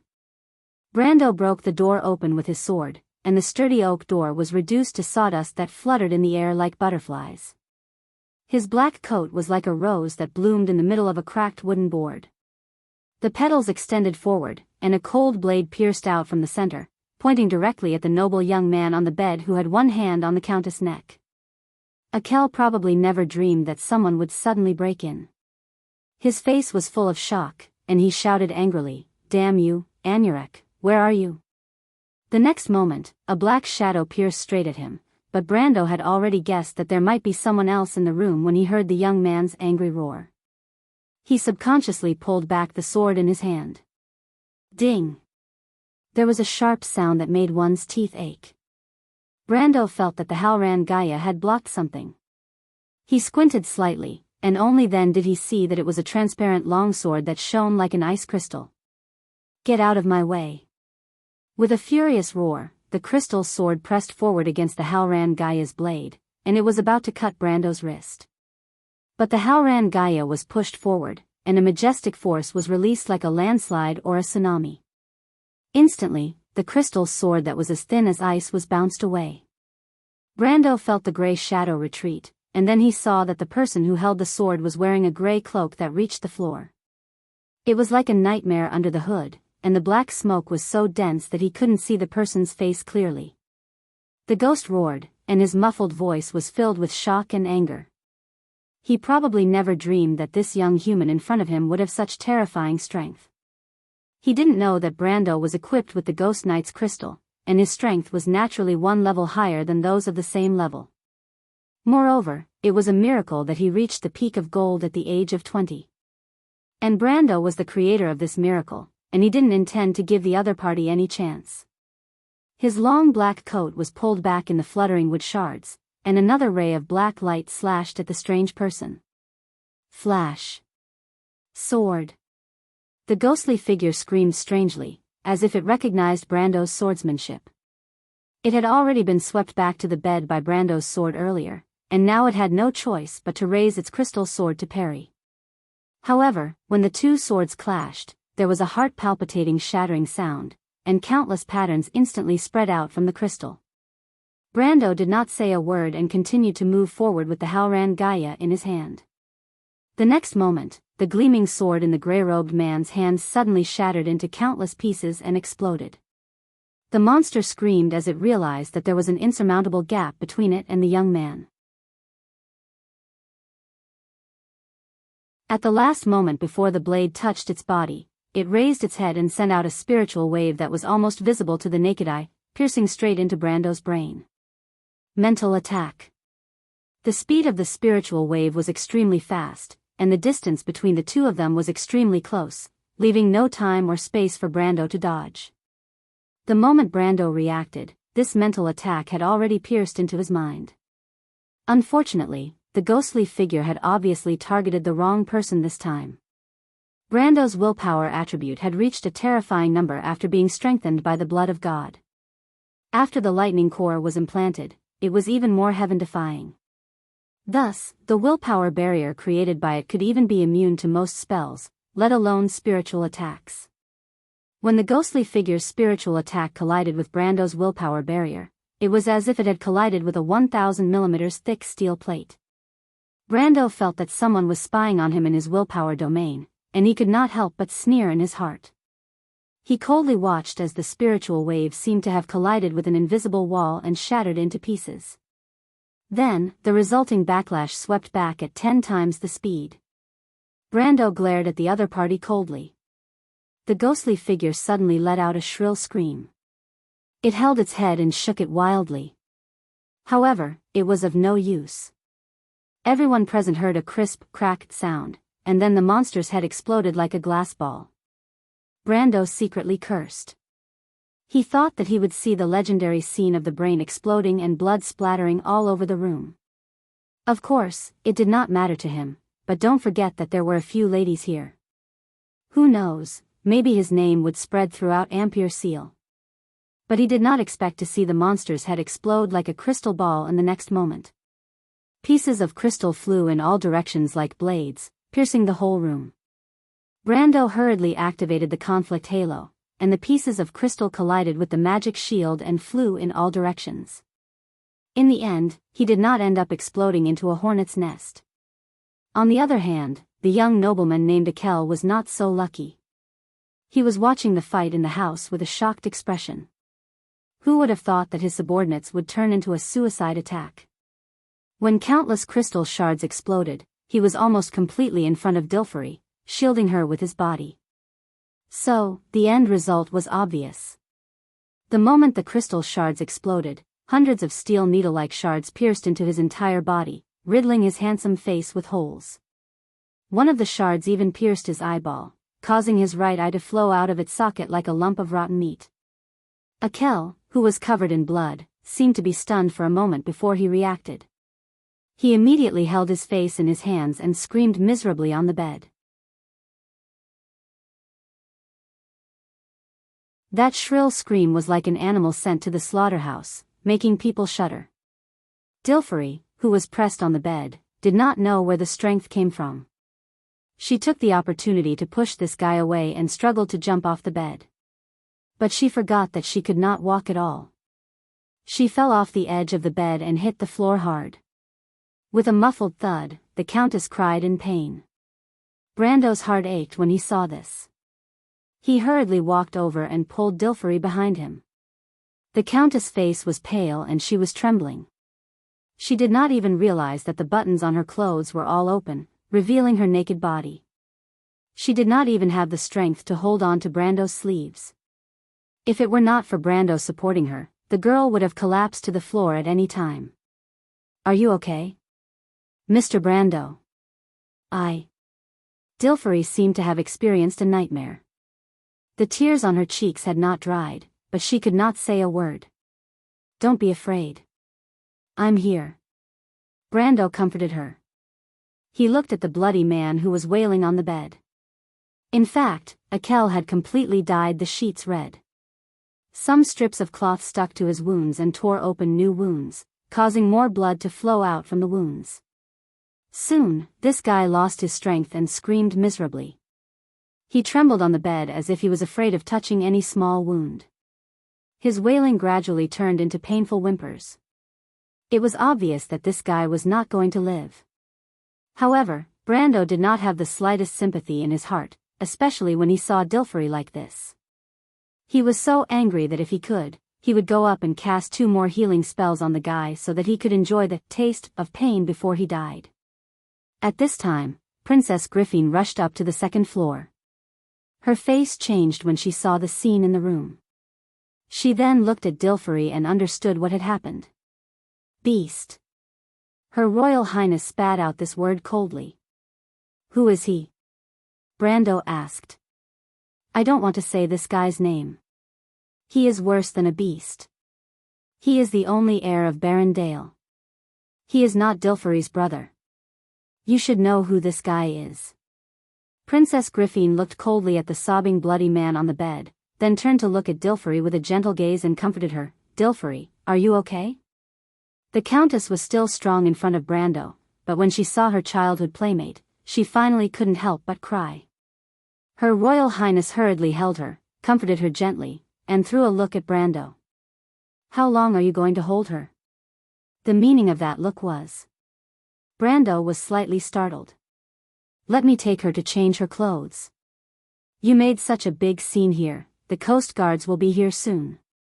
Do you want Dilferi to be seen by outsiders like this? Her Royal Highness whispered.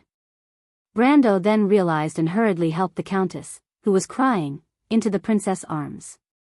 Then he glanced at the young noble on the bed who was almost exhausted. Previously, he attacked out of anger and did not think so much, but now he realized that the scene was a bit difficult to clean up. However, this fellow reaped what he sowed. Otherwise, he would have left him alive and asked him what was going on first.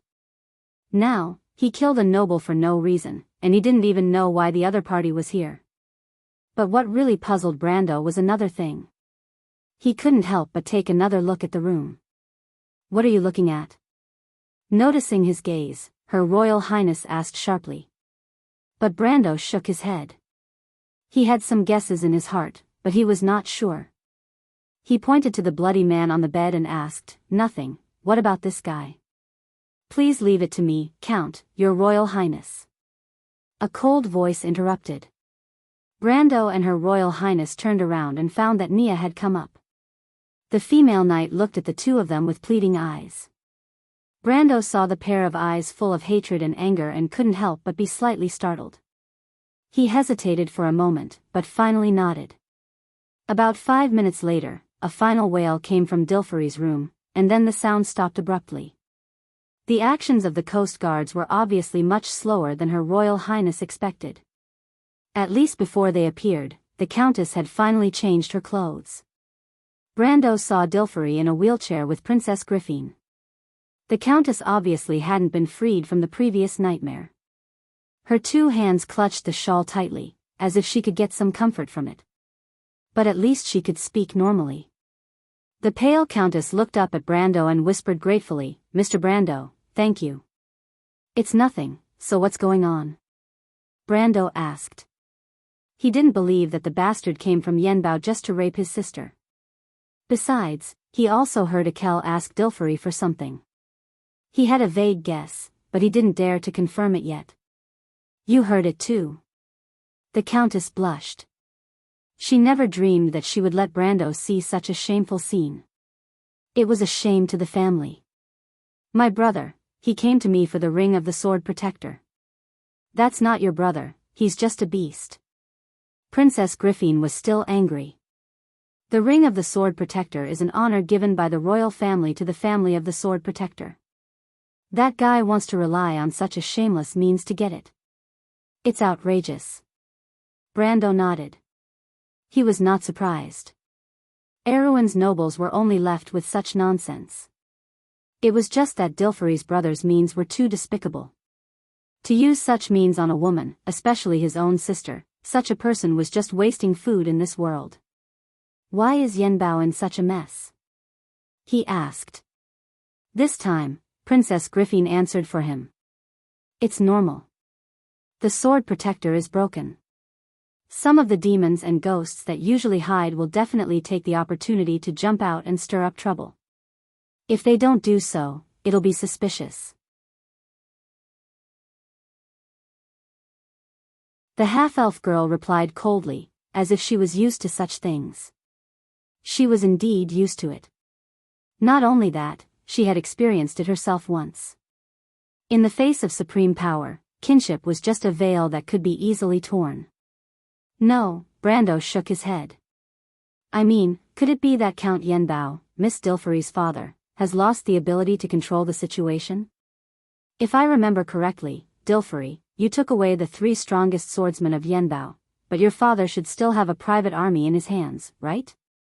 If Count Yenbao still had a little bit of control over his territory and subordinates, that guy wouldn't be so arrogant. Brando did not finish some of his words, but the princess and Dilfery understood his subtext. If Count Yenbao still had power, Akel would not have dared to come to Ampere Seal and attack Dilfery so brazenly.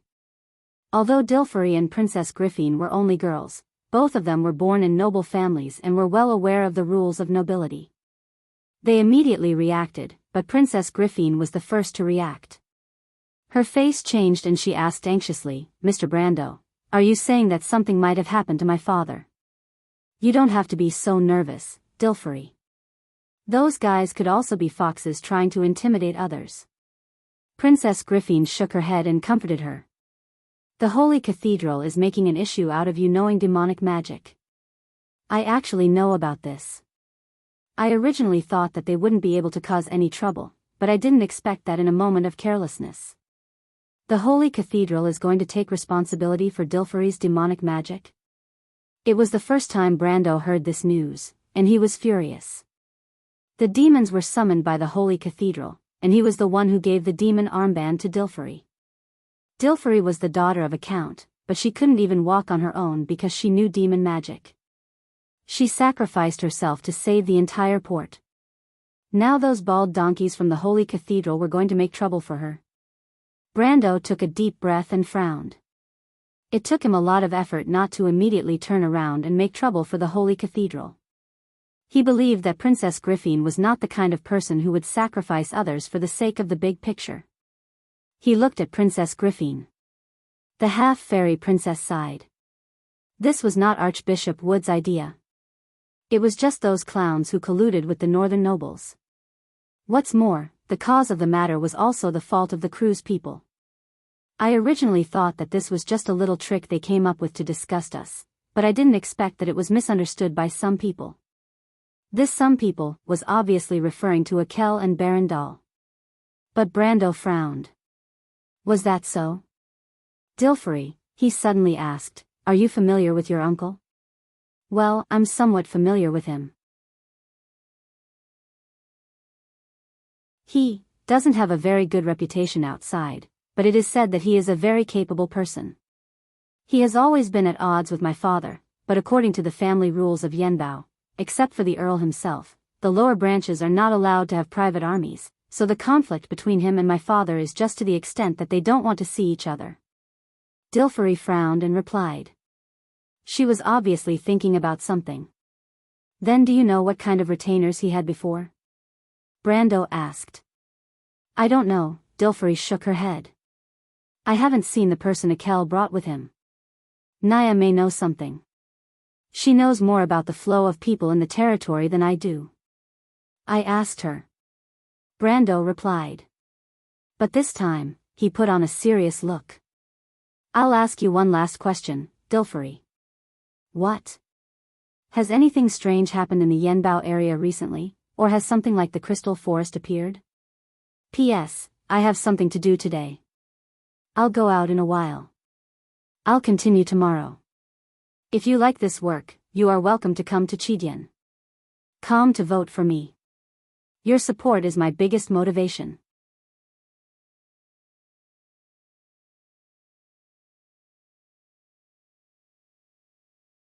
Chapter 665. This is a crystal cluster. Princess Griffine saw Brando turn the body of the man in the gray robe over, revealing a piece of amethyst-colored skin under the cut robe. She looked up silently and saw that the cut at the neck of the body was like broken glass. The whole body was crystallized, and not a trace of blood seeped out. This is a crystal cluster. Brando stayed by the body for a while before replying, Some living creatures in magic crystals are affected by the moon of magic and distorted to form a kind of monster. This kind of monster is not common, and occasionally found in magic crystal veins and crystal forests. But it looks like a humanoid creature. Princess Griffin looked at the body quietly. And, what does this have to do with anything? Mr. Brando, do you know what happened to Yenbao? She stood outside the door, not wanting to be stained with the blood everywhere in the house, although the beast's body had already been dragged out and disposed of. The Countess told the coast guards that a demon fleeing from the war in Ampere Seal had attacked her brother, and let the soldiers see the body of the man in the grey robe. When the people present saw Akel's tragic state, they could not help but feel sorry for him. Since such cases had happened in the port of Ampere Seal recently, no one suspected anything for a while. He was human when he was alive. Brando replied without turning his head. He picked up a piece of crystal shard. But it was the crystallization disease that turned him into this. Crystallization disease? Princess Griffin raised her head slightly and looked at him with her beautiful silver eyes. When I was learning the knowledge on the scroll, I saw such a case. Some creatures living in the crystal veins gradually went crazy, and crystals grew on their bodies. They became crazy and began to attack humans. Brando stared at the crystal shard, and the flowing light cast a narrow light spot on his face. This is the earliest case of the crystallization disease, and it happened in the wilderness of the Four Territories. This sounds like demonization. Her Royal Highness frowned and replied. This is demonization. Brando nodded, but then sighed. Because of the abundance of magic in crystal veins, it is easier to cause magic corrosion. However, the crystallization was very special. No one knew why the crystal clusters existed. In theory, every species in Wonde had a continuous existence, but the history of the crystal clusters was a blank. We have done some research on them, but we still don't know what kind of background they have. Her Royal Highness naturally thought that we was referring to the Black Tower wizards, but in fact, Brando subconsciously used a player's pronoun. In the Amber Sword, the plot fans naturally investigated the crystal cluster, but as Brando said, all the investigation lasted until the Age of Light, and then came to an abrupt end. Some people thought that there was a huge secret hidden in the crystal cluster, but more senior players asserted that before the official release of the history before the Age of Light, the origin of the crystal cluster could only be a mystery. However, it wasn't easy to track down the history of the Age of Light. The main source of information for the players was Byuga's library, but the history of the Age of Light was beyond the reach of Byuga's wizards. Where did the crystal clusters come from? Brando didn't care about this, he only cared about why they suddenly appeared in Erewhon. There were no relevant records in history at all. The history of the North seemed to be changing, and it seemed to have begun to deviate from the trajectory he knew. After listening to Brando's answer, Princess Griffin was silent for a while. But after a while, she asked again, but Dilfari also said that there is no crystal forest near Yenbao. So that's what I'm puzzled about, Brando replied. Princess Griffin frowned uneasily. She looked at Brando and asked, why do you say that? Because I found similar traces on Akel's body. Some crystals grew on the back of his neck, but no one noticed it under the bloodstains. Brando turned back and looked at her. He replied with certainty, this can also explain why this guy suddenly became so crazy. The dark magic will release the evil in his heart. This is not an isolated case. There must be a crystal disease spreading near Yenbao, and Baron Dahl may have been corrupted. The princess frowned deeper. How could this be? What do you think will happen to Yenbao? What should we do? It's definitely not a good thing, and there's no other way for the time being. We can only keep it a secret from Miss Dilfari, at least until we solve the trouble in the north. Your Royal Highness, you also know the distance between Yenbao and Ampere Seal. We can't and don't have the ability to intervene in everything in Yenbao. Brando did not choose to reveal all the uneasiness in his heart, because some things were just guesses to him. Besides, he could not explain his foresight of the future. He paused and just reminded, besides, your Royal Highness doesn't want anything to happen to Dilfari, right? Princess Griffin sighed faintly. When I was a child, Dilferi was my best friend. She didn't treat me like other people. I always treated her like my own sister. But when it came to it, I couldn't help her at all. If something happened to the Count, she would be heartbroken. I saw Count Yenbao once when I was a child. He was a good father. Dilferi must have loved him very much. The half-elf girl's tone was a little weak. Brando knew that she was thinking of her father, Oberd VII, who loved his daughter very much. It could be said that Princess Griffin once had a happy family. But before he could think of any words to comfort the princess, the latter had already become determined. Princess Griffin took a breath and replied. We have to quickly solve the chaos in the north, Mr. Brando. Brando was slightly stunned.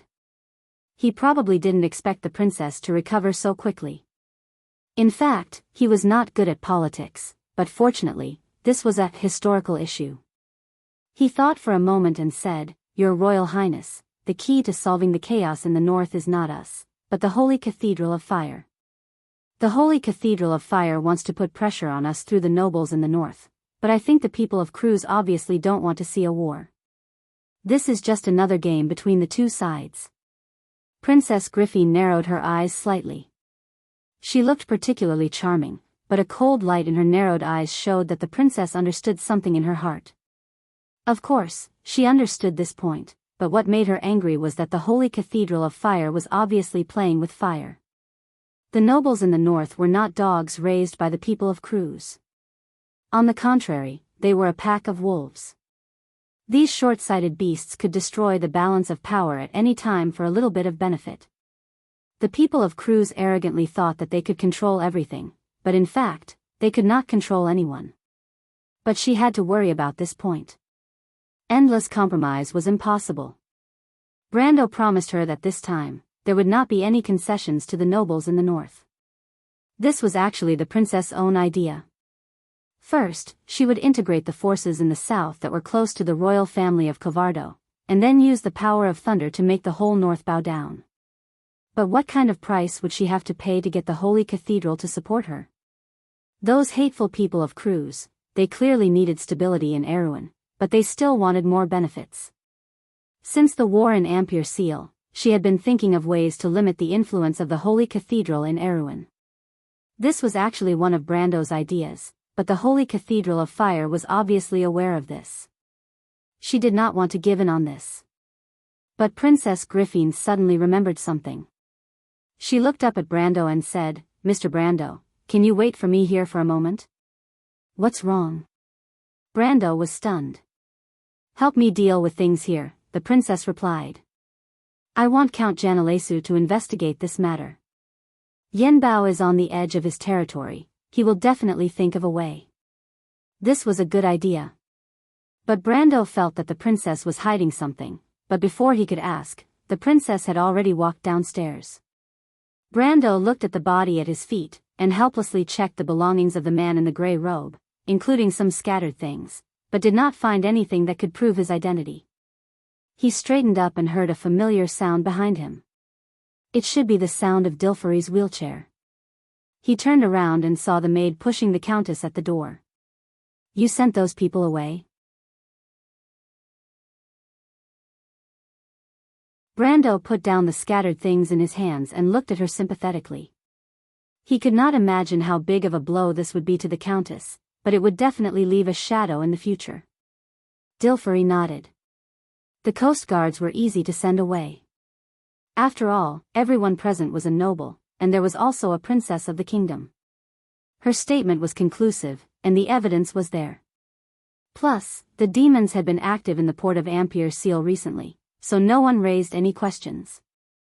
After all, no one could say for sure if there was an existence similar to the crystal people among the demons. Anyway, it definitely would not be a human. I knew that Akel had a bad reputation, but I didn't expect him to be so crazy. Nia told me some things just now. It's all my fault for not protecting her well. Dilferi sighed guiltily. Brando more or less guessed something. When the female knight made the request, he actually guessed that there might be a conflict between them. However, this was someone else's family matter after all, so he could only nod awkwardly. But Mr. Brando, I know very well what Akel and Baron Dahl are like. I am very worried about my father, although Her Royal Highness said so. Dilferi asked with some concern. Obviously, she was most concerned about this issue. Although Princess Griffine had comforted her with the attitude of the Holy Cathedral, the Countess was not stupid. She thought about it and felt that Brando's guess was more likely. Otherwise, her brother would not have appeared in Ampere Seal. After all, Yanbao was still some distance away from this port. Judging from the time her brother set off, the war in Ampere Seal should not have happened yet, let alone these rumors. Brando looked at her and sighed. Dilfer, you're going to lie to me again, aren't you? Dilferi stared at Brando and whispered, Mr. Brando. Brando was embarrassed. What do you mean by I'm going to lie to you again? But when he thought about it, he really couldn't be sure if he had lied before. After all, his own background was a big lie. Moreover, when he invaded this young lady's manor, it seemed unlikely that he would have told the truth. He thought about it and replied, Dilferi, can I call you that? I actually have some analysis about your father's situation, but I don't know if you are willing to listen. Of course, the Countess nodded gently, not knowing which question she was answering. Just say it, Mr. Brando. It is very likely that something has happened to your father, Brando replied. Dilferi let out a soft cry. Brando saw her grip the armrest of the wheelchair so tightly that her hands turned white from excessive force. You want to return to the territory immediately? Brando asked. Of course, Dilferi sighed softly and replied, Mr. Brando, let me ask your family. If your father is in danger, will you not be moved? Brando shook his head, of course not, but I don't recommend you go back. Why? It's very simple. Your father's current situation is that he is imprisoned, or he has already been killed. Brando saw that Dilferi's expression was getting worse and worse, so he hurriedly continued, in the first case, once you return to the territory, your father will lose the value of his existence. And in the second case, do you think that you can avenge your father when you return to the territory in your current physical condition? It would just be an additional trophy for your uncle. After Brando finished speaking, he stared at the Countess, fearing that she would not be able to accept it and suddenly faint. However, Dilferi showed an unusual strength. After a while, she replied, if I die, can Mr. Brando avenge me? Of course, Brando shook his head again, but what's the point? If you think that revenge can solve the problem, why don't you take revenge yourself? Take revenge myself? Dilferi was slightly stunned, then became excited. Can I? Can I take revenge myself in my current state? Mr. Brando, do you have any ideas? Brando nodded. Dilferi, you are just overdrawing your life. Your current physical condition is not irreversible. Besides, the Count may not have been killed, but as long as you are alive, he will have a chance to be saved. The Countess was silent. Brando saw her take a light breath. I understand. Can you give me some time to think about it, Mr. Brando? Any time, Brando replied, but I also want to tell you, Countess, whether you agree or not, I will not let you go back to Yanbao alone. Please believe me, I am responsible for the heroes of Ampere Seal. Mr. Brando, you. Dilferi did not know whether to laugh or cry. Thank you, Mr. Brando. You are too much. I have always been too much, Brando replied without blushing. It was at this time that he saw Princess Griffine coming back from outside. The princess seemed to have finished sending the message. She glanced at the two of them. Although she had heard their conversation, she did not express any opinions. Instead, she only said to Brando, Mr. Brando, can you accompany me to meet someone? Meet someone, now? Her Royal Highness nodded. Brando was stunned. He vaguely guessed that the person the princess wanted him to meet might have something to do with the situation in the north. At the moment, only this matter could move the princess's mind. Only by solving the problem in the north, whether it was Yanbao or the future of the kingdom, everything could be solved. Who? He asked. Archbishop Wood. Author's note: suddenly, Kevin's block exploded. I feel like there's a million things to think about. After spending more than a day, I finally managed to sort out some ideas. I still don't know what will happen tomorrow. Kevin's block is really like ant flow, having a few days every month. If you like this work, you are welcome to come to Chidian. Come to vote for me. Your support is my biggest motivation.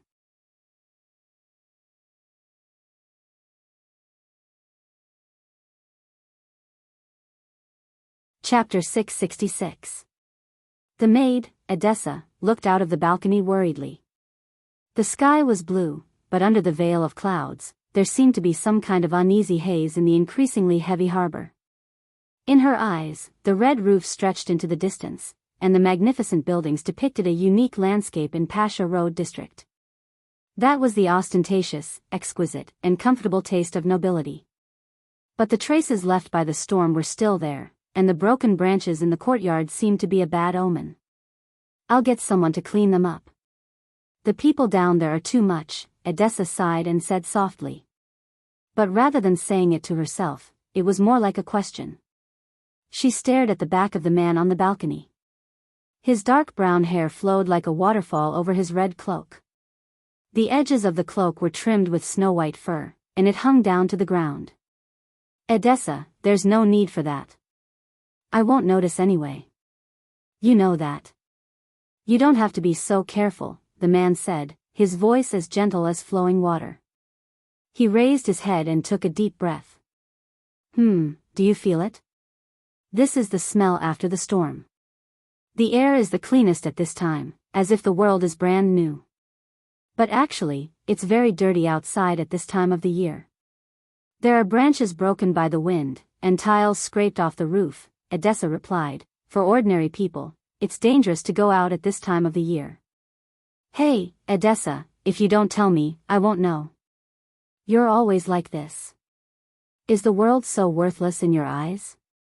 The man could not help but laugh bitterly.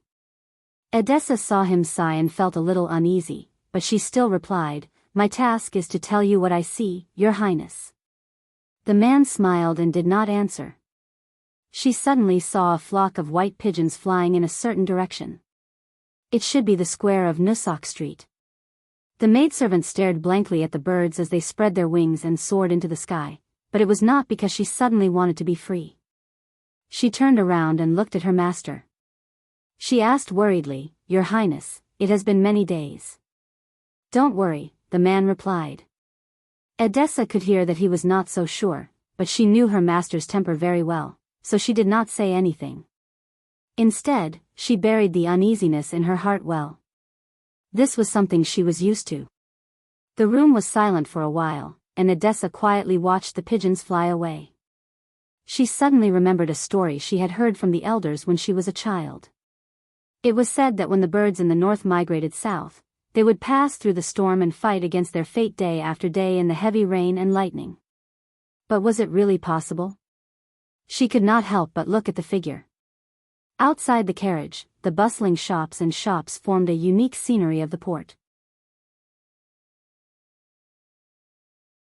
Although the aura of war seemed to have just faded a little, the merchants had already filled Ampier's seal with prosperity and vitality. He opened the carriage door and carefully helped Amandina down from the carriage. This made Amandina a little embarrassed. As a servant, this should be her job. And not to let the lord. Next was the merchant girl. The Roman jumped from the carriage into Brando's arms. Then the merchant girl giggled, causing Brando to pinch her tender cheeks. Ah! The Roman's little eyebrows immediately raised. Brando raised his head and looked at the carriage on the other side of the square. The curtain of the carriage was slightly lifted, and the half-elf girl watched them from behind, then nodded slightly to him. Although the princess was eager to find a way to calm the chaos in the north as soon as possible, the meeting with Archbishop Wood was delayed until the next day. Ampier's seal was currently full of forces from all sides. But in the end, it was still the princess who had the upper hand, followed by the Holy Cathedral and the nobles in the north. The Holy Cathedral was supposed to be strong, but after this well-known mistake, they had to temporarily hide under the table. As the person ultimately responsible for this incident, Wood was no longer the number one person of the Holy Cathedral of Fire in the port of Amperseel. After he left the position of Archbishop, the Holy Cathedral had already decided on a new candidate. The new Archbishop, Gladys, was not well known in the Holy Cathedral, but Brando was very familiar with this neutral party. He was a good man, and in the future, this person served as the Archbishop in the Duchy of Antiburo. He had always called for the Holy Cathedral to maintain a fair and neutral attitude.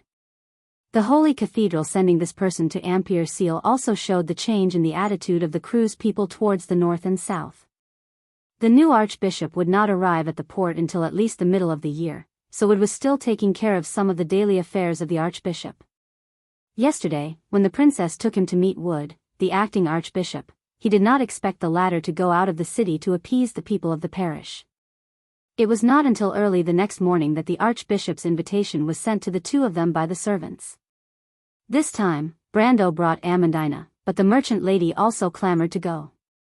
For some reason, mainly the young lady's performance in the last battle, coupled with a series of discussions on the ownership of the Titan's wreckage, and the key role of the Roman as the actual operator, the name of the young lady had long been known in the port, so it was not very shocking for Brando to bring her along. Of course, the most important thing was that Brando knew that he would never be able to defeat the shameless merchant lady. Princess Griffine, on the other hand, brought her brother along. The four carriages soon met in the central square, and at the princess's invitation, Brando and Amandina changed carriages. The three of them squeezed into the princess's carriage, which was painted with lily and crescent emblems. At first glance, Brando saw the young Prince Haruz sitting next to the princess. The historical Prince Haruz sat quietly next to his sister, just like Brando's impression of him a few years later. He was still a quiet and weak young man, or rather, a child. Both of his hands were cramped on his knees, his head was lowered, and the soft hair on his forehead almost fell to the collar on his chest. If it were not for the white shirt with the royal coat of arms and the lion-patterned sword, it would be hard to believe at first glance that this was the future king of Erewhon. Seeing her brother like this, Griffine could not help but sigh. In her opinion, Brando was bound to occupy an important position in the kingdom in the future. She originally wanted her brother to build a good relationship with the kingdom's important minister first.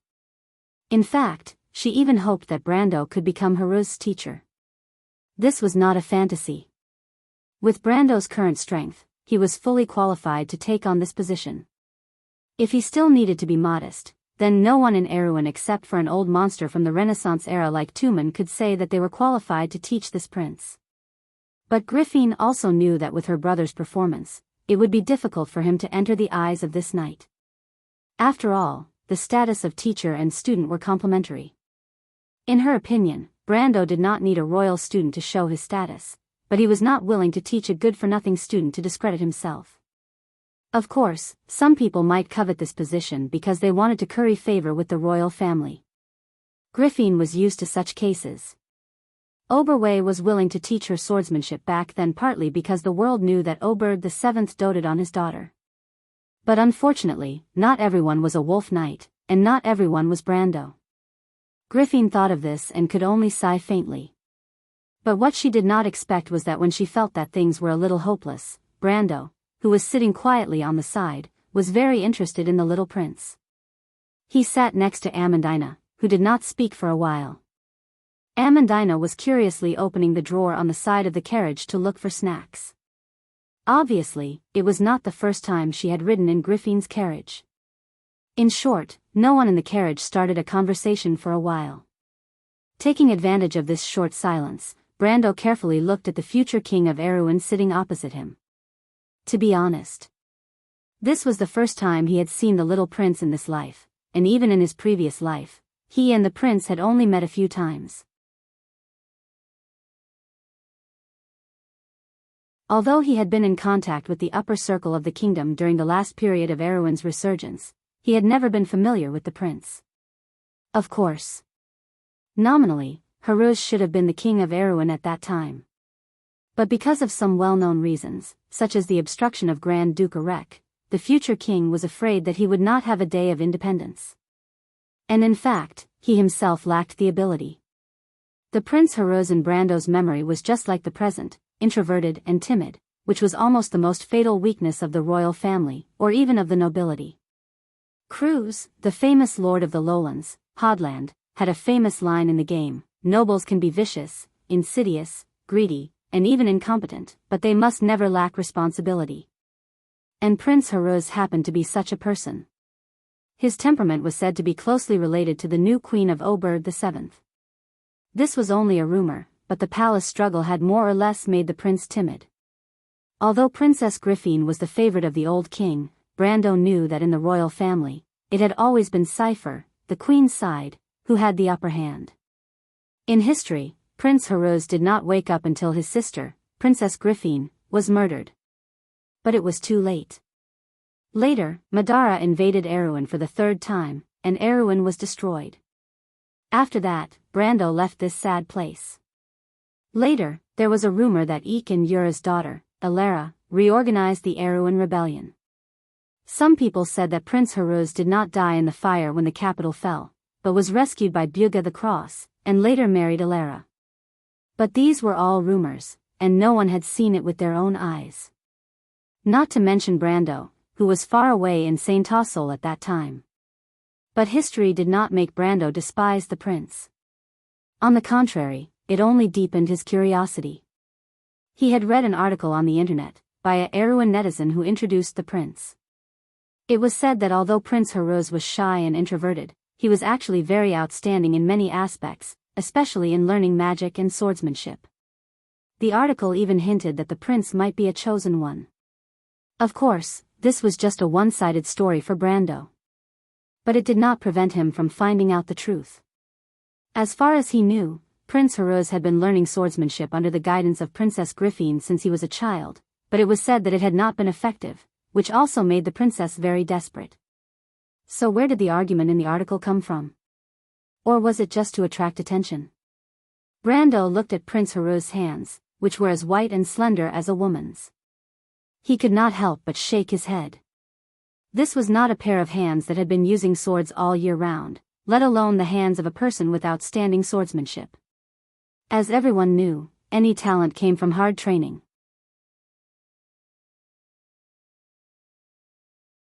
Even a genius swordsman like Buga was the fruit of countless hours of training. There was no such thing as a free lunch in this world.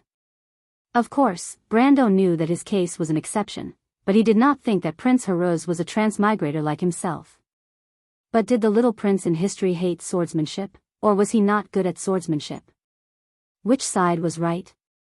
Brando sat in the carriage, but Haruz seemed to notice his gaze and retracted his hand in fear. What's wrong? The princess immediately realized her brother's abnormality and asked with some displeasure. The education of the royal family required their descendants to maintain a minimum appearance under any circumstances, and Haruz's behavior today was obviously a bit too much. She knew that her brother had always been introverted and afraid of strangers, but such a helpless look was too much. In particular, she did not want Haruz to leave the impression in front of Brando that everyone could be bullied. Seeing his sister become serious, Haruz was startled and stammered, "No, nothing, sister. Your Highness, the little prince is only 10 years old this year, right? At this age, it seems too early to learn magic." Brando suddenly narrowed his eyes and said, "The nobles often let their children follow some famous court wizards to learn magic and knowledge, such as the chief court wizard Fleetwood, who died in the Battle of Ampere Seal, to Princess Griffine, and Garlock to the king's eldest son's other sisters. But in fact, all Won's magic eventually involved the extraction of the power in the sea of magic. Although the purpose was to weave the law, the dark magic would more or less affect the spellcaster, so most wizards were physically weaker. For the same reason, although most wizard apprentices began to learn related knowledge at the age of 4 or 5, they generally began to learn magic when they were adults. Or at least until the age of 13. But Brando found something interesting in Haruz. He was almost certain that this young prince had practiced black magic before. Author's note: I've written a chapter while I'm stuck, so I'm feeling better now, sob sob. If you like this work, you are welcome to come to Chidian. Come to vote for me. Your support is my biggest motivation.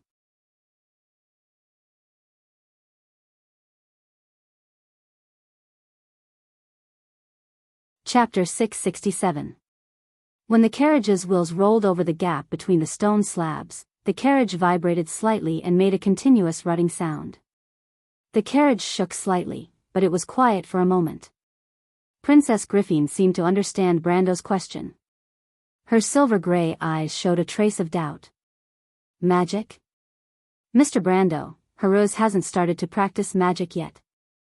I intend to let him mature before I consider it. Besides, Haruz is a member of the royal family. In fact, I don't intend to let him get too close to the wizards. This was a tradition in the world of Wond. Nobles often let their children practice magic, but there were few similar situations in the royal family. Magic was related to mysterious and unknown forces, and as the heir to the throne, it was necessary to stay away from unpredictable dangers as much as possible. Even in those great noble families, the eldest son was rarely born as a wizard. Even for Princess Griffin, Fleetwood was only her teacher in occultism, wizard etiquette, and history. Is that so? Brando stared at the magic triangle between Haruz's thumb and index finger. The sides of the magic triangle were smooth and almost transparent. This was a sign that there was at least one magic reaction, but it did not form a stable law like the first time he put on the Ring of the Wind. In Brando's memory, there was only one kind of spell that could cause such a change, and that was black magic. Is there a problem, Mr. Brando? Princess Griffin frowned and glanced at her brother. Haruz lowered his head in fear and put his hands between his knees. But Brando said flatly, No, I just feel that His Highness' hands are more like a wizard's than a swordsman's. Most nobles have already started to practice swordsmanship when they are his age, right? As he spoke, he saw His Highness Haruz look up at him in surprise. Brando saw that Princess Griffin was not paying attention, so he winked at the young prince. The latter quickly lowered his head, as if afraid of being noticed by his sister.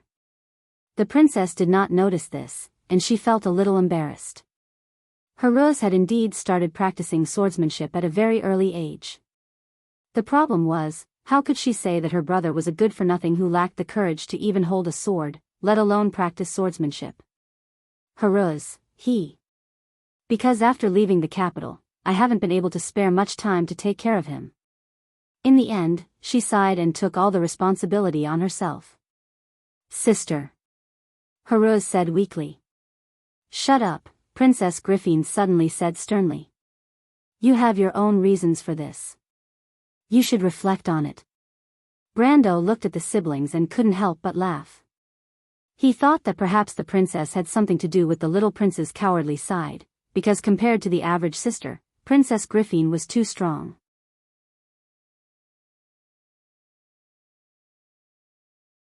After being reprimanded by his sister, Haruz obediently lowered his head and stopped talking, like a shivering little animal curled up. But Brando asked even though he already knew the answer. There's also Lord Oberway and Lord Makarov, right? If I remember correctly, they are all famous swordsmen in the kingdom. He suddenly noticed that Roman was feeding a white cat with a biscuit. The white cat was sitting on her lap, and he did not even notice when it appeared. He only saw it with its head held high, and its golden eyes narrowed as it looked at him. Amandina noticed her lord's gaze, and she turned her head and curiously reached out to stroke the cat's head. Brando saw the cat squinting its eyes comfortably, and only then did he turn his head back. The princess obviously also noticed this scene, but she did not realize the purpose of Brando's question. Instead, she replied, They have all taught Haruz before, but Haruz's talent in swordsmanship. The half-elf girl showed a disappointed expression, but also a little helpless. Since a long time ago, the nobles had to lead their people into battle to defend against the invasion of monsters. The strength of the nobles themselves meant that they did not have the ability to protect those who relied on them.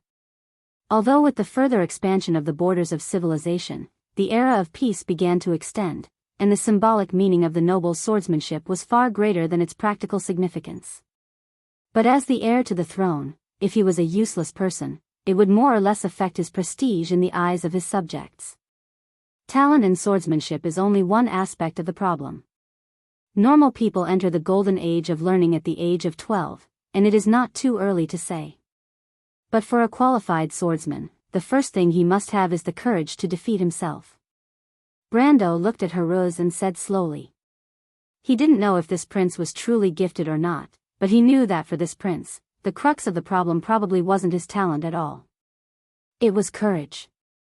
Princess Griffin looked at him in surprise. Of course, the princess understood the meaning behind Brando's words. Mr. Brando, what do you mean? She was already a little desperate. Oberwei had taught Haruz swordsmanship for a period of time.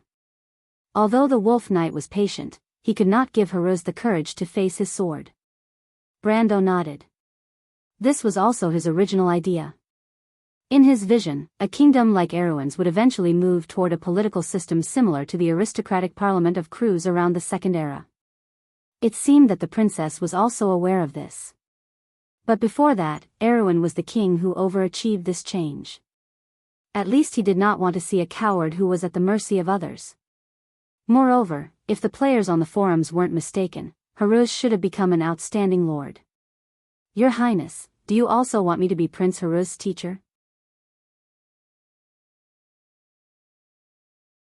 He thought for a moment and asked, but I don't have much experience, and I can't guarantee that I can teach His Highness anything. Brando was not modest, he was just giving a heads up. Before him, Oberwei and Fleetwood were the teachers of the young prince. Brendel believed that he wasn't much better than the best of the best in this era except for his ability to foresee the future. In fact, he was far inferior to them. On the other hand, he really had little experience. However, he was more inclined to experiment with the little prince. The worst result would not bring any negative impact, but if it succeeded, the harvest would be too great. What's more, building a good relationship with the future king, whether it's with Haruz or Her Royal Highness, would gain a higher reputation. Brendel knew very well how much Her Royal Highness cared about her brother. Princess Griffin's idea was completely different from Brando's. The inheritance of Sword Saint Darius alone was enough for Brando to become the prince's teacher. She knew that there was a huge network behind it, not to mention that Brando himself was also outstanding in swordsmanship and knowledgeable. She took a light breath, and sure enough, her impression of Brendel had deepened. She managed to suppress the surprise in her heart and immediately said to her younger brother beside her, Haruz, quickly greet your teacher. But Haruz raised his head and looked at Brando with some fear, then turned back and said, Sister. He was obviously still worried that Brando had exposed his secret. Princess Griffin did not expect her brother's inner world at all. She frowned like a strict mother and said, Haruz, Mr. Brando is the descendant of Sword Saint Darius. Even Mr. Buga is not as good as him in swordsmanship, not to mention that Mr. Brando is so knowledgeable that even Master Fleetwood and Lord Garlock have praised him. As your teacher, what are you dissatisfied with? Her tone became more and more severe, which startled Haruz. The little prince reluctantly lowered his head to Brando and whispered, Teacher. His voice was weak and soft like a lamb, which made Brando not know whether to laugh or cry. He could clearly see that although the prince's attitude was respectful, but at this moment, not to mention himself, even a pig under the princess's coercion would obediently call her teacher. Fortunately, he was not in a hurry. Haruz was just a weak child after all. If he could not even deal with a child after 2 lifetimes, then he should go home and plant sweet potatoes. Not to mention that he still had something on the prince. Thinking of this, Brando could not help but smile and shake his head. Next, the two exchanged swords according to the etiquette of the world of Wond. Of course, this was just a ceremony. The process was that Haruz first took off his sword and handed it to Brando. Then Brando turned the sword around and gave it to the prince.